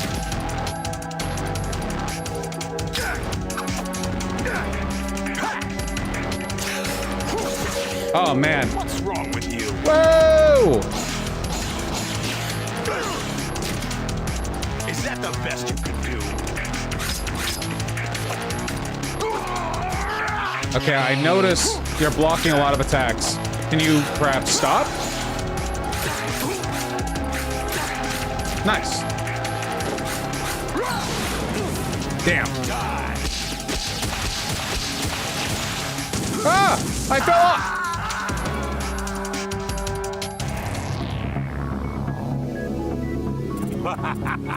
No. Take the dub. That's fine.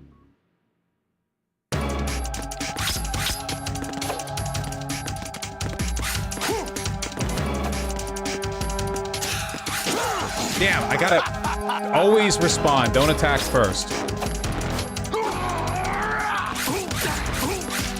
Okay.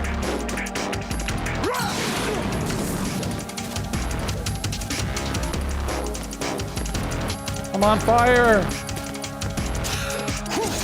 Oh my god, the tracking on that, huh?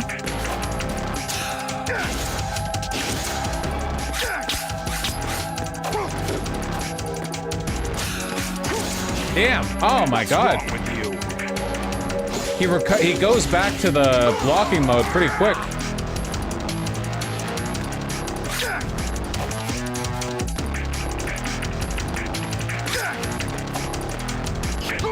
Okay. Whoa, he was... Okay, backpack hits don't... I see. Oh. Let's go. No, I caught on fire! Ah, I caught on fire!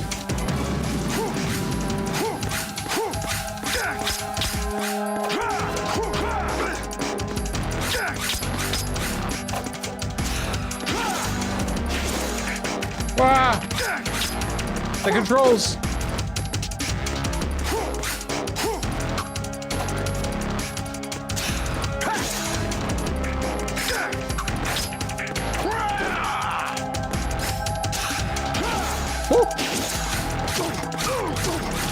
I don't know why that's just getting his stamina bar and not his... Okay, right, when he gets up...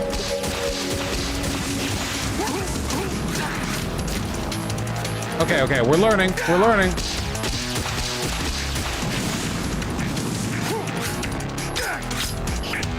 Get away from the edge. I can fall, he can't, I assume.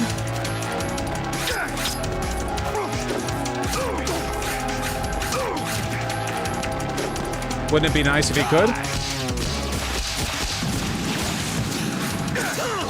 Ah. Yeah, laugh it up. Get away from the edge, man. Whoa! Whoa! What? Do I still have... I have one ration. Okay. We're learning, we're learning.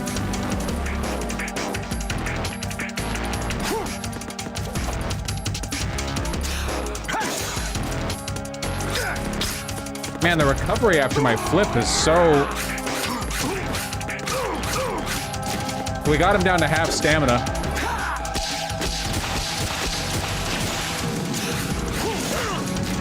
That didn't hurt? Hey.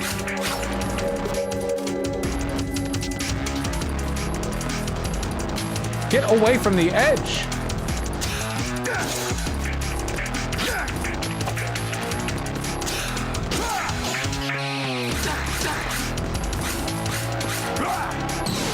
Oh, whoa. Hello? Okay. I was having fun already.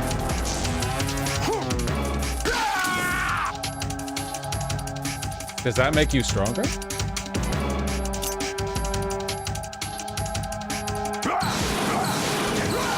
What? I'm busy! Right. You have to beat Solidus. This is your last duty. We're not just pawns in some simulation game, you know. I mean... Yes, you are. You're nothing but mere weapons. No different from fighter jets or tanks. What the old model destroyed 4 years ago was Rex. The new amphibious model is Ray. Both of these are the same as the code names used by the U.S. Armed Forces to refer to Japanese warplanes during World War II. Your code name, Raiden 2, comes from the Japanese Navy's name for one of its interceptors. Weeps. Stop it. I'm not a weapon. Oh, really? You know the code name the U.S. Armed Forces used for the Japanese fighter Raiden? It was Jack. Both of you are just weapons to be used and thrown away. You're a little bit vindictive for an impartial AI. Just pawns in a game, exactly as you said. And a weapon has no right to think for itself. Now, it's time to fulfill your purpose. Defeat Solidus. Assholes. On fire, on fire. On fire. Okay. Hunk's got moves.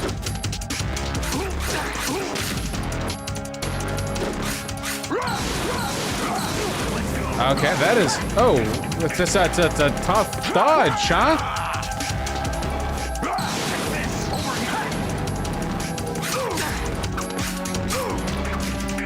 Okay, we got rid of his other health bar. Ow. Is that the best you can do? Man, I hope not.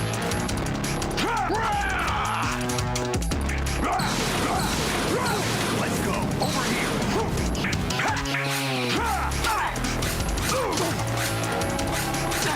He recovered some damn stamina before.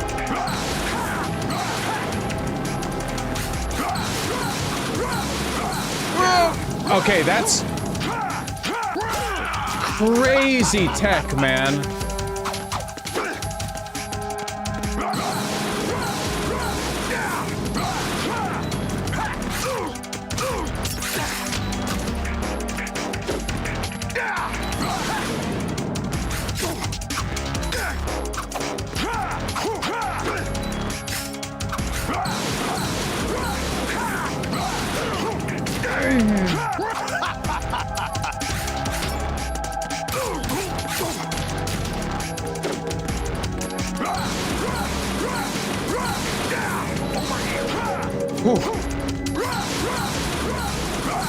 Let's go.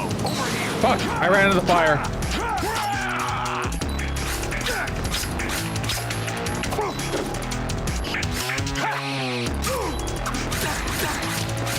We are learning, just, you know, not fast enough. Oh.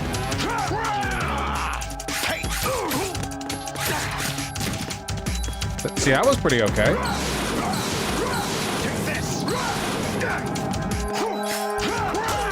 Fuck, his range.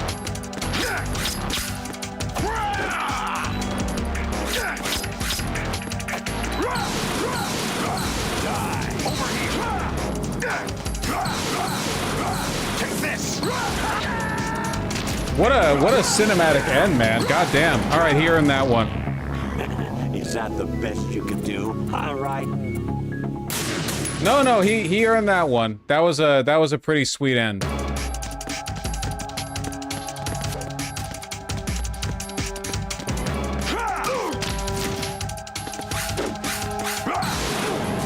Fuck.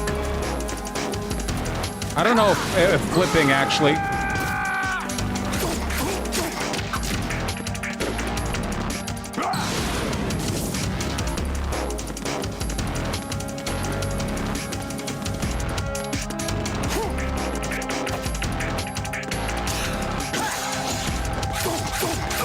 Okay, yeah, don't need to flip over everything, huh? Let's go. Fuck! Oh, man. I should have just let myself catch on fire, huh? Dude, my lunge has, like, no range.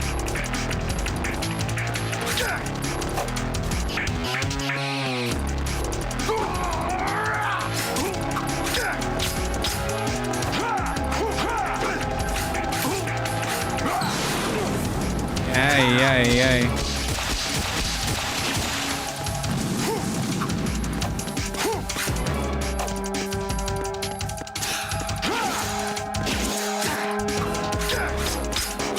I don't think I should use my lunge. The cooldown after it is fucking...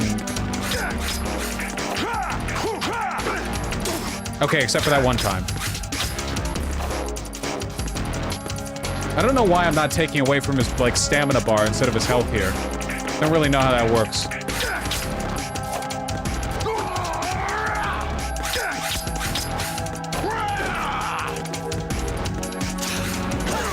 Ow.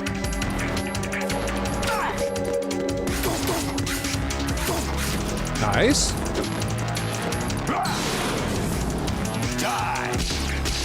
Okay, no exploiting this one, unfortunately. Come on, old man. Do something. I really didn't need to do that, but it worked out.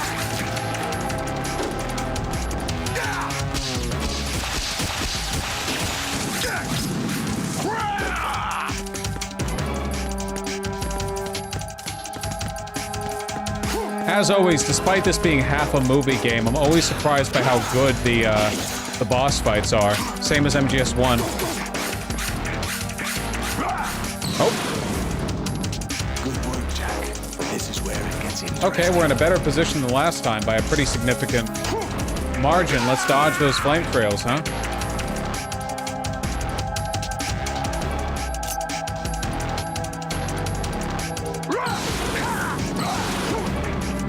Do it again.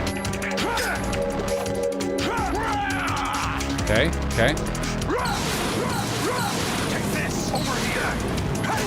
Ah, into the fire. At least we both took damage. Okay, we're doing better this time.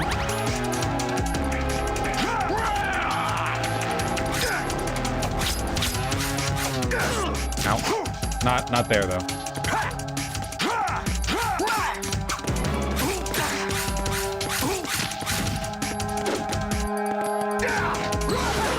Oh.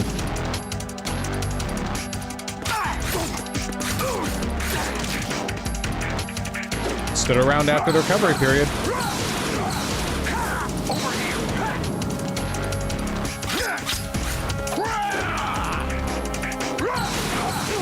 God.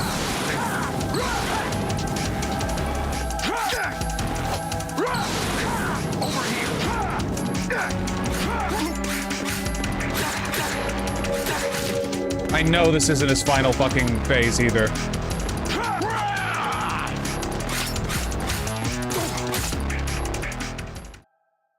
He was tamer this time than last time.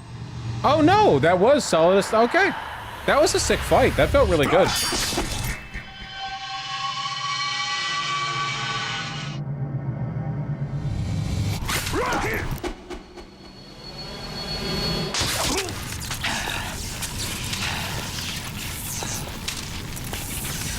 Yeah, Solidus, you're fucking crazy, man. I don't feel bad for you at all. You're, like, straight up insane. I respect your plan to defeat the Patriots.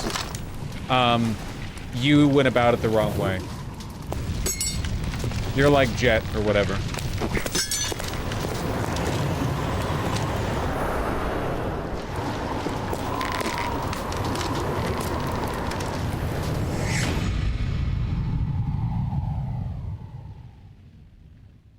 We're making the Patriots happy, Raiden. Raiden, they're gonna be smug about this. They're gonna be really annoying in the codec. Rose is gonna say some shit like... You suck, we planned this. Good boy. Yeah.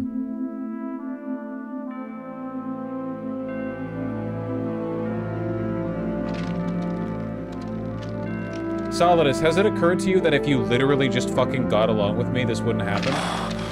Like, you could have seen me and been like, oh, I'm sorry we fought. Can we ally against the Patriots now that you're not on their side? And then we could have fought together. Instead, you insisted on killing me.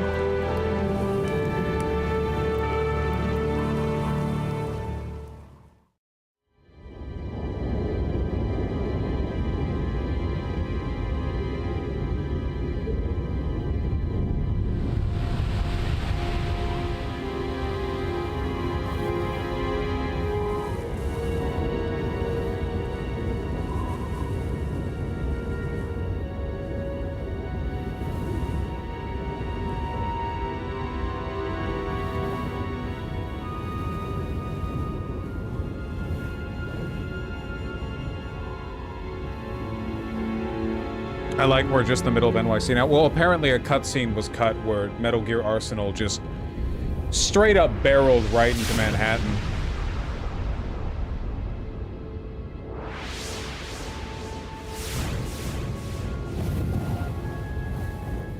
Okay, Raiden, you need to do something that the deep state is not gonna predict you're gonna do. Okay? You do whatever you do, you cannot defeat Liquid Snake because that's the shit they want you to do. What? Hello? Oh yeah, there's people here. It's Manhattan. What? Who am I, really? No one quite knows who or what they are. Snake, you gotta help us, man. The memories you have and the role you were assigned are burdens you had to carry. It doesn't matter if they were real or not. That's never the point.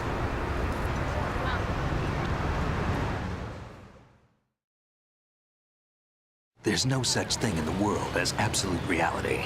Most of what they call real is actually fiction. What you think you see is only as real as your brain tells you it is. Then, what am I supposed to believe in? What am I going to leave behind when I'm through? We can tell other people about having faith. What we had faith in. What we found important enough to fight for. This really is It's End of not whether Evangelion. you were right or wrong, but how much faith you were willing to have. That decides the future. The Patriots are a kind of ongoing fiction too, come to think of it. Listen, don't obsess over words so much. Find the meaning behind the words, then decide. You can find your own name. And your own future. Decide for myself? And whatever you choose will be you. I don't know if I can. I know you didn't have much in terms of choices this time. But everything you felt, thought about during this mission is yours. And what you decide to do with them is your choice. You mean start over? Yeah, a clean slate, a new name, new memories. Choose your own legacy. It's for you to decide. It's up to you. Raiden, get in the fucking Metal Gear? Yeah. To every New Yorker here, they're just crazy cosplayers.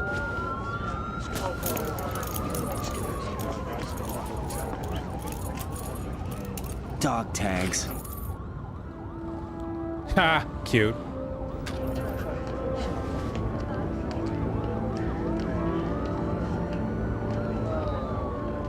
Anyone you know? Nah. No, never heard the name before. I'll pick my own name and my own life. I'll find something worth passing on. That's you. So we were riding then. Before his brain got fucked up. They taught me some good things too. I think. I know. We've inherited freedom from all those who fought for it. We all have the freedom to spread the word, even me. Snake, what about Olga's child? Don't worry, I'll find him. Count on it. Also, like, the whole world is As long as you keep yourself alive, he's safe.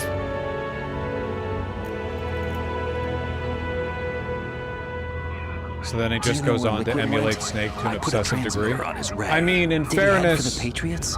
Yeah, but I have a feeling they gave Ocelot a bogus location to begin with. Cheer up, we have a better lead. This contains the list of all the Patriots. So there are... But Ocelot took it. There are people. The one we gave you wasn't the real thing. Fair. What? This virus is coded to destroy only a specific part of GW, namely the information about the Patriot's identity. Which means that there's a parameter coded in here that defines what that information is. I get it. Analyze the code and you can probably find out where they operate. Count me in. No, you have things to do first.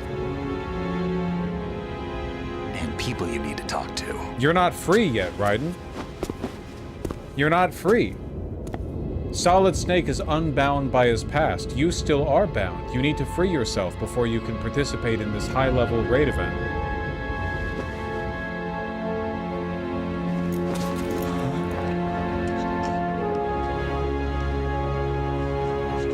Hello. Raiden, you have to kill her immediately. It doesn't matter whether it was real.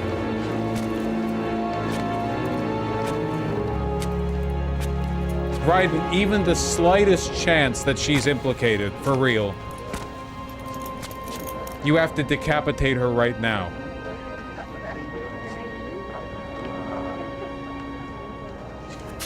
Snake? He's like, Snake, is this real? That's what he wants to ask. Nothing.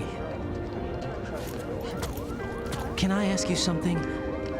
Who am I, really? I wouldn't know. But we're going to find out together, aren't we? Oh. Raiden, you really need to find out to what extent she's compromised. Yeah. Even the slightest possibility that she's an agent of the Patriots. See me for what I am, okay? I know. The handcuffs, they symbolize... it's symbols.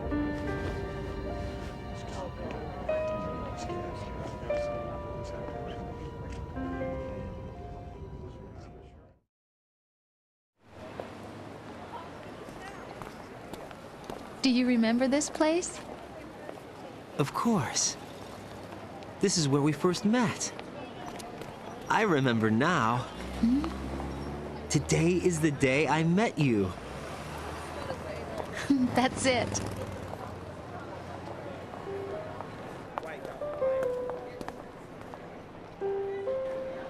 Raiden is straight up geeked right now, man. You need to, like, do a detox or something mentally.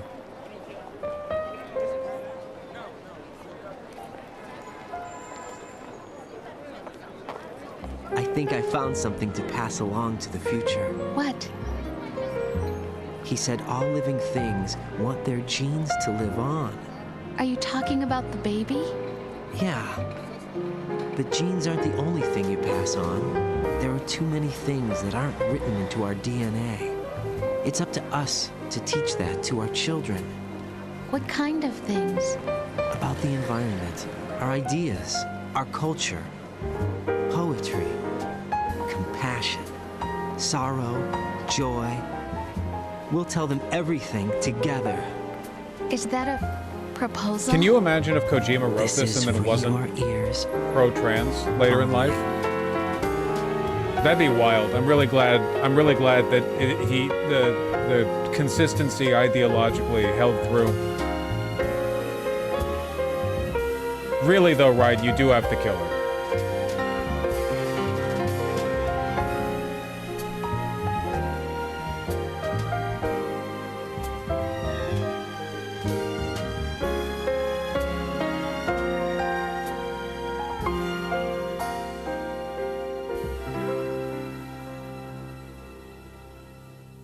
I stare at the stars. Wait, really? And the Hold on. Yeah, chat said this is copyright. One sec. And think. Okay, I've muted it for you. I can still hear it. I did not expect the game to end here. There's more? Okay, well, I wasn't planning on cutting the game.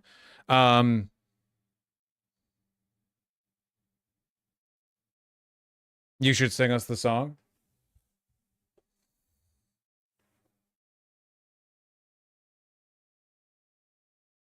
No. Hello, Hideo Kojima. Fly me to the moon. Yeah, yeah.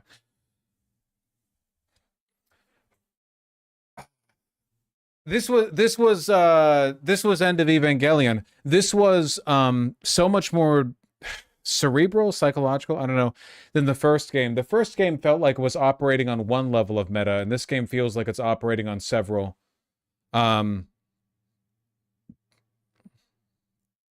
It is very menacing, but also like, what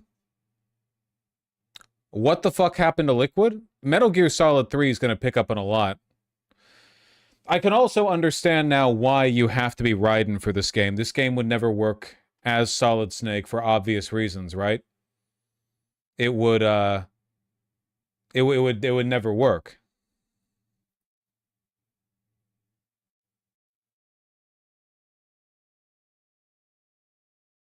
I still don't understand what's going on. I do not know how we can continue from here. Chat, don't spoil.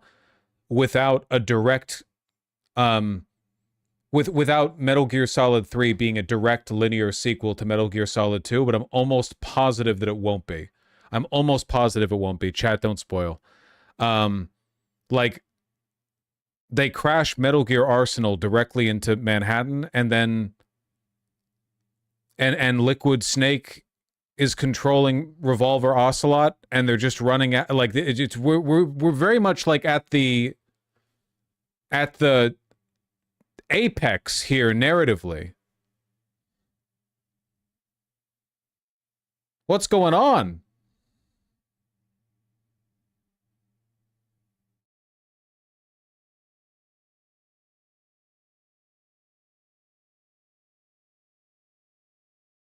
Is there still just music here? Yes. That's why I have it muted. You people are very stupid. You know that?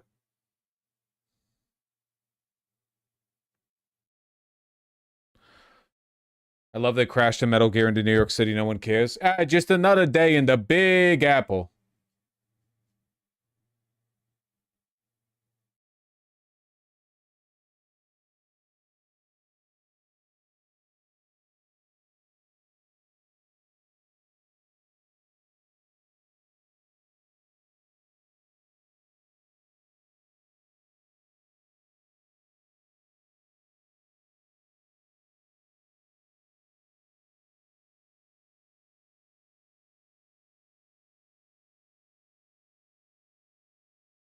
It's very good. It was very good.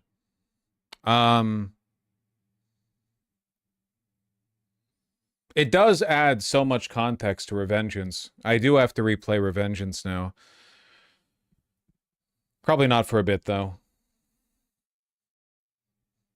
I would really like to know. The only thing I know, God help me, but I have to say this even though I know chat's gonna be fucking stupid and give me information that I don't want.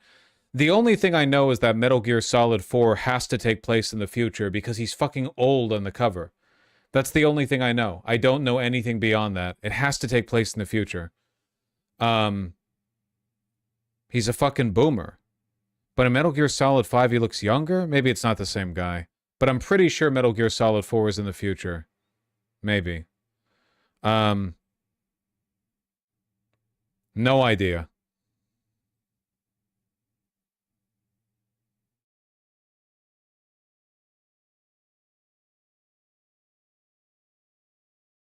He's spoiling? I'm allowed to.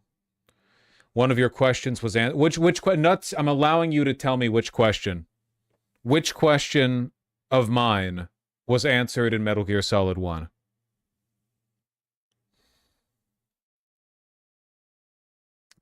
Snake and Big Boss are different people? I don't think I had that question. I think you might have spoiled something just by suggesting that I had that question.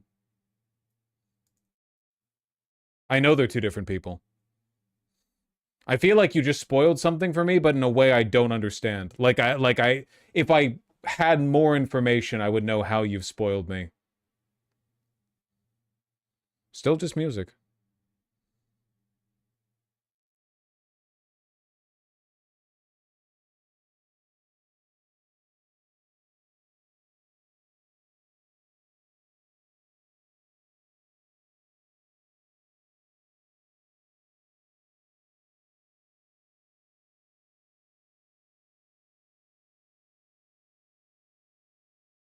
I just love making you work, Thana. What can I say? Well, I want to speculate. I want to be able to speculate. How'd you enjoy the game's soundtrack? Banger as always. Banger as always.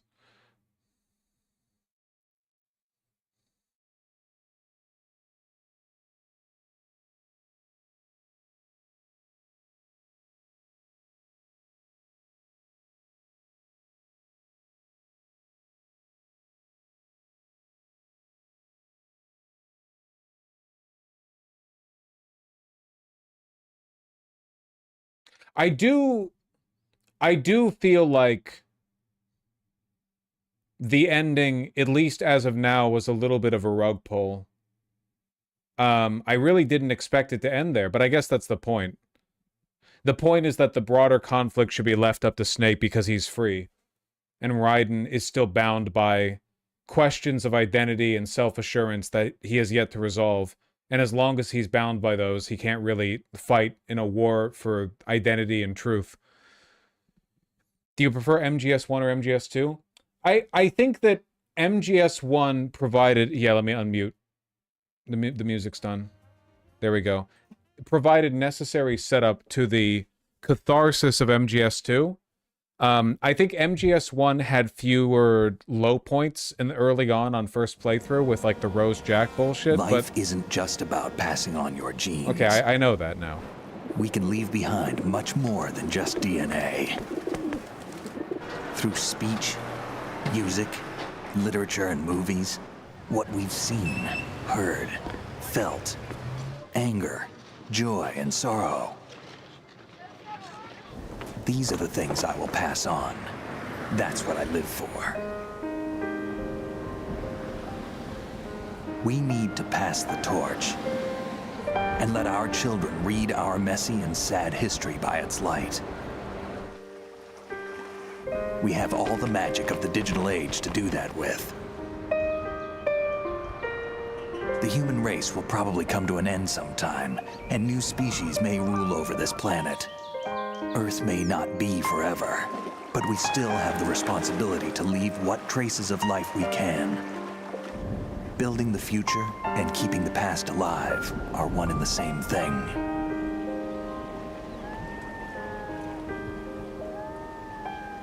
Wow.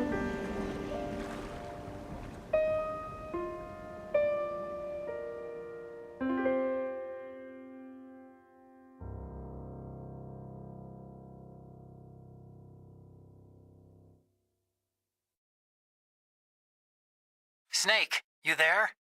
It's me. I've finished going over that disc. Did you find the Patriots list?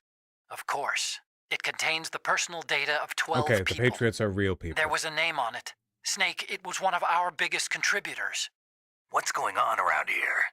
I don't know. Anyway, where are they? Well, we were right about them being on Manhattan, but... But what?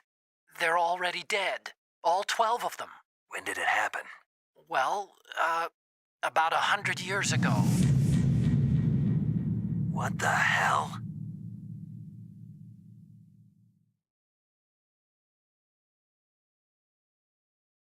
So the AI blob is like their legacy? It's the... I wonder if it was a way of like digitizing their consciousness and uploading it so they could exist as a kind of amalgam. In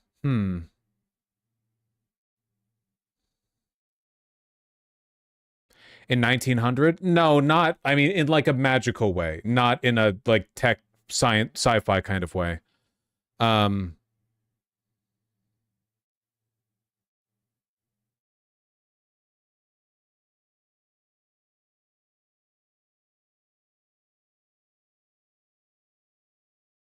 You know, I think I prefer this. I prefer this a lot. One of the main things that's always bothered me about conspiracism is the childish desire to reduce the antagonist to like a cabal. It's never literally a cabal. It's a set of incentive structures that at times has people on the top, but it's the underlying mechanisms, which I think is kind of alluded to in the fact that AI is a distinct kind of autonomous entity here, right? The real threat or the real will is the magical eldritch blob of power that exists in Washington, not any individual president or even any individual group of, you know, patriots. It makes sense, and I think it's better narratively, I guess, than to mire it in like a we are formless, we are the very discipline and morality that Americans invoke so often. That was an excellent line. I got so much happened in that cutscene, I didn't even have time to address it, but that on its own was an excellent line. It was the not even capital interests, but in the formless void of culture, the concept of America, or of what Americans idealize, which is, I mean, often power.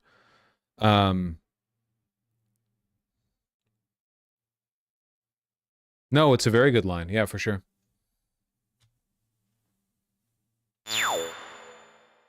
All right, roast me game for my performance. Elephant? Yeah. Codename Elephant. Calling me fat or something.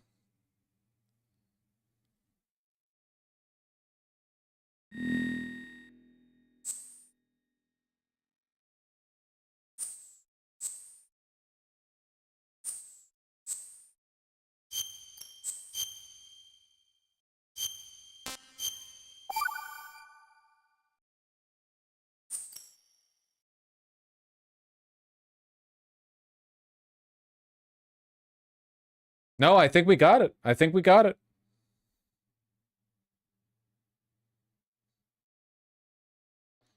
Rectum? Yeah, still not entirely sure what was up with Metal Gear Rectum, but I'm sure if I replayed it would make more sense.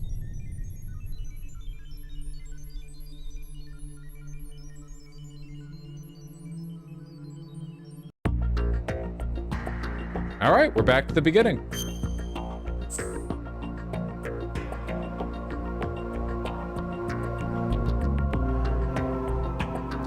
I think it was to signify Arsenal holding up the world. It does make sense metaphorically if you think about it of Arsenal is a machine that eats information, so we're climbing up from the bowels of it, a piece of information that's meant to be discarded, but we're crawling our way up to sort of re-emerge and make ourselves part of the world again. It makes sense. It makes sense. Doesn't it? You ended in the rectum? Wait, what's okay, wait, hold on. I'm gonna sound like an idiot for a second. Maybe I'll just type it without. The colon and the rectum are distinct parts of the large intestine. Which one's first? The rectum is the end. We ended in the rectum. Okay, so we're being pooped out. We're not climbing up through the poop. Okay, gotcha. Okay, yeah. I was mixing up the colon and the rectum in my mind. Damn, good-ass game.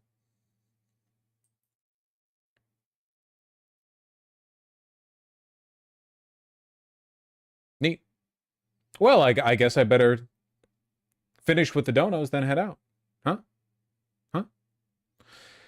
Imagination Control, thank you for the $9. Will you make a standalone video on your current political views? I've tried doing that before. Sometimes it just feels a little bit difficult, I think. It's kind of difficult to literally sum up every single thing that I believe. I feel like we revisit topics well enough that pretty often you get a feel for what I believe just by, you know, engaging. And sometimes you really miss in the weeds, you know? Like you spend a lot of time on some niche topic and then it's but no one fucking cares. I don't, like, what do people find important? People will lie to you when you say that too. You ask the Reddit, What do you want me to talk about? They lie. They're like, I want you to talk about this esoteric topic. No, the fuck you don't. I see the YouTube view numbers. I know what people want. You're just trying to be smart. You're trying to be contrarian. Yeah. KK Tweaks, thanks the $5. Stupid Genius, thanks the tier 2 sub. Really appreciate that. And with the additional $5, I love the fact that the Patriots turn out to be not human or exist in any classical sense. Technically a spoiler at the time you donated it, because the Patriots are dead. But, you know, we'll see. Man, I wonder what MGS3 is going to be about. We'll find out. We'll find out. Save Point, thanks the $5. Really appreciate that. Will you play any more Suda 5-1 games on stream? Any more? Have I played a Suda 5-1 game on stream? I will not play No More Heroes or Lollipop Chainsaw on stream. If I ever play one, it'll be Killer 7, probably. De Vigilante, thank you for the 511. Strongly recommend playing Metal Gear and Metal Gear 2 in your own time. I did buy it. I did buy it. I might, yeah, if I have time to. You know, I play a lot of games in my off time as well. KK Tweaks, thanks the $5 both. Love this final boss theme. Repeatedly just screams, this is the beginning of a digital age you're not ready for. Well, I'm doing pretty all right in it. Thank you.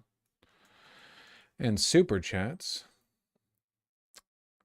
They're quite difficult. I'm better at games when stream isn't watching, I promise.